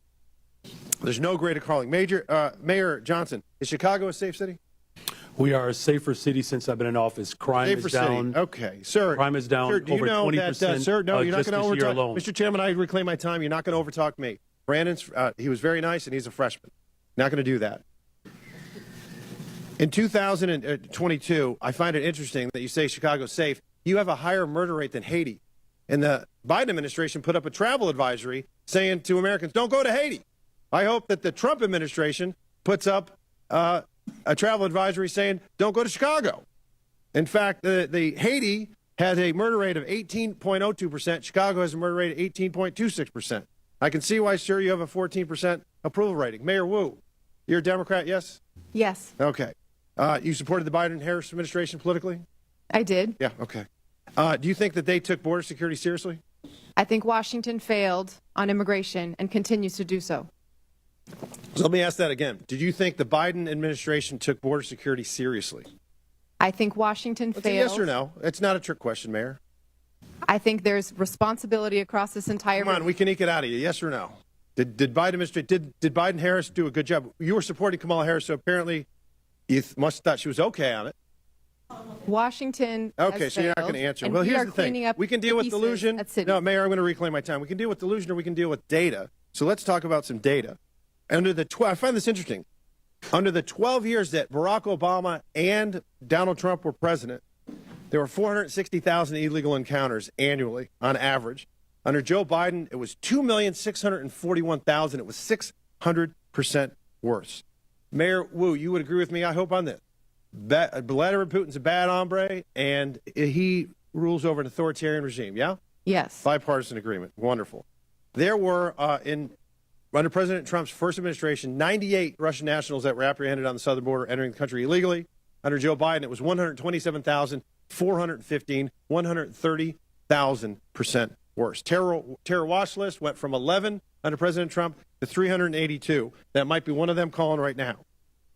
February of 2024, 190,000 illegal immigrants were apprehended. This past month was only 8,000, a 96% reduction. Now, the common theme that we heard from a lot of oversight Democrats is a bold-faced lie that illegal immigrants, or I should say immigrants, are less likely to commit crimes. What they're doing is they're fusing legal immigrants with illegal.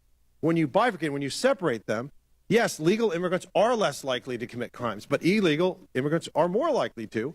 Non-U.S. citizens account for 7% of the U.S. population, yet account for 15% of the federal arrests and prosecutions, according to the Justice Department. The Federation for American Immigration Reform found that if you were an illegal immigrant, you were 2 times more likely to be incarcerated in California and New York, and 5 times more likely in Arizona. And in my home state, in June of 2011 to June of 2024, or January 2024, Mr. Chairman, there were 428,000 criminal aliens booked in Texas jails. 299,000 of them were illegal immigrants charged with murder, rape, sexual assault, kidnapping, assault et al. 187,000 convictions. So it is an outrageous claim to say that when we secure the border, no, 42 seconds left. No, you don't. No, I got 20. Yes, I do, because she went over 42 seconds. Spare me. Mr. Chairman, I got 20 seconds left, and I'll wrap He's wrapping his question up, but he's doing. It's an outrageous claim to say that securing the border and enforcing our immigration laws does not make Americans safer, because it does. And if you don't agree with that, I would encourage you to talk to Laken Riley's family or Jocelyn Nerngray's family. Mr. Chairman, I yield back. Gentlemen, thank you. Chair recognizes Ms. Stansberry from New Mexico. All right. Well, thank you, Mr. Chairman. I always think that we should sage this room after these hearings because we hear a lot of crazy stuff in here. But let me start out by saying, mayors, welcome to our committee. Thank you for serving your cities and your people. I have to say, as also an elected official, you have the hardest job in America. There is no job harder than being a mayor of a major city. So thank you for serving your constituents. And I want to take this opportunity to especially acknowledge Mayor Wu, because not only are you the first woman to ever serve the city of Boston, if you all haven't been watching, she is also the mother of a newborn who is here with her. She has a 7-week-old baby, and she showed up to testify and be yelled at by our colleagues for 4 hours. So I say to you, Mayor Wu, may your daughter grow up to be a fierce leader like you. Thank you. Now, I want to reject the fundamental premise of this hearing. Because what this entire effort is about is intimidating state and local officials, attacking law-abiding immigrant families, and spending millions of dollars of taxpayer dollars both in the administration and in Congress, to make ads that are complete smoke and mirrors, trying to say that Donald Trump has somehow secured America's safety. What they are doing is not making America safer. In fact, it's a total and complete lie, because Donald Trump has failed to actually even secure the border. He's failed to stop illicit drugs like fentanyl from crossing the border. He's failed to secure sufficient staffing and technology to stop human trafficking and illicit drugs from crossing the border. He's failed to support local law enforcement and behavioral health programs to address the issues that are affecting our communities. And he's failed to even execute on the most basic thing that he said he would do, which was to pass immigration reform when he got into office. Here we are, Donald Trump. Where's your immigration bill? Oh, wait, you don't have one. That's right. Because none of this is actually about making America safer. In fact, all of this is making America weaker. He's dismantling our federal law enforcement that would actually go after cartels and drug traffickers. Over the last 6 weeks, Donald Trump has taken out the most senior FBI officials and the officials in our U.S. attorney's offices that were actually prosecuting the cases against the drug cartels. Donald Trump took out the law enforcement that were prosecuting those cases. So let's be real about that. He froze federal law enforcement funds all across the country. I have tribes in my district that still haven't had their DOJ grants reinstated. Let's be real about what's going on here. He's frozen funds to refugee resettlement and other immigrants groups permanently who have outstanding receipts.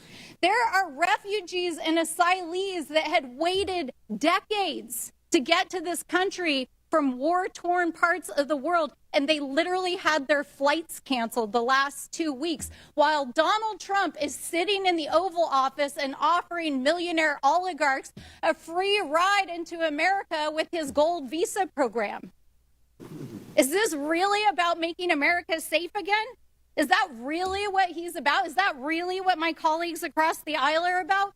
Because what I can tell you, as a representative from a great city, the city of Albuquerque, a border state, is that we know what makes our communities safer. It means we stop drugs from coming into our country and our communities. It means that we support and we fund our law enforcement. It means that we fund our behavioral health system. It means that we support our mayors, our tribal leaders, and our state officials. It means that we invest in them. It does not mean that we drag them in front of Congress for 4 hours. We yell at them. We tell them we're going to give them criminal referrals. The DOJ is intimidating our mayors. And my colleagues across the aisle are producing TV ads to try to pretend that they're making this country safe again. It's total bullshit. Absolute bullshit. They are not making America safer again. And what they are doing is terrorizing immigrant families. That is what they are doing. Parents who are afraid to send their kids to school. Parents who are afraid that they won't come home again. Kids who are afraid to leave their houses. Refugees who have waited for years to come into this country. And our mayors are sitting here enduring this ridiculous hearing as they've been threatened in front of the American people. And so I will say, in the words of my sister in the front row who brought forward the words of one of our faith leaders just a few days ago on the House floor, I hope that my colleagues across the aisle, who I can tell, most of whom come from immigrant stock, will have the same mercy that our ancestors had shown to them by this country so that you could sit here and be a congressperson. Gentle lady's time's expired. We're going to ask the unanimous consent. Ms. Crockett. Ms. Crockett. From The Economist, how Boston became the safest big city in America. Murder is declining across the country, but Boston has led the way. And then I have one more UC request. It is from insightcrime.org. Gang violence in Haiti continued to surge in 2024, following a trend that began after the assassination of President in 2021. The country reported a record number of homicides in 2024 with over 7,000 murders for a rate of 62%, up from 40.9% in 2023. Without objections ordered, at the request of the witnesses, we're going to do one more questioner. It'll be Mr. Sessions from Texas. Then the committee will take a 15-minute break. Last questioner before the break, at the request of the witnesses, will be Mr. Sessions from Texas. Mr. Chairman, thank you very much to the panelists. Thank you for taking time to be here. I hasten to say that I'm probably not going to yell at you. I will not live up to the things that we've been accused of today, but I will say that I want to defend some actions that are being taken. I remember a few years ago when Boston had 2 illegal aliens who were they were known as criminal aliens, but they were known as on the watch list. They created a bomb that went off at the Boston Marathon. Only killed a couple people, but caused huge disruption. And it brought to light that the administration at the time and prior administration had allowed people who were on watch lists that we understood terrorism, criminal, and we were allowing them in the country. We watched forward as we moved about the rule of law being ignored. The United States of America allows 1 million people to go through our process, the largest amount of anywhere in the world, 1 million people, and they go through a process. And I spoke at one of these ceremonies, naturalization ceremonies last May. And I spoke to the people that were there.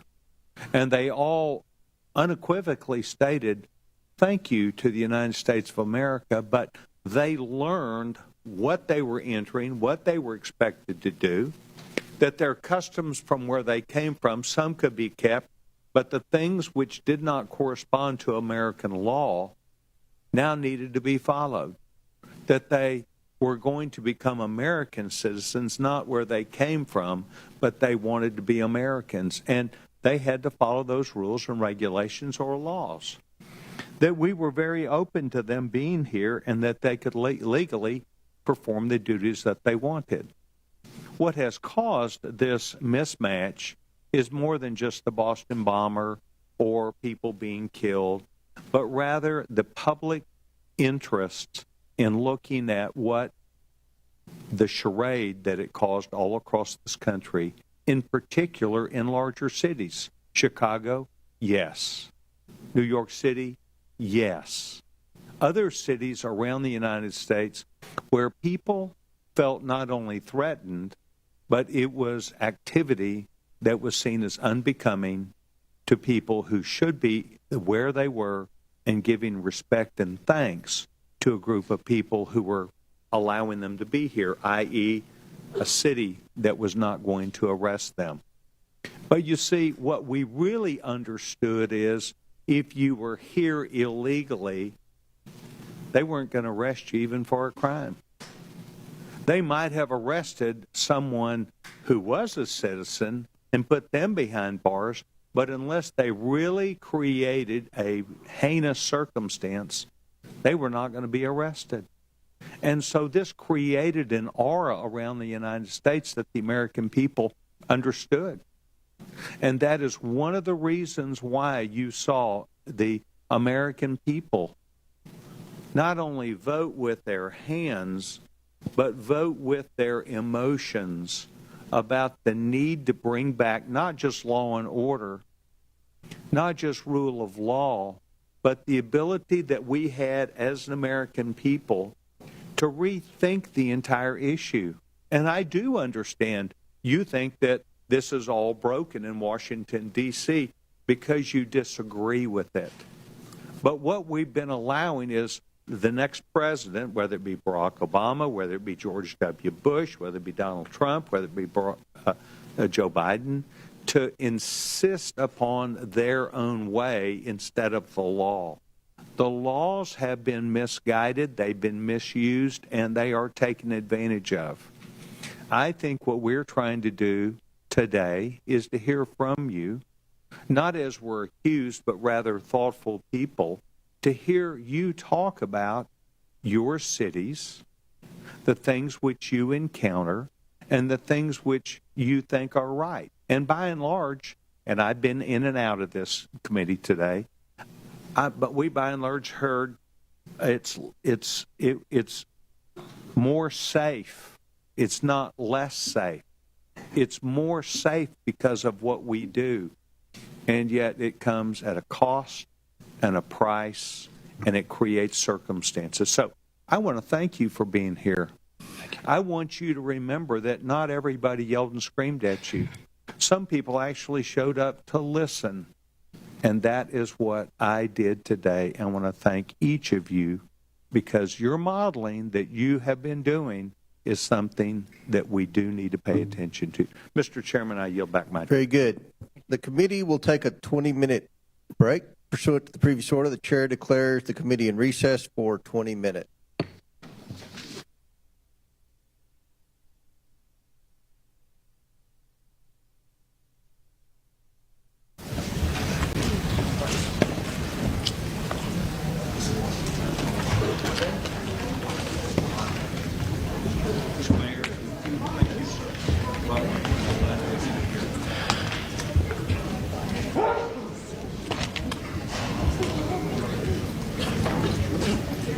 Thank you very much, Mayor. Thank you. Well, I think we better while we're here to listen. Thank you. Well, you offered a challenge. We gave you your back.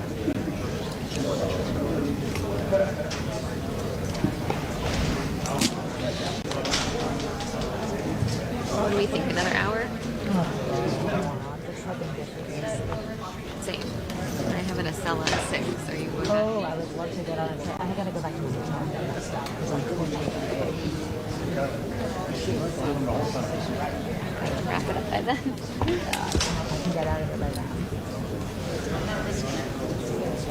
What? Oh, sure. Oh, I have to go. It's so confusing. I have to go track. Well, I guess I could. I just came back. So. What's your name? Sound as bad. Are you live at 4?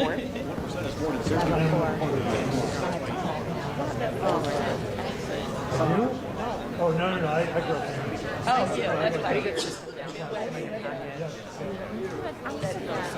Yeah. Yeah. I'm from Chicago, so actually, I'm like, wow. Part of me, Yeah. It's just hard because now I just pick like one interaction, you know what I mean? Oh, forget it. That's crazy. Exactly. Oh my God. It was like 2.5 years.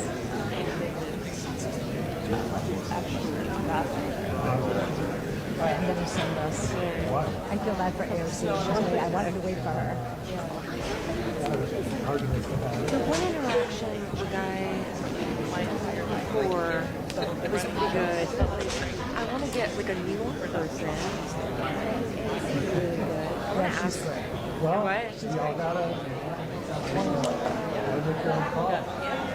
I don't suppose she wants to come out and talk to us, but I don't feel like joining up like a big scrum. I'd rather just get her touch on that. Did my research. Oh my God. Okay, does this make sense? We're into a world that has Republicans are wanting to get Republicans to protect so they would stand by the so-called special this morning. In his testimony, he defended the intent of I still like his That's good. Yeah. I've been through the pictures in a slideshow for their anniversary. Oh my God. Good. Because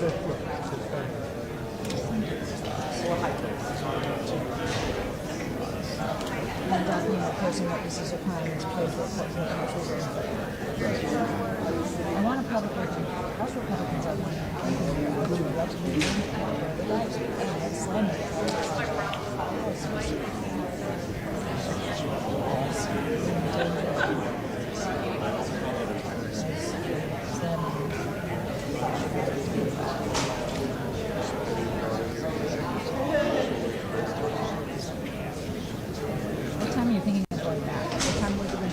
So are you live in the 6? I don't know. I'm going to try maybe not to get live because I might go back to the house.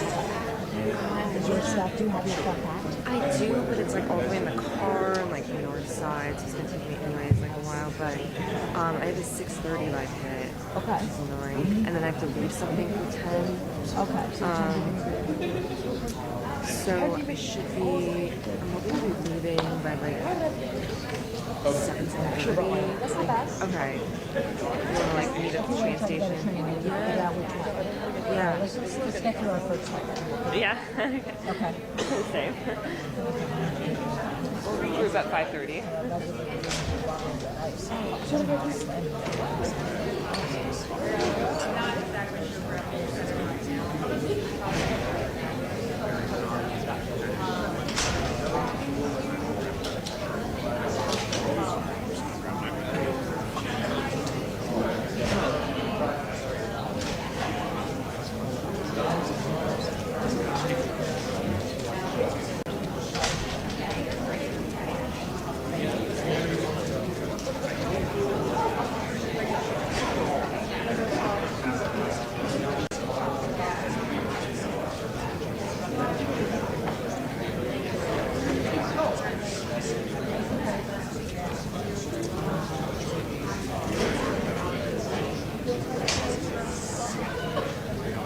Representative, how you doing? Thank you.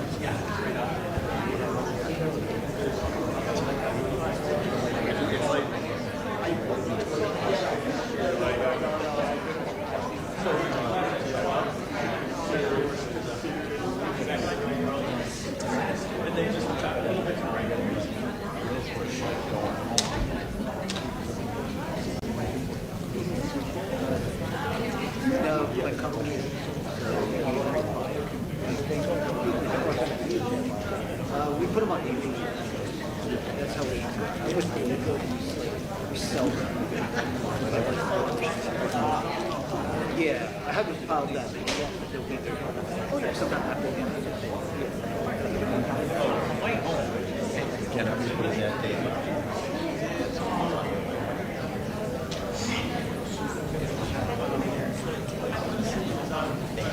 Yeah.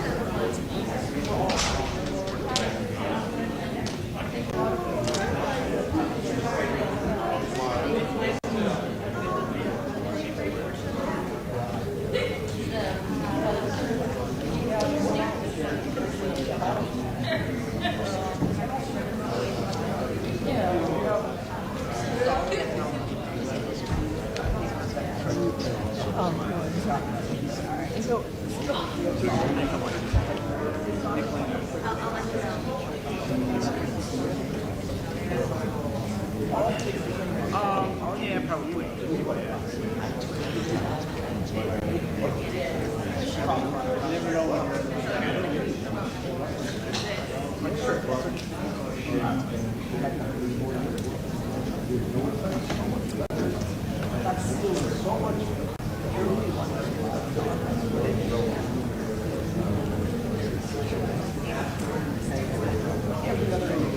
Oh, you're just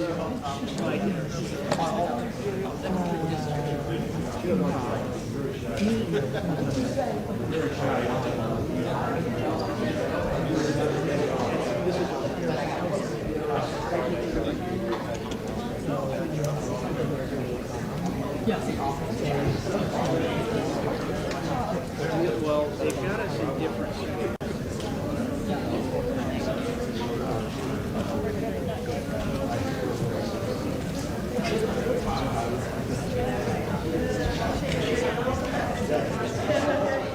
What's your prediction for when this wraps up? Not my prediction. Oh, sorry. You mean to misrepresent. And I'm also not eavesdropping. I swear. I just wanted, I totally wanted to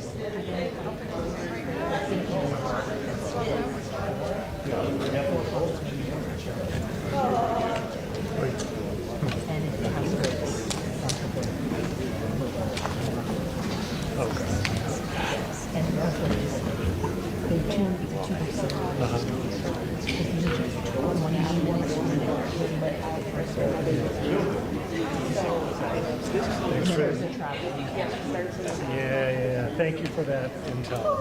Oh, that's grim. No, are you holding out, man? Hey, she was just talking about when this may wrap up. I don't know what you've been hearing, but I heard it could take 6 hours.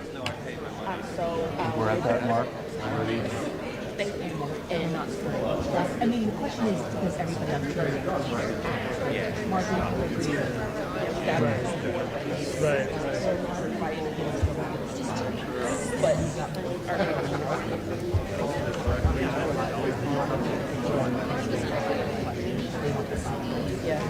you're Goodness. Thank you again. Yes. Nice to meet you. Because you're supposed to be like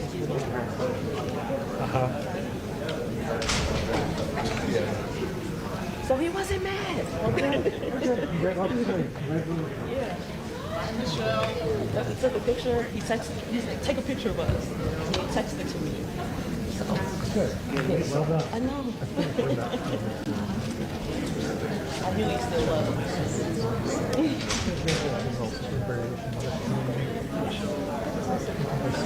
But as you said,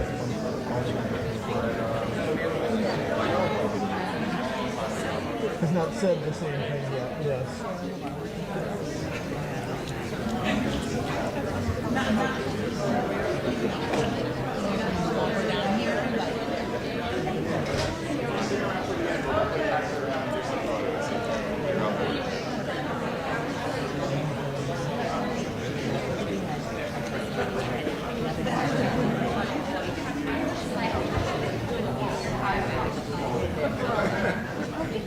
Well, no, she's not. How you feeling,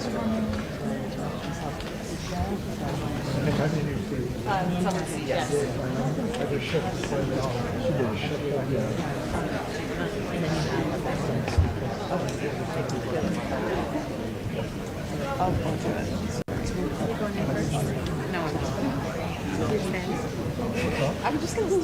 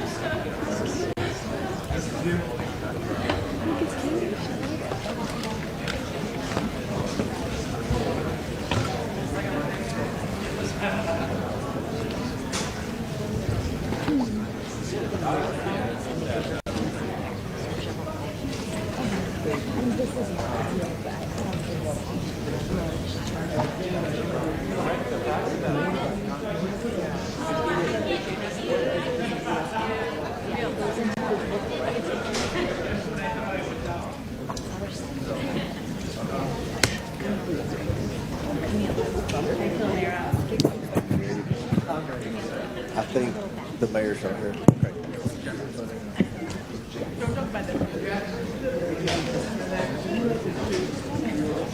Do I have what?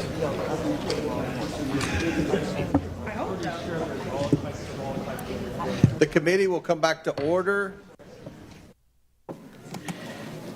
Chair recognizes Ms. Crockett from Texas. Thank you so much, Mr. Chair, and thank you so much to our mayors that are here.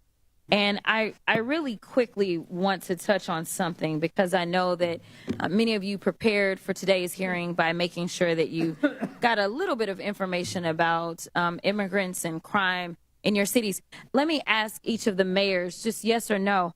Have any of you been made aware of any immigrant that has had 34 felony convictions that has still been able to roam around in your cities? Anyone? No, ma'am. 34 felony convictions. No, Congresswoman. From the immigrants. Anybody? I'm not aware. Oh, okay. Okay. I'm just curious because we are so concerned about crime, and I know that my Republican colleagues would never want anybody with 34 felony convictions roaming around because that could be a danger to the community, but I will move on. The Republicans put more effort into producing their little propaganda trailer for this hearing than they have into reforming America's immigration system. And that's why we're here today. In fact, Republicans are beating up on the vast majority of you about what you're doing for your citizens, but the last time I checked, you're actually showing up. You may or may not be aware, but the NRCC just instructed Republicans to stop their town hall meetings because their constituents were showing up and telling them to do your jobs.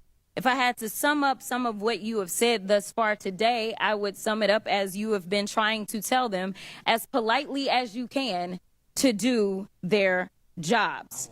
In fact, we know that they have not done their jobs, and so they're trying to force you to do it for them by turning your local law enforcement officers into ICE agents. They have this fake outrage about how immigrants are stealing resources and jobs from Americans when residents of Boston, Chicago, New York City, and Denver are subsidizing public services in their districts and their states because the Republicans refuse to ensure that their constituents earn a livable wage. Look, they don't have a plan to fix immigration in America because they don't want to. Mass deportation isn't a plan. Arresting kids in schools or worshipers in church isn't a plan. But there are important points to discuss as it relates to immigration in America. So, Mr. Beer, in January, you testified before the Judiciary Subcommittee on Immigration, Integrity, Security, and Enforcement. During that hearing, we played a little game called Rhetoric or Reality. Do you remember that? I remember, yeah. Okay. Well, let's go ahead for round two. Why don't we? Rhetoric or reality? Immigrants are a burden to the American taxpayers because they deplete our federal resources. That would be rhetoric. Correct. In fact, the Congressional Budget Office estimates that immigrants will lower U.S. deficits by a cumulative $1 trillion and increase the U.S. economy's size by nearly $9 trillion over 10 years. Is that correct? That is correct. In 2023, 47 million immigrants paid nearly $652 billion in taxes, $58.1 billion in taxes alone into Texas.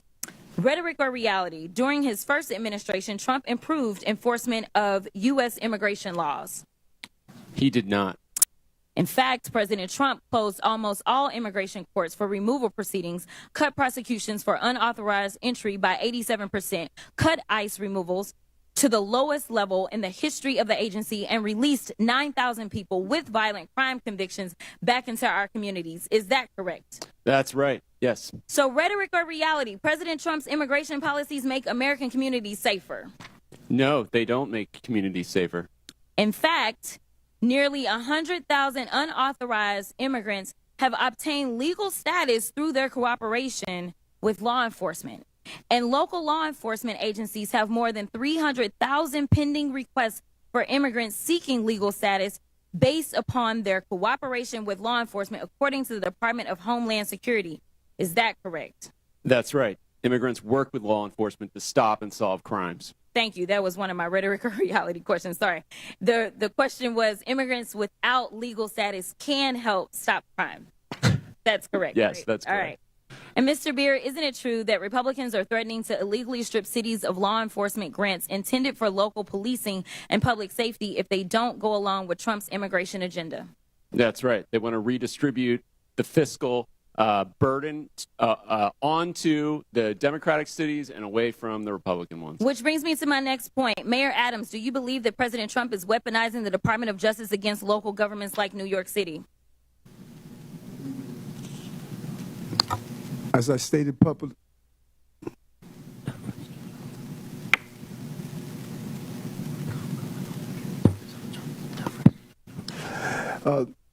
thank you for the question, Congresswoman. And as I indicated previously, this case is in front of Judge Ho, and I'm going to allow the judicial process to go forward. Well, let me ask it a different way. There was a quote from Mr. Well, he had to get advice. So can I just get it? What's that? He was getting advice. So can I get a little bit of time? I didn't interrupt while he was getting advice. Because they were advising it. Go ahead. Okay, this is the last one. There was a quote from Mr. Homan, I believe, where he said he will be in your office and up your butt if there was a problem with whatever agreement. We don't know what it was. My question to you, I know you've been asked about it a couple of times today, is was he lying when he said that you made an agreement that would cause him to be up your butt if you failed to uphold your end of it? And gentlelady's time's expired, but if the mayor wants to answer it, he can. Congresswoman, I answered that question, and it appears as though we're asking the same questions over and over and over again. My comments are not going to change. No quid pro quo, no agreement. I did nothing wrong. Chair recognizes Mr. Langworthy from New York. Thank you very much, Mr. Chairman. Thank you, mayors, for being here. You all represent cities that should be beacons of opportunities for young professionals, entrepreneurs, and hardworking Americans that want to make it in this world. Not the laughing stocks that they've become in many ways. New York was once hailed as the capital of the world. Boston was admired for its founding role in America. Chicago was the gateway to the West and the icon of the Great Lakes. And Denver was admired for its natural beauty. Now all these cities are seen as a place where illegal immigrants, violent criminals, and gang members thrive, breaking our laws and spreading fear throughout our communities. Let's be clear. Sanctuary policies have not just failed, they've made our cities less safe and less welcoming to those who truly want to contribute to our communities. Here's a perfect example. Laken Riley's murderer was arrested in New York City on charges of detaining a minor. He was released due to New York State's sanctuary status. He was then allowed to go on to Georgia, where he murdered Laken in cold blood.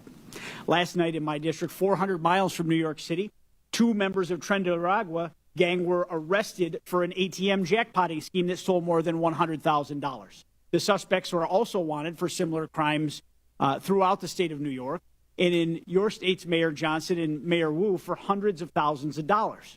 Now, God only knows what else these dangerous gang members are responsible for. Buffalo ICE recently arrested an illegal from Peru who had murdered 23 people and had the victims' faces tattooed on his body. He was allowed to evade law enforcement for a long time due to New York State's green light law that protected him and shielded DMV data from federal law enforcement officials. There is no such thing as a victimless crime. Every crime has a victim, and these victims, they don't have a sanctuary. They have to live with the pain and the trauma of something being taken from them, their safety, their security, their property. And to add insult to injury, the witnesses before us have protected the perpetrators. Mayor Wu, the other day, you stunningly expressed sympathy for the man responsible for the knife attack, not the brave officer who stopped him. Where is the sympathy for the men and women in law enforcement trying to keep us safe? Congressman, Where check your is this? facts. It's my time. Check your facts. Watch the video. It's my time. I did not express sympathy for that Where individual, is the but sympathy for their for the family. victims? And any individual I haven't whose asked life you a is question. lost is a It's tragedy. appalling to me that we even have to ask for sympathy for victims instead of violent criminals. But here we are. And to all the mayors before us, hindsight being 20/20, is a blessing and a curse. You can't go back in time, but it should give you clarity for the future. Lakin's murderer, Jose Ibarra, had demonstrated he was a danger to society. He should have been detained by ICE. I want to ask each of you, yes or no. Do you agree that someone who demonstrates a willingness to harm society should be detained by immigration officials? Mayor Adams. Yes or no? Within the confines and restrictions of the law, yes, I do. Okay. Mayor Someone Johnson. that's committed a crime, yes. Someone that's committed a crime, yes, should be detained, and we would help them. Every violent criminal should be held accountable, and that's why crime is down in the city of Chicago, because we're doing just that. Mayor Wu. If you commit crimes against the people of Boston, you'll be prosecuted. Another yes or no question. Has anything that's happened in this country in the last 3 years given you reason to consider removing sanctuary city status from your communities? Mayor Adams.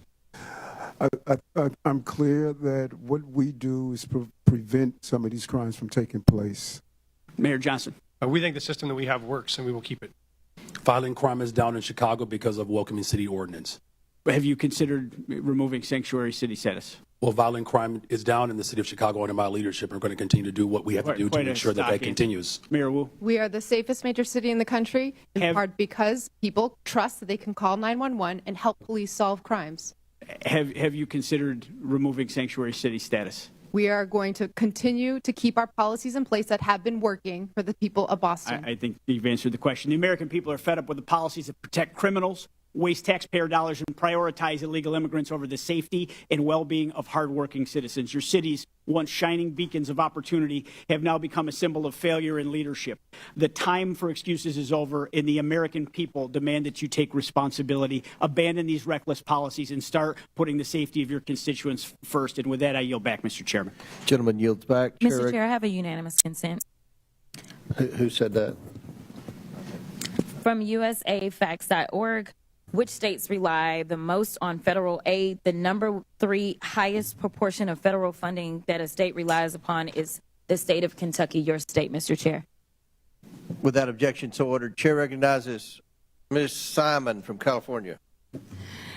Thank you, Mr. Chairman, and thank you, Ranking Member. Mayors, it's really a pleasure to hear from you today. And Ms. Wu, I was able to meet your sleeping daughter outside, and as a mother myself, I know the care that you are taking, not only for your own family, but for our communities. But to all of you, thank you for being here today for so many hours. Just quickly, you know, when I came to Congress, I was under the impression that both members of Congress and folks who are in the federal government take heed to the history of this country. I would love for members of Congress and on this committee to contact the Congressional Research Service and look at the ordinances and the authors who created ordinances of sundown towns.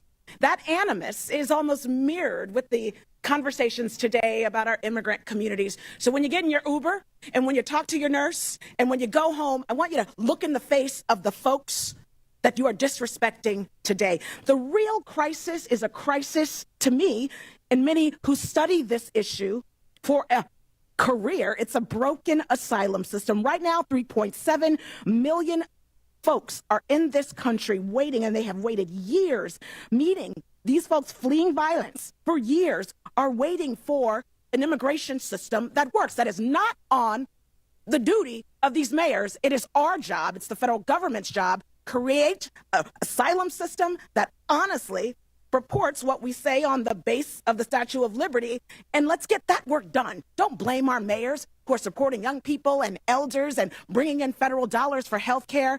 I want to yield my time to the gentle lady from New York, Ms. Cortez. I thank the Congresswoman. I'd like to start with some questions prior to my recognized questions. Mayor Adams, on January 31st of 2025, your attorneys met with federal prosecutors regarding the charges of bribery, campaign finance fraud, and conspiracy against you. Were you aware of this meeting prior to its occurrence? Congresswoman, as I... microphone, please.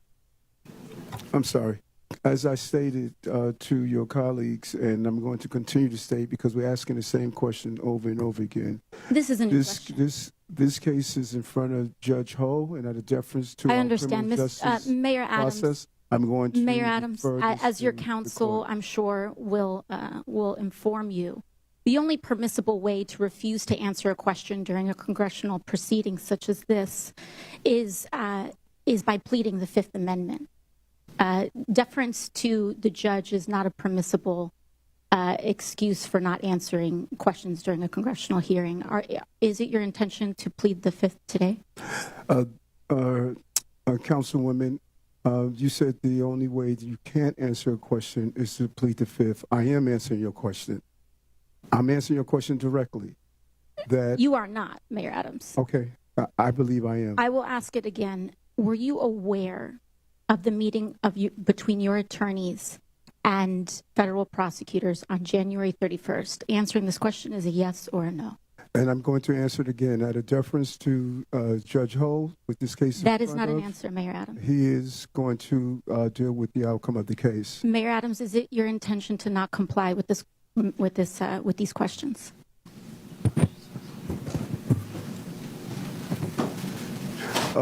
As I stated, I'm answering your questions, and what you're doing, let's be clear on, you're asking me about communications between my attorney and I. And I don't think that is appropriate to be asking a question between my attorney and I, because we are in a country of law and order. I understand. And your so, Mayor relationship Adams, and communications with your attorney should be respected. Who is your attorney? Alex Spiro. Alex Spiro, thank you. Now, Mayor Adams, have your attorneys ever met with city officials? That is not covered. I'm not asking about your conversations with your attorneys. Have your attorneys met with city officials, New York City officials? Any communication or activity between my attorney so yes or no? Have your personal attorneys met with New York City officials? Alex Spiro, my attorney, to deal with those communications. Mayor Adams, in this meeting, did anyone representing you, including perhaps Mr. Spiro, agree or allude to any arrangement with the Trump administration that would involve changing city policies in exchange to reconsideration of the charges brought against you? You say in this meeting? Can you be clear? In the January 31st meeting. Again, there was never any agreement, never any quid pro quo. That's not what I'm asking. Nothing wrong. Never any agreement, never any quid pro quo. Was there an allusion to a shift that in New York City policy? Gentlelady's time's expired. And I just want to remind her, Mayor Adams is here voluntarily, and we appreciate that. The topic of the hearing is about our illegal alien problem and the drain on the cities and what the solution is. So, Chair now recognizes Mr. McGuire from Virginia. Thank you, Mr. Chairman, for convening this important hearing. The American people deserve answers on the disastrous policies of sanctuary cities. As a veteran, as a Navy SEAL, I hope what I'm about to say is common sense. If somebody saved your life on the battlefield, you wouldn't care if they were pink or blue or male or female or Democrat, Republican, or independent. We're all people. This is not a race, religion, or creed thing. This is our American people, we the people, are being robbed, raped, and killed by these criminals that are coming across our border. My first question is just a yes or no. Do you believe that someone who breaks the law is a criminal? Mayor Adams. Yes, I do. Next. If you've broken criminal law, Just simple yes or no. Did you answer? Yes, sir. Okay. Could you repeat your question again? If you commit a crime, are you a criminal? Yes or no? If you commit a crime, you should be held accountable. Absolutely. I don't use that label depending on what it is, like a speeding ticket, for Understand. example. Next. Well, I got to tell you guys, thank God we have President Trump in the White House. Thank God we have the border czar, Tom Homan. Thank God we have Mike Johnson as a speaker. Thanks God we have Leader Thune in the Senate. And thank God we have Hegseth, Rubio, and everyone else. Over the last 4 years, the American people have been robbed, raped, and killed. And the left doesn't talk about that. They want to say that people might be scared in their homes. Well, what about the families whose members have been killed and persecuted? The border has been cleaned up in just a matter of weeks. Border crossings are down 97% in just a matter of weeks. And over the last 4 years, we've been getting lip service like we want to secure the border. 80% of Americans believe we should secure the southern border. We are all elected leaders, and I assume you all sought these positions to help your citizens improve the quality of life in your city. It appears to me that left-wing activists want to create wedges in our society and cause the mayors of our great cities to ignore the oath of office and to support rule of law. Each of you took an oath that included an oath to support the Constitution of the United States, correct? Yes. Yes. Yes. Are you aware Correct. that Article 6, Section 2 makes laws of the United States supreme, known as the Supremacy Clause? Is everybody aware of this? Yes. I'm shocked Yes. that you all, as elected leaders, flaunt violating federal laws as if you are running a political campaign. We are a nation of laws. We lose credibility as a nation when we disregard or ignore the law and the people die. As of July 24th, there are more than 660,000 illegal aliens from criminal backgrounds roaming the United States. It is estimated that a total added cost of illegal aliens nationwide is $150 billion per year since the start of 2023. The federal government has spent more than $1.45 billion reimbursing local jurisdictions and non-governmental organizations that provide travel, shelter, and other service to illegal aliens. What about homeless veterans that are living on the street?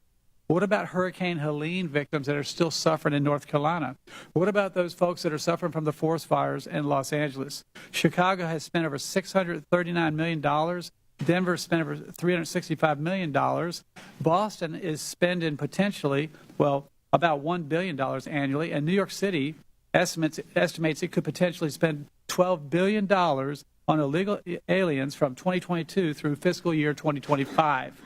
If you were the president and you found that your cities were spending billions of dollars against the interests of your citizens in violation of the Supremacy Clause, don't you think you would have cause to consider withholding federal funding? Yes or no? No answer? No, because we've not violated any federal law. Yes, you are making the taxpayers of this nation foot your bill for your potential whims that you don't agree with is wrong, and that is getting people killed. Mayor Wu, in the Boston area alone, Tom Homan said there are at least 9 accused child rapists. That is inaccurate. That is false. My time. That is false. I'd like Authorities to see the refuse facts turn on over that. Again, US put him under oath and Immigration ask the Customs questions Enforcement. here. How could you do that to your citizens? It sounds like you care more about your politics than the safety of your citizens. Imagine the parents of those children abused by someone you all released into society. Congressman, our It safety could have been statistics prevented. are the lowest in the country, In my lower than your district. A little girl was age 14, was raped by an illegal alien. He was released from jail 4 times because it seems, and a lot of you guys on the left, you believe that criminals are good, police are bad, and no one cares about the victims. This horrific crime was avoidable, but it was sanctuary policies like yours that allowed the offender to travel to the U.S. and end up in my district. And with that, I yield. Gentlemen, yields. Chair recognizes Mr. Min from California. Thank you, Mr. Chair. I want to take a moment just to note that once again this committee is failing to do its job and actually exercise oversight in the way it should. My phones are ringing off the hook with people who are angry as hell about what they see as the rampant corruption of this administration, the illegal activities of Elon Musk and Doge, and the massive cuts to Medicaid that Republicans voted for last week. Literally not one person has called to ask about the immigration enforcement priorities of the cities I represent, let alone Boston or Chicago. This hearing is an attempt to distract from the actual waste, fraud, corruption, and abuse that is happening at unprecedented levels in this country right now. So thank you to the witnesses. I want to start off with a few simple yes-no questions for you all. First, please raise your hand for the mayors if you are aware of any laws or policies that prevent federal authorities from enforcing immigration in your city. Okay, no hands are raised. Please raise your hand if you're aware of any cities or states in America that have laws or policies that prevent federal authorities from enforcing immigration law. Any cities or states.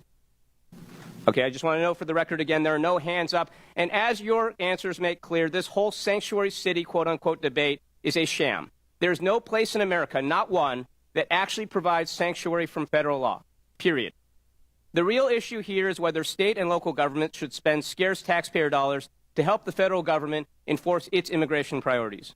Whether local police should spend their time focused on their actual jobs, keeping our streets safe, apprehending violent criminals, solving crimes, or whether they should be deputized to help enforce federal immigration laws. And a lot of cities and states, including my state of California, have made the very reasonable decision to say, hey, we want our teachers, nurses, doctors, cops, firefighters to focus on their actual jobs and not be dragged into this Republican war on immigrants. And let's be clear, the Republican immigration policies being pushed forward right now are counterproductive and will make us far less safe, something several of our mayors pointed out in their testimony. Look, I support a 100% ban on all illegal border crossings, but the reality is we already have over 10 million people here in this country without proper immigration status, many of whom have been here for decades. And if you have ICE agents patrolling our courthouses, police stations, and hospitals, that means that those undocumented immigrants are not going to go anywhere, but they are going to stop reporting crimes or seeking medical care, and this makes us all less safe from the rapists and murderers out there. Now, recently, my Orange County Sheriff, Don Barnes, a staunch conservative, issued a statement outlining his position on immigration enforcement. And here's what he stated. The Orange County Sheriff's Department does not enforce federal immigration law. It is not part of our primary mission, and we remain focused on violations of state and local laws. The department will provide for your safety and respond to your calls for service regardless of your immigration status. We do not and never will ask the immigration status of victims, witnesses, suspects, or those who call to report crimes. We enforce state and local laws equally without bias and without concern for your citizenship. Now, I actually think this is a pretty good summary of what each of you are describing happens in your cities, a situation where the federal government enforces immigration law while states and local authorities enforce state and local laws, and it makes a lot of sense. I don't know what my colleagues on the other side think, but I don't want my police focused on immigration status and asking people about that. I want them focused on preventing violent crimes. But with that, I want to shift gears to address Mayor Eric Adams. Mayor, as has been well discussed in this committee, you are the first sitting mayor in modern New York City history to be indicted while in office. Last year, of course, you were charged with numerous felony counts for soliciting and accepting bribes for nearly a decade from foreign nationals, businessmen, and others, including illegal campaign contributions and luxury travel. On February 10th of this year, the Trump Justice Department instructed federal prosecutors to drop charges against you. This decision caused 7 federal prosecutors, including a Trump appointee, to resign because they believed this was such an enormous miscarriage of the rule of law and law enforcement. Now, as some of my colleagues have pointed out, this was widely reported as a quid pro quo. I know you've denied that. I know you're probably limited in what you can say. But a lot of people out there, including a lot of people in New York City that I know, believe that these charges were dropped in exchange for a quid pro quo for your agreement to help the Trump administration enforce its immigration policies. So my question for you, Mayor Adams, is actually a very simple one. It's clear that whatever your intentions, whatever actions you take, whether on immigration or anything else, you do not enjoy the trust and confidence of the people of New York City. So my question is, why haven't you not resigned yet, and do you plan to resign today or anytime soon?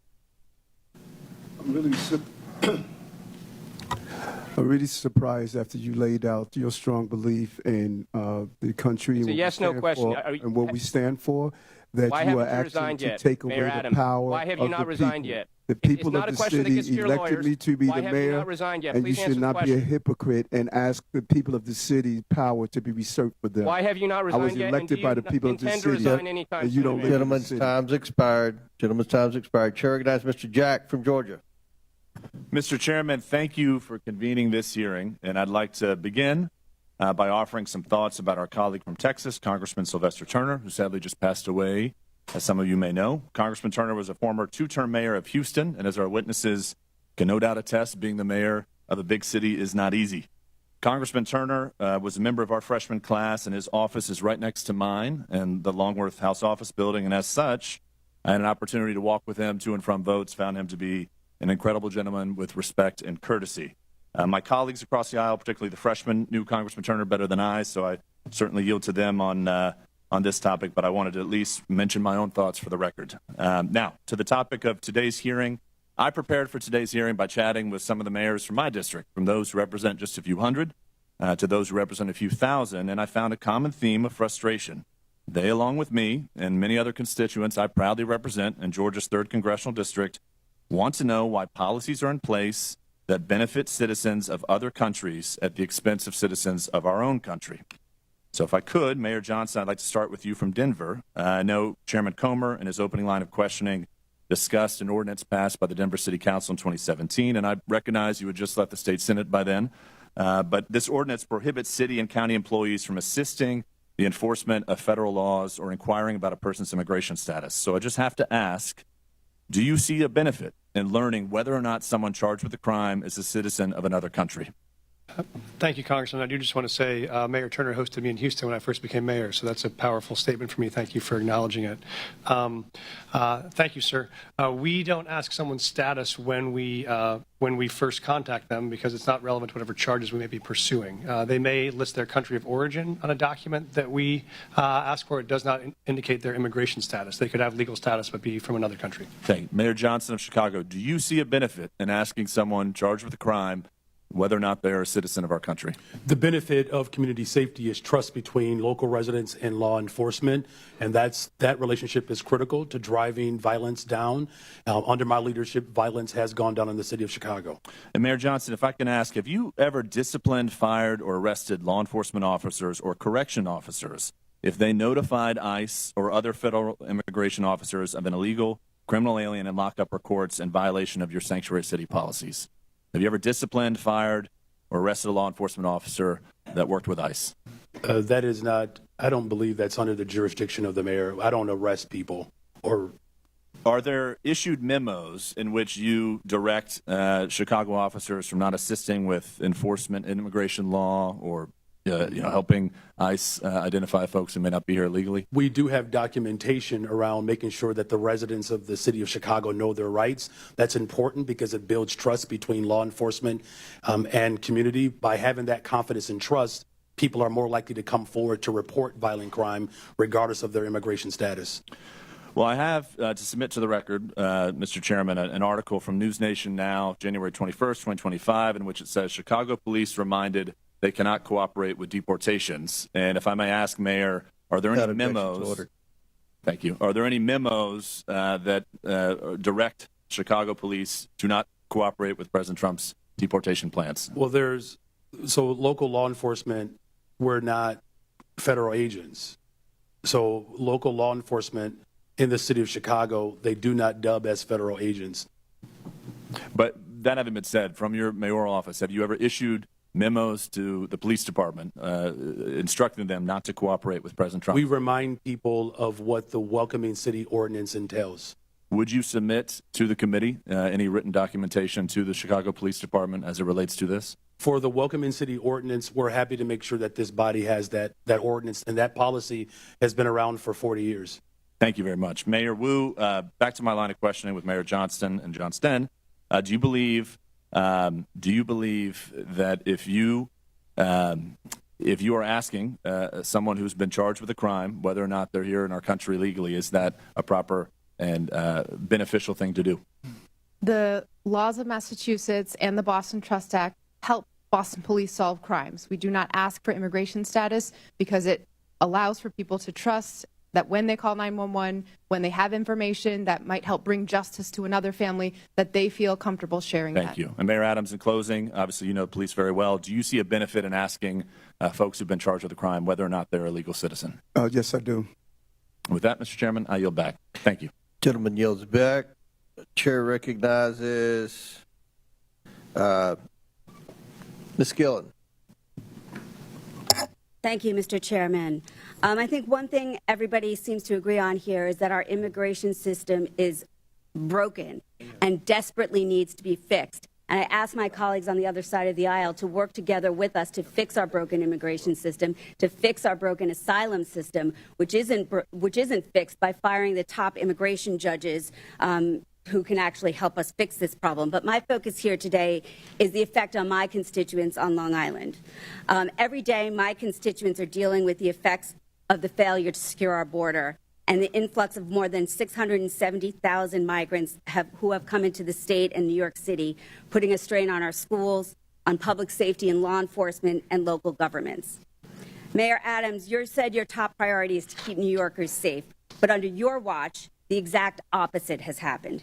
Instead of effectively governing our city, your policies have compounded this crisis. New York has housed migrants in the Roosevelt Hotel for nearly 2 years, not only giving them food and shelter, but also debit cards. In New York, taxpayers have paid about, as you acknowledge, $7 billion to respond to this crisis. That figure is outrageous. And now, instead of stopping the bleeding, you are going back and asking the taxpayers of New York to spend another $1 billion on this crisis.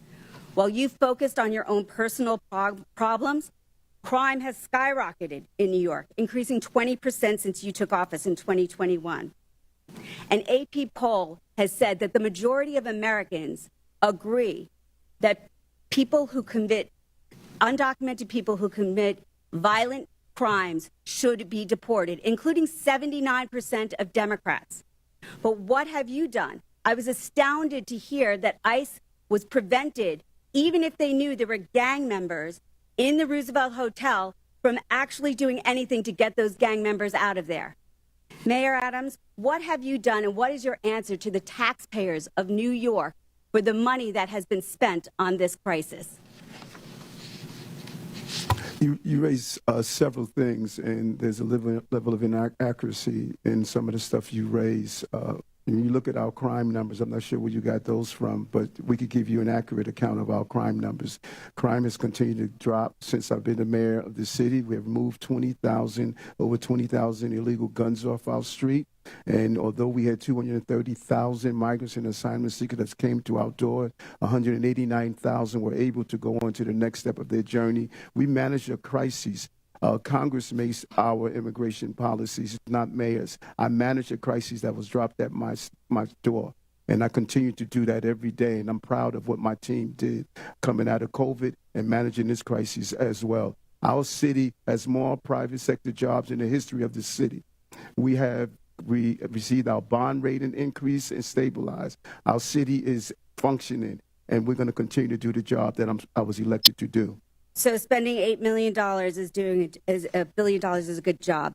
Mayor Adams, what you said today has given me no confidence in your ability to continue to serve and lead our city. But you don't live in New York City. You live on Long Island. You don't vote for me. Mayor, and you should resign. And I said that before you made your deal with Donald Trump. Thank God you don't live in New York City. You live on Long Island. But people of New city, York City people of city elect. People of New York City elected. Who work in Manhattan, whose kids live in Manhattan, who go to the doctor in Manhattan. Everything that happens in Manhattan affects my constituents, Mayor. I yield back. Would the gentlelady yield to me, please? I thank the gentlelady. My question, Mr. Beer. We've heard a lot about crime. So the overwhelming majority of crime in the United States is committed by undocumented individuals whose immigration status is dubious. Is that correct? No, that's not correct at all. The overwhelming majority of crime is committed by U.S.-born Americans. So if I wanted to demonize naturally born Americans, I could cherry-pick crime rates from that population and demonize them and dramatize that and use it to smear an entire subgroup in the population. In this case, the majority group. Is that correct? Oh, absolutely. You could look at people with driver's licenses and say, man, they're committing a lot of crime. We should stop issuing driver's licenses to people. I think that's really the sham and the shame of what people are doing in terms of political exploitation of a population this country needs if we're going to grow and protect the social safety net for the future. Thank you. Chair recognizes Ms. Green from Georgia. Thank you, Mr. Chairman. Thank you for coming before our committee today. In the past 4 years, our nation has been invaded by millions and millions of people who have crossed our border. There's also millions of what's called known gotaways. These are people that our government has no idea where they came from, who they are, what they're going to do in our country. And many of these known gotaways could be criminals. They could be part of the narco cartels. They could be terrorists. We don't know who they are, and there's millions of them here. This country has also been the victim of fentanyl. This is a dangerous chemical that comes from China, is made into pressed pills in Mexico and Canada, and illegally distributed into our country by the cartels. On average, 200 to 300 Americans die every single day from fentanyl. Not die, they're murdered. They're murdered. Americans have also been victims of all types of illegal alien crimes. One family in particular, Laken Riley's family, I know them personally, and her death was absolutely horrific. Jose Ibarra entered the United States illegally on September 8th, 2022, near El Paso, Texas, with his wife and son. He was detained by the U.S. Border Patrol, but soon released due to overcrowding at detention facilities. After his release, he was transported to New York City, arriving around September 15th, 2022. The following summer, he was arrested by New York Police Department and charged with acting in a manner to injure a child. Injure a child. And a driver's license violation. Before an immigration detainer could be issued, NYPD released Ibarra according to ICE. He later, after this release, moved to Athens, Georgia, where he was cited for a misdemeanor for shoplifting in 2023. This guy got arrested multiple times. He was stopped at the border, but he was continually released. Just a few months later, he brutally murdered Laken Riley. Mayor Adams, do you agree that Laken Riley would still be alive today if New York Police Department hadn't released Jose Ibarra after they arrested him? Despicable crime. And as a former law enforcement officer, I respond to these crimes as the mayor as well. And I believe people like that should be held accountable. And I've advocated to stop this revolving door criminal justice systems like him to come out and hurt innocent people. I wish we would have had the power to prevent that from happening. Mayor Adams, will you continue sanctuary city policies in your city? That policy is by law. I do not make the law. I must operate within the confines of the Constitution and the law. Mayor Adams, will you advocate to get rid of sanctuary city policies in the city of New York? I have made it clear on a portion of the sanctuary city policies that I believe we need to alter to prevent crimes like this from taking place. Federal law under 8 U.S.C. 1324 makes it a crime to knowingly harbor and shield illegal aliens from detection, but your cities refuse to work with ICE detainers to help them find these criminals. I'll go one at a time. Mayor Adams, will you work with ICE in New York City, yes or no? ICE is part of our criminal justice apparatus, and I will work with my city, state, and federal agencies to keep our cities safe, no matter who they are. Mayor Johnson, will you work with ICE to protect your city? We do work with ICE right now, Congresswoman. When they send us information about someone they would like access to, we send them notice when and where we will release them, and they can pick them up. We've done that 1,226 times. We will keep doing it. Will you end sanctuary city policies? We think the policies that we have right now allow us to work with ICE and to stop crime, and we'll keep doing that. Mayor Johnson, will you work with ICE? Our local law enforcement, Chicago Police Department, we work with federal agents on a variety of issues: drug trafficking, sex trafficking, getting guns off the street, and we will continue to work with federal agents. Will you stop harboring illegal aliens? Will you end sanctuary city policies? So the city of Chicago, we do not harbor criminals. We do not harbor undocumented individuals. We comply with all laws. Mayor Wu, will you work with ICE to protect Americans, legal Americans in your city, and end sanctuary policies? The Boston Police work with ICE and federal agencies every single day on criminal matters and hold people who are committing crimes accountable. Chairman, if I may, I'd like to enter for the record, according to the U.S. Constitution, giving aid and comfort to the enemies of the United States is an act of treason, and those that violate that should be Without objection, so ordered. Thank you. Chair Dale recognizes Ms. Ocasio-Cortez. Thank you, Chairman. Now, Mayor Adams, are you aware that the former acting U.S. Attorney Danielle Sassoon was present at the January 31st meeting between your lawyers and federal prosecutors? As I stated, and you, Congresswoman, you appear to want to ask the question over and over again, and so I could only give you the appropriate question over and over again.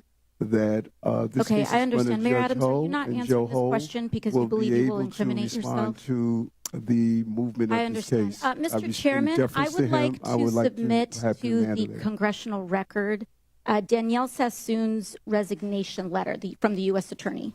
Without objection, so ordered. Thank you so much. In her letter, the former acting U.S. Attorney, a registered Republican, a former clerk for Antonin Scalia, was appointed by President Trump to serve as acting U.S. Attorney, was present at the January 31st meeting between Mayor Adams' attorneys and federal prosecutors. After that meeting with attorneys, the acting U.S. Attorney resigned rather than dismiss the charges against Mayor Adams. In her letter, which I have just submitted to the congressional record, Ms. Sassoon stated that during that January 31st meeting, Mayor Adams' attorneys, quote, repeatedly urged what amounted to a quid pro quo, describing it as a, quote, improper offer of immigration enforcement assistance in exchange for a dismissal of his case, end quote. The acting U.S. Attorney has submitted former acting U.S. Attorney has submitted a letter. And Mayor Adams, do you know how many federal prosecutors total resigned rather than file the motion to drop the charges? It was reported that 7. 7. Correct. Mr. Chair, I would like to submit another letter from Hagan Scotton, his resignation letter. Without objection, so ordered. Mr. Scotton was an assistant U.S. attorney who also attended the January 31st meeting between your attorneys and federal prosecutors. He also resigned rather than drop the charges. In his resignation letter, he stated, and I quote, "Our laws and traditions do not allow using the prosecutorial power to influence other citizens, much less elected officials." 7 federal prosecutors, the acting U.S. attorney, the assistant U.S. attorney, all gave up their entire careers, Republicans included, then dropped these charges because of what they saw transpire in that January 31st meeting. This is important not just for the city of New York, but for the people of the United States of America. Because what is being alleged is genuinely not just about what may or may not have occurred from the mayor's office and with the mayor, but what is happening at the Department of Justice. And that's what I want everyone to understand. These are not Democratic U.S. attorneys. These are Republican U.S. attorneys that have trained under Republican-appointed Supreme Court justices who have stated that and suggested as well, that the prosecutorial power at the Department of Justice may be influencing what is occurring. And instead of carrying that out and carrying out the erosion at the Department of Justice, they would have preferred to give up their entire career. 7 lifelong public servants involved in law enforcement, mind you. And to that, when it comes to the fact that this may or may not have anything to do with this hearing, respectfully, Mr. Chairman, this is about specifically immigration enforcement in terms of that. And this right here is the 4-alarm fire that everyone must be paying attention to. Because if it's not just in the mayor's office of New York City, what other city, what other individual, what other municipality leader can be next? For a party that talks about states' rights and municipal rights, we must defend, yes, the rule of law, including in the Department of Justice. And with that, I yield back. Gentlelady yields back. Chair recognizes Mr. LaHood from Illinois. Thank you, Mr. Chairman, and I thank you for allowing me the opportunity to wave on to this important committee hearing today. I want to thank the witnesses. I represent a district right outside of Chicago, the excerpts of Chicago representing Rockford, Bloomington Normal, Peoria. And I want to thank you, Mr. Chairman, for having this hearing. It's past time that individuals like the mayors we have before us come before us and explain to the American people why you continue to fail to enforce the laws of our country and allow illegal immigrants to flood into our communities. And it's clear to me that sanctuary city policies have significantly harmed our once great cities, which is very, very unfortunate. During my time as an elected official, I have strongly condemned the policy around sanctuary cities and the impact it's had on the state of Illinois. And I believe every sensible resident in Illinois knows these policies have further harmed the economy in Illinois, increased crime throughout our state, and endangered hardworking, law-abiding Illinois citizens. I want to turn my attention to you, Mayor Brandon Johnson of Chicago. As I've watched you over the last 2 years that you've been mayor, I've been amazed at how tone deaf you have been and how oblivious you've been to the decline of Chicago. And I say that looking objectively at a number of things. Out of control crime in Chicago, people scared throughout neighborhoods on the west side, south side, north side. Morale has never been lower with law enforcement and CPD. Record number of police officers leaving the force. We have been hemorrhaging people out of the city of Chicago to the suburbs and elsewhere where they feel safe. Record number of businesses fleeing the city of Chicago.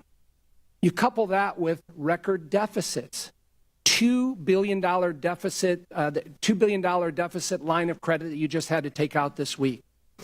But you've spent $300 million of taxpayer money on illegal immigrants. And when I think about all of those things and I look at the strategy you continue to take, I mean, you're putting the interest of illegal immigrants above the interest of taxpayers in Chicago. But you continue to go down this path, and for the life of me, I can't understand it. So, Mayor, tell me why you continue to put the interests of illegal immigrants above taxpayers in Chicago. Thank you for your representation. Violent crime is down in Chicago. Well, let me reclaim my time. So I have a statistic here. Last year, Chicago had 573 murders. Down. Okay, but I want to compare that to the city of New York that is almost two-thirds the size of Chicago, 337 murders. So you had 573 murders in the city of Chicago, and you're one-third the size. That's the lowest amount in 5 years under my leadership. Okay, and you look at the level of violent criminals, sexual offenses, and drug dealers. All violent crime is down in Chicago. In fact, just this year alone, Congressman, respectfully, there's a 20% decrease in violent crime in the city of Chicago. I don't agree with your statistics. Well, it's not a matter of whether or not you agree with it. It's a matter of whether it's a fact. Let me reclaim my time, because I thought you might do this. And when I hear your answer, no one in this room should be surprised that your approval rating is 6.6%. Now, that's not just me saying this. Newsweek article, the least popular politician in America is Brandon Johnson. So, recent poll, M3 Strategies, conducted this February 20th to 21st, showed that Mayor Johnson has a 6.6% approval rating, the worst showing of any political figure in the country's history. So I know you're talking about crime is down and things are great and, you know, the city's flush with money. None of that is backed up by the people in the city of Chicago. And so I'm wondering why you continue to go down this path of failed policies, destruction to the city of Chicago, people fleeing, law enforcement at an all-time low. And I'm wondering if you have any remorse for that here today and can tell us why you continue to double down on these failed policies. We've invested $1.25 billion for housing and economic development, particularly for Black Chicago. It's the largest investment in the history of Chicago. 45% increase in youth employment, particularly for Black and brown children. I will not apologize for my investments in the people of Chicago. We have one of the most diverse economies, the top universities. As violence continues to go down and investments continue to go up, that is what's most important. We've opened up 3 mental health clinics, the first mayor since the first Black mayor in the history of Chicago. I'm going to reclaim my invest in Mr. Mayor, I'm going to reclaim my time. in public health, and I will continue to make those investments. Your approval rating speaks volumes. Well, the people approve of my investments, and I will continue to make those investments. You're Thank going you the very wrong much. direction. You need to reverse your policies on sanctuary cities.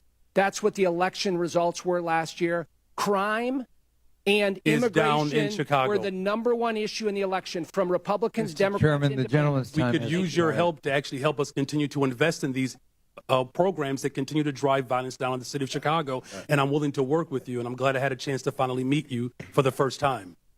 Gentleman's time's expired. Chair recognizes Mr. Davis from Illinois. Well, thank you very much, Mr. Chairman, and I also want to thank you and Ranking Member Connolly. If the gentleman could speak into the microphone so we can hear. Thank you very much, Mr. Chairman. I also want to thank you and Ranking Member Connolly for letting me participate in today's hearing. I also want to thank all of the witnesses. I served some time as a city councilman, so I know what it looks like to be mayor and what happens. Thank you for your service. As a proud Chicagoan, I stand in support of our city's locally elected leaders, namely Mayor Brandon Johnson, who could be back home serving the residents of Chicago, but instead is here before us today, preserving and protecting the sovereignty of the city of Chicago as a welcoming and humane city.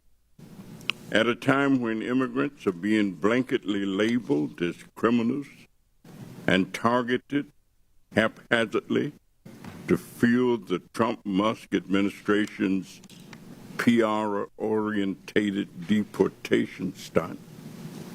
I'm proud that since the enactment of the Illinois Trust Act in 2017, the state of Illinois, Cook County, and the city of Chicago have maintained an ongoing commitment to welcoming those in need, including those that have endured persecution abroad and pressed their way across borders, looking and longing for a better life for themselves and their families. I think we all agree that immigration has long played an integral role in the development of American society, culture, and its economy. In recognition of such, the city of Chicago is holding true to its values. As Mayor Johnson has stated on several occasions, that Chicago, and I quote, will remain a welcoming city, end of quotation, despite recent and repeated threats and attempts of coercion from the current administration to do otherwise. Likewise, H.R. 32, the supposed No Bailout for Sanctuary Cities Act that undergirds today's hearing, is drafted in the same threatening, intrusive, and non-constructive manner, as the measure unfairly calls for welcoming jurisdictions to be stripped of federal funding that we just heard often goes towards supporting critical public safety initiatives and local programming needs. In fact, I would commend that the bill as drafted infringes on the constitutional balance of power between states and the federal government and will cause more harm than help if enacted. So, Mr. Mayor Johnson of Chicago, the Windy City, the city of the big shoulders, would you share with this committee, what principles and concepts guide your thoughts and actions as you go about your task of being mayor for all of these people in Chicago? Thank you very much, Congressman Davis, for your leadership, and it's good to see my neighbor here today. You know, look, the city of Chicago, we reflect and we represent the best part of America. It's a diverse city, again, a city that was established by a black Haitian immigrant and a Potawatomi woman, a city that has invited immigrants from around the world, a city that was built by the formerly enslaved, my ancestors. And it's a very proud moment to not only represent the city of Chicago, but it is my honor. What we've experienced over the last 20 months since I've been in office, first of all, the city of Chicago is safer.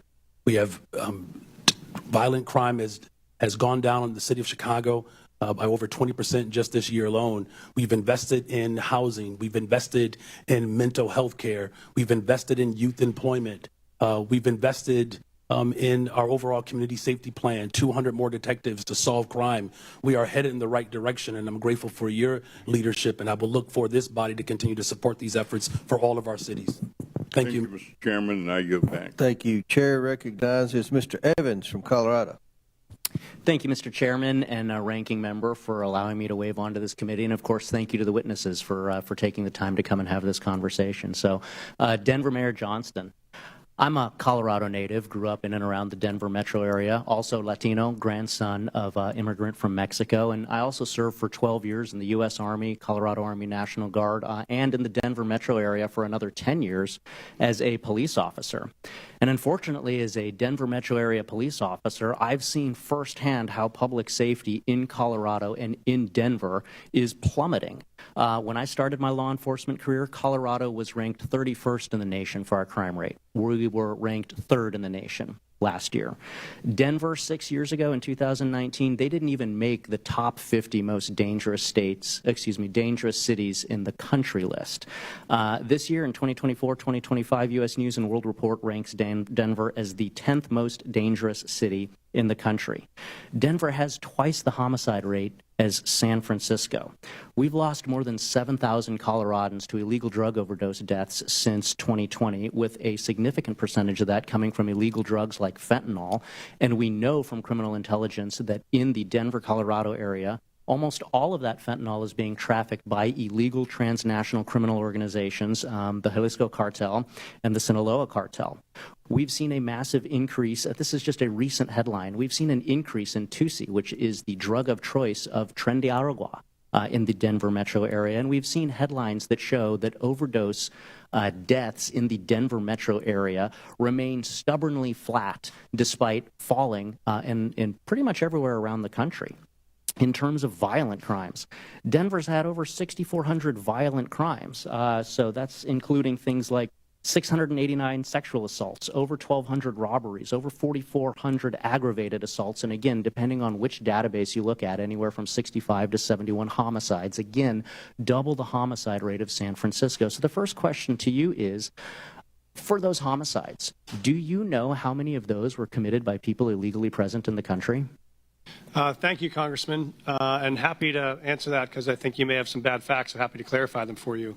In terms of what's happening in Denver right now, as we know, crime is down in Denver from last year to this year. Reclaiming my time, Mayor. Do you know? I do want to answer the question you phrased. Reclaiming my time. Do you know how many of those 65 to 71 homicides were committed by people illegally present in the country? And I'm happy to show all of the sources for my facts. We don't ask anyone's status at point of arrest. We do not know someone's status and when they're charged. Thank you. Thank you for the answer, Mr. Mayor. And I'm glad you've brought that up because, as you can see displayed here, we actually have a training bulletin to the Denver Police Department dated January of this year, which pretty much says what you just said, which is that Denver Police Department is prohibited from asking for any information about the national origin, immigration, or citizenship status of any individual, and that's a problem because of the second item that we're going to display here, which is the standard FBI fingerprint card, something that I filled out for over a decade when I was a police officer, which has those items as mandatory fields, location of birth and then the citizenship. And so I've heard, being a cop in the Denver metro area, that police officers in Denver are being told not to fill out those mandatory fields in the FBI fingerprint card, which could potentially indicate why you're unsure of how many of these crimes are being committed by illegal immigrants in your city. So the second question is, will you allow Denver police officers to fill out all of the information on an FBI fingerprint card, to including asking for and recording the citizenship status? Thank you, Congressman. Right now, under city ordinance, we do not ask someone's status at point of contact, and that does not prejudice in any way our prosecution. We believe it doesn't matter where someone's from, thank you, Mr. what crime they've committed. So you're not so you're not filling out the FBI fingerprint card as required? Right now, we are filling out information when folks arrive, and none of that information prevents us from prosecuting them to the full extent of the law, which is what we do. Thank you, Mr. Mayor. So not filling out the FBI fingerprint card, which would directly contradict your statement that you want people who are illegally present in the country and committing crimes to be held to account for those crimes. And I think that the statistics that we've gone through in the space of crime show why Denver is specifically cratering in their public safety statistics as compared to major cities around the country. That's actually false. I can show you my statistics. And as a police officer, I am here to make sure that we are uplifting the voices of the victims of these crimes who are being taken advantage of in communities that provide sanctuary to dangerous illegal criminal gangs like Tren de Aragua, which your jail released just last week. We talked about somebody back into the community. We must take care of our victims. I brought legislation, the Uplift Act, to focus on this. We're here to protect the victims, and Mayor, I would ask you to join me in that. We've already done that. You'll and back. We'll keep doing that. Thank you. Chair recognizes Mr. Crank from Colorado. Mr. Chairman. Oh, wait, one moment. Just quick UC. I would ask unanimous consent to enter the record an NPR article entitled "Criminal Records of January 6 Rioters Pardoned by Trump Include Rape, Domestic Violence." And I would also ask that correspondence between a number of us and the new Attorney General, Pamela Bondi, be entered into the record at this point. Without objection, so ordered. Chair. Now, Chair recognizes Mr. Crank from Colorado. Thank you, Mr. Chairman. Thank you for allowing me to wave on. This is a very important issue to the state of Colorado. And Mayor Johnson, thanks for being here. I know for all of you, it's been a long day. Appreciate you being here. Mayor Mike Johnston, Denver has an ordinance that prohibits city and county employees from assisting in the enforcement of federal immigration laws or inquiring about a person's immigration status. We've just talked about that. The city of Denver also has a legal defense fund to support individuals facing deportation. Denver's received more than 41,000 illegal aliens over the past 2 years, and due to its sanctuary status, has become a popular destination for illegal aliens. It's estimated that Denver spends more than $180 million a year supporting illegal immigrants. And in rare cases where ICE is able to apprehend an illegal immigrant in Denver jails, Denver forbids that transfer from taking place in the jail. Now, I just did a ride-along with El Paso County Sheriffs. That's my home county, Colorado Springs, just an hour away. I just did a ride-along with them for the safety of their officers, and the ICE officials. The community and the detainee do transfers in the jail with El Paso County officers present and with the handcuffs on. Now, that El Paso County method has never, ever resulted in the injury of an officer during the transfer. However, in Denver, you require that Denver Police Department release Tren de Aragua gang members to the quote-unquote streets, uncuffed, and hope that ICE agents aren't able to apprehend them on their own. That's the hope. Let's just be honest. With no Denver Police Department officer there to assist if the situation turns violent, that's irresponsible. And to be clear, there's no federal law that forces you to do it this way, Mr. Mayor. This policy and the danger that it creates is wholly a result of your policy as the city and county of Denver. Just last week, it resulted in an illegal Tren de Aragua member assaulting and biting an ICE agent because he was uncuffed and he was released by Denver to a parking lot. Now, you're putting police officers who you're sworn to help protect as their mayor at risk to score political points. And I think it's outrageous. It's unbecoming to your office, and it's a danger to the people of Colorado and the citizens of Denver. Now, we have this case, and I know you've talked about it today. Abraham Gonzalez, suspected TDA gang member, released from Denver County Jail, as I mentioned, due to Colorado's sanctuary policies. This is a post by ICE. Was forced to arrest him in public. ICE was forced to arrest him in public, where he assaulted officers, sanctuary policies, endanger communities, and law enforcement. That's their post. I'd ask that this be entered into the record, Mr. Chairman. Objection, so ordered. Mr. Mayor, yes or no? Would you feel safe if you were alone in a parking lot with a Trinidad Aragua gang member? We did not put a situation where someone Just yes or no. Would you feel safe if you were in a parking lot alone with the Trinidad Aragua member, like you make your police officers do, or like you make an ICE agent do? Yes or no? There were 6 ICE agents on the scene. Could you answer my question? Would you feel safe without any weapons? Would you feel safe? Reclaiming my time. Thank you. Would Coloradans, reclaiming my time, Mr. Mayor, you're not going to answer the question. Would Coloradans be safer if ICE had full cooperation from Denver to remove Trinidad Aragua gang members? Yes or no?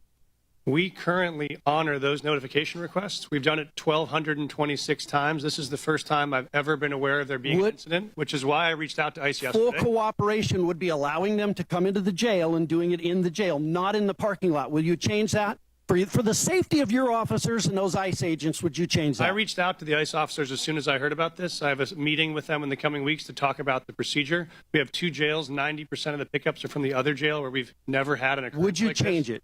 And so I'm going to sit down with the ICE officers and see if they're... It's just common sense. You don't do a transfer in the middle of a parking lot when you can do it in a jail.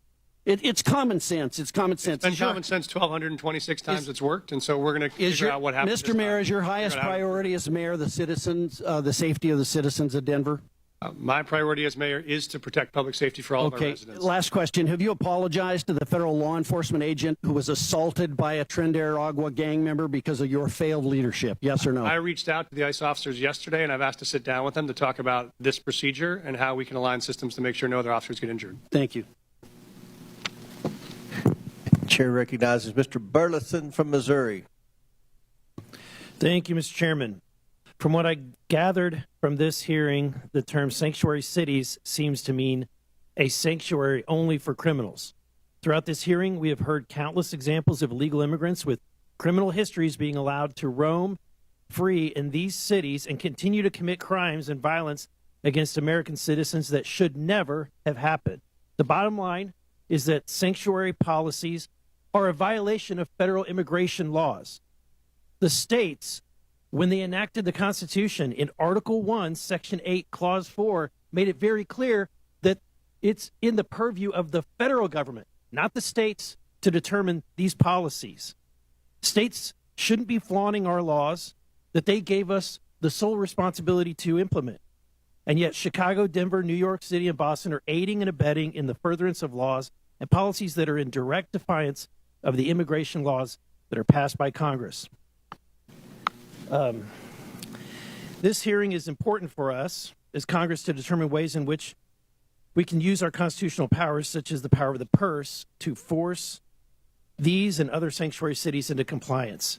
My first question, I want to ask Mr. Byer. You haven't had a lot of questions today, right? Not enough. I want to ask, okay, so are you aware of how much it costs the American taxpayer per illegal immigrant in the United States, roughly? Not on a per capita basis, no. Okay. The Budget Committee has determined it's almost about $9,000 in net loss per per illegal immigrant. That's definitely not correct. Okay, you can question, but that's the group that did the research. So let me ask you this: does Cato support subsidizing creating taxpayer programs to subsidize other people's health care benefits? No, we don't. Okay. Does Cato support using taxpayer dollars to support people staying in hotels? Definitely not. Okay, just wanted to get that cleared up because I was worried where Cato stood. Mr. Adams, you stated that the migrant crisis. Wait, first, I want to ask this question from everybody on the panel.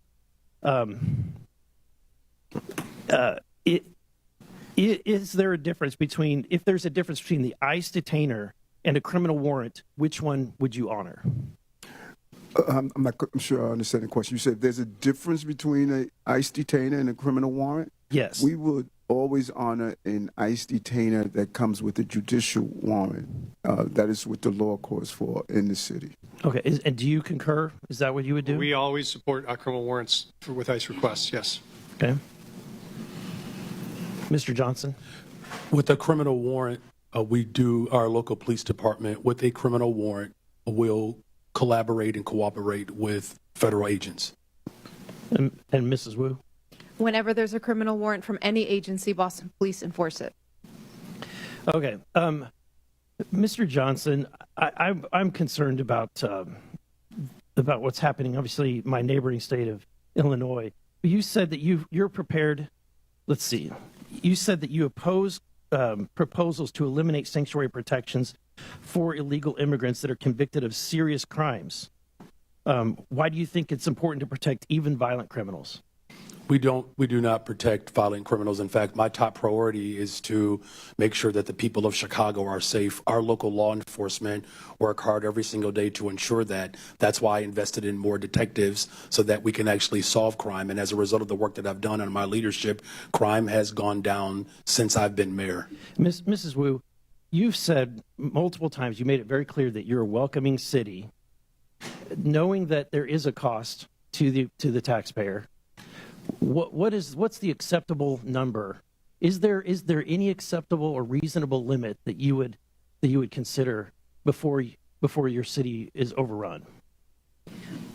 We are a city that is the safest in the country because everyone feels connected to city services. Everyone can call 911. You have no answer. There's no capacity. That's too Congressman, respectfully, I'm the mayor of Boston. I don't get to decide who comes into our country and where they go after that. Our job is to keep people fed and healthy and safe when they arrive in our city. And we do that in order to make sure that everyone across our community is safe. Resources are strained, but I would ask you to please do your job and be part of passing bipartisan legislation that would allow us to do what we passed HR 2, but what's been made very clear is that we don't need to pass laws. All we need is a new president. My time has expired. Gentleman's time's expired. They've called for votes, but we have one last question. Mr. Hurd from Colorado. Thank you very much, Mr. Chairman. Good afternoon. Mayor Johnston, it's nice to see you. Thanks for coming. I have a question about Denver's policies that I fear have made it a magnet for migrants and have drawn tens of thousands to Denver in a short amount of time. Given the strain that's being placed on city resources, is there a limit? And this might be similar to a question that was just asked before. If another wave of arrivals begins, does Denver have a contingency plan, or is the commitment to being a sanctuary city truly open-ended no matter how many come? Thank you, Congressman. And we have adjusted our policies when we were facing some of the fiscal crisis around this. We were hoping for the Senate bipartisan immigration bill to pass, which would have provided some resources to interior cities. When that didn't, we had to make adjustments. And so what we've done now is we've really focused on connecting people to work. So those folks that arrive, we think the most important thing is for them to be able to work and support themselves, pay their own taxes, pay their own rent. And so we've run work authorization clinics to help people get legal work authorization. If this body could help us accelerate the rate of work authorization, we would not need to spend any public resources at all because folks want jobs they could support themselves. So that's been our real focus. The more folks we work authorized, we've been able to then need to provide fewer resources around housing, shelter, food, etc. Are you concerned that Denver could be reaching a breaking point soon? Thank you, Congressman. We actually are seeing dramatic drops in arrivals since June of 2024. So we are not in a moment of crisis right now. We don't have migrant encampments. We've closed all of our shelters. We've actually dropped our spending on migrant supports by 90% from 2024 to 2025. So our expenditures are down dramatically, and we'd love to see it stay that way. How about my concern about incentivizing certain actions? Do you have any concrete evidence that sanctuary policies have not made Denver more vulnerable to crime? Thank you, Congressman. We do have concrete evidence that even as 42,000 newcomers have arrived in the city over the last 18 months, crime has gone down in Denver. And so shootings are down 24%, homicide is down 17%, auto theft is down almost 30%. So we've seen all those major drivers go down. At the same time, we've had new folks arrive. And that's because of the sanctuary policies or in spite of them, or what would those numbers be absent the policies in Denver that incentivize these behaviors? Thank you, Congressman. We see them as unrelated. We are continuing to make a strong stand on public safety. We're continuing to find ways to integrate folks who have arrived on our city in the middle of the winter with no clothes or support, and we've been able to do both. We've also made historic reductions in homelessness at the same time that we were facing this declarative emergency on homelessness, because that was our top priority, and we've become the largest big city in America to end the cycle of street homelessness for veterans. So that's been equal part of our focus at the same time. So just so I'm clear on your testimony, you don't believe that there's any evidence that the city of Denver's policies have made Denver more vulnerable to crime? No, sir, I do not see any evidence that it has. Okay. If violent criminals are exploiting these protections, are you willing to reconsider aspects of the city's policies to prioritize public safety? Thank you, sir. We are very aggressively pursuing violent criminals right now. In fact, we're doing it in collaboration with many federal agencies. We have a Raven task force we launched, which has been focused on disrupting gang activity. That's why we've been so successful in managing and reducing the presence of TDA in the city. It's how we helped reduce the presence of MS-13. So we have aggressive actions going on in partner with federal agents, and that's working. One of the concerns that I've heard, Mayor Johnston, in Western Colorado and Colorado's 3rd Congressional District and also in Southern Colorado is that there are illegal immigrants here that are coming to, or that are in Denver, that are then relocating to Western and Southern Colorado.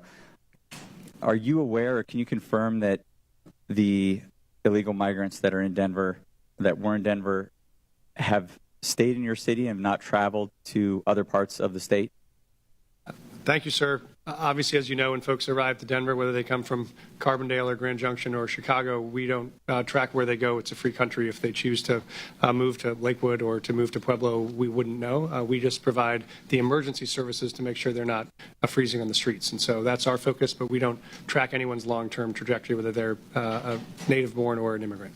Would it surprise you if there were individuals that were leaving Denver that were relocating to other parts of Colorado?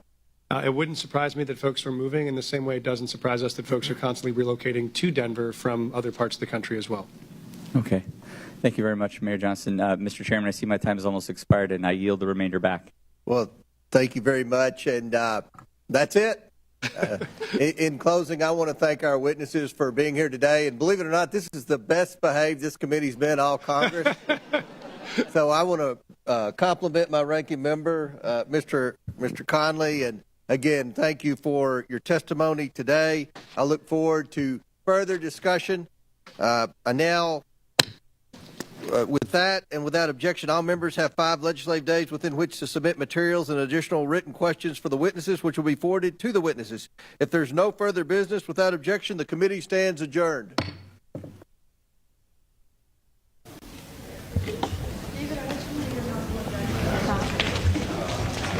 Oh, yeah.